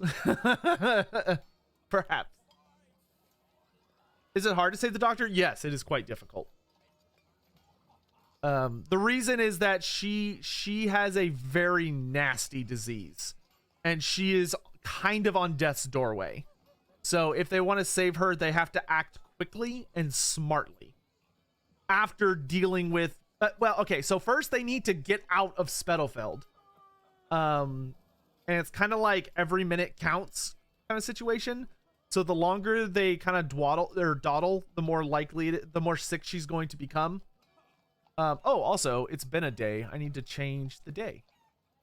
It is now the 19th of Yardrung.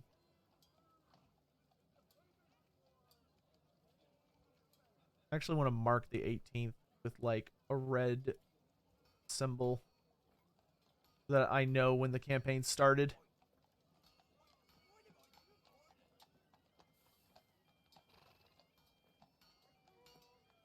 Have I played Blood on the Clock Tower? Nope, never heard of it. Is it hard to do, or do you just need to... They essentially just need to remember her and also, like, use their thinking big boy pants. Because, like, I'm not gonna, like, lead them to do it. It's a completely optional thing that might help them later in their journeys. But if they're like, oh shit, this doctor... seems like kind of learned, and if they get to talk to some more people, they'll learn a little bit about her and like why she's a really good person. And if they decide they're going to try and save her, basically what they need to do is they need to be like, all right, we dealt with the threat, we've ended the quarantine, we got out of the building, we need to like, where do we go for a good doctor? How do we find a really good doctor? And they need to like use their fellowship and intelligence skills to figure out where they can find a good doctor and go from there. Yeah, I do need to shut up, Nightbot. Here, let me go ahead and also switch. Whatever, I'll just... Did y'all have fun, by the way? I hope that was moderately entertaining. I won't pretend to think it was greatly entertaining, but I hope it was at least like, oh, okay, this is not awful. Oh, excuse me. Where the fuck is Nightbot? Nightbot. Where are you, you little shit? No.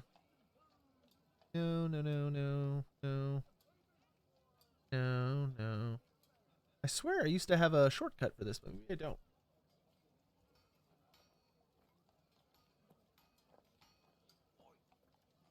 Oh, there we go. Let's see. Commands. No, it's going to be under timers. And I will disable that. There we go.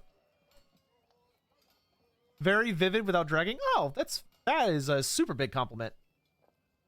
Social deduction game. One person in the group is a demon. It can have 1 or 2 minions. That sounds fun.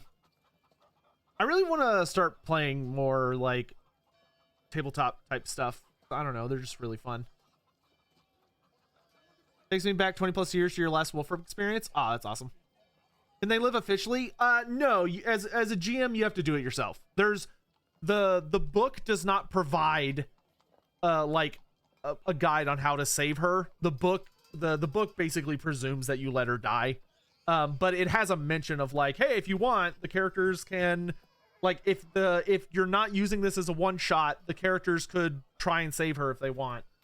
But it doesn't give you much in the way of like information on how to do it. Though what you can do is go to the disease rules in the core rule book, because the disease she has is one of the ones mentioned in here. She has a blood plague. What does she have? It's the nope. Bleeding, conditions, combat, sleeping and falling, critical wounds, broken bones, starvation, corruption. She has the bloody flux. That's what she has. She has the bloody flux, but it's a severe version. So the bloody flux, as far as like how to cure it. So basically they have 1d10 days, which I'll actually roll that at the start of next session. They have 1d10 days to try and save her. Oh wait, no, it's not the bloody flux. I'm so stupid. That's not correct. It's blood rot. There we go. I was like, bloody flux. No, sorry. She has blood rot.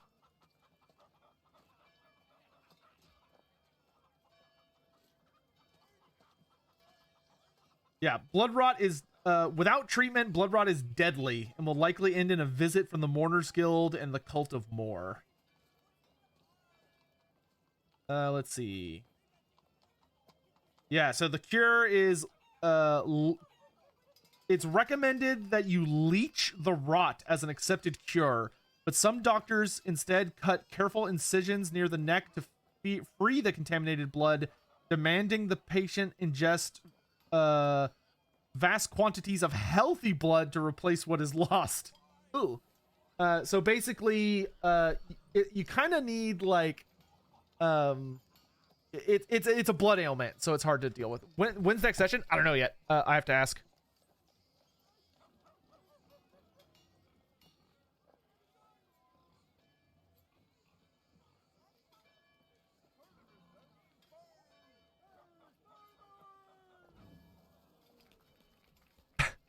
I just look at the group chat and someone says, one of the players, Hawk, he goes, well, we got to try and save the doctor. And Garanath responds, well, worst case, if she dies, I could eat her. Could a Shalian priest miracle that away? Yeah, potentially.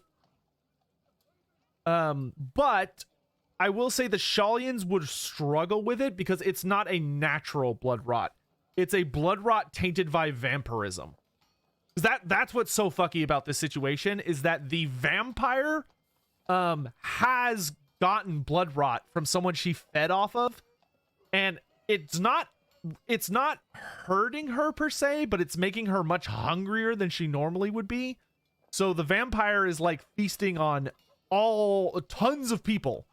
Because like this plague is probably, before the characters got here, this plague has killed like a good like 100+ people in this really, really poor district.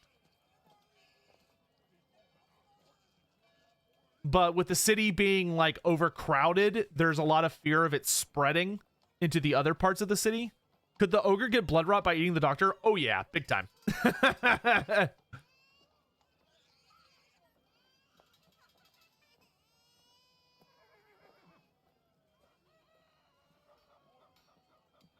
That being said, like, the ogre is quite likely to resist the blood rot. Like, I doubt he would actually, he would more than likely resist it. Because he is an ogre. Like, the dude literally has special rules for, like, eating nasty shit and not getting...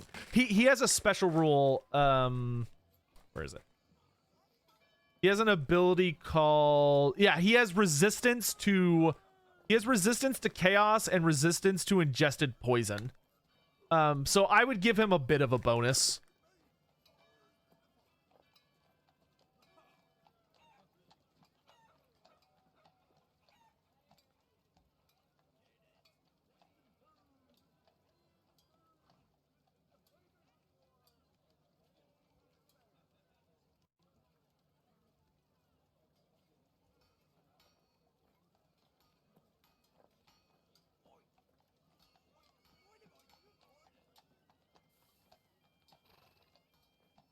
I'm so happy I found this goldfish. Oh my god. Too dumb to succumb. So who's, just curious, chat, who's y'all's like, what was it, did y'all have like a favorite part or favorite character? Was there any particular interactions you thought were fun? Oh, so by the way, try to remember that Sergeant Wolfguard for next time. He will be back. The party is going to fucking hate him. Even more than they already do. He'll be back.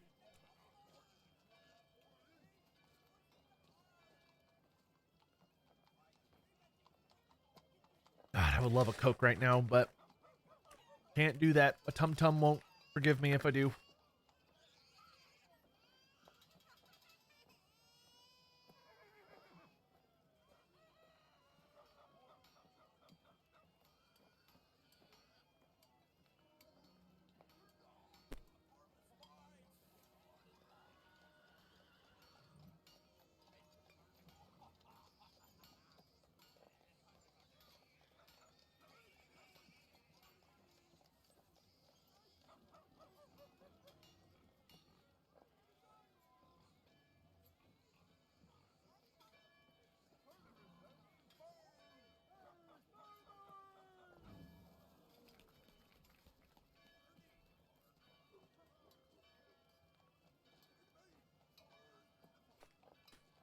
Oh, it looks like Turn's about to stream.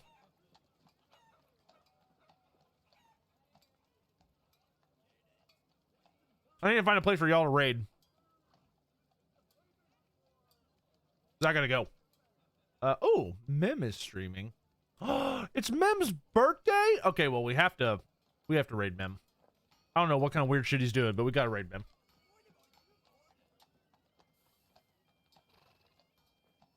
I don't know if it's his birthday or if it's his, like, I've been a person. Mimcubus. Alright, I gotta get out of here. Thank you all so much for coming. I hope you had a good time. I love reading about y'all's stuff. We'll talk about it more in the future. Please take care of yourselves. Have a great day. And whatever it is you're gonna do with your lives. And I'll see you next time. Bye, guys. Bye-bye.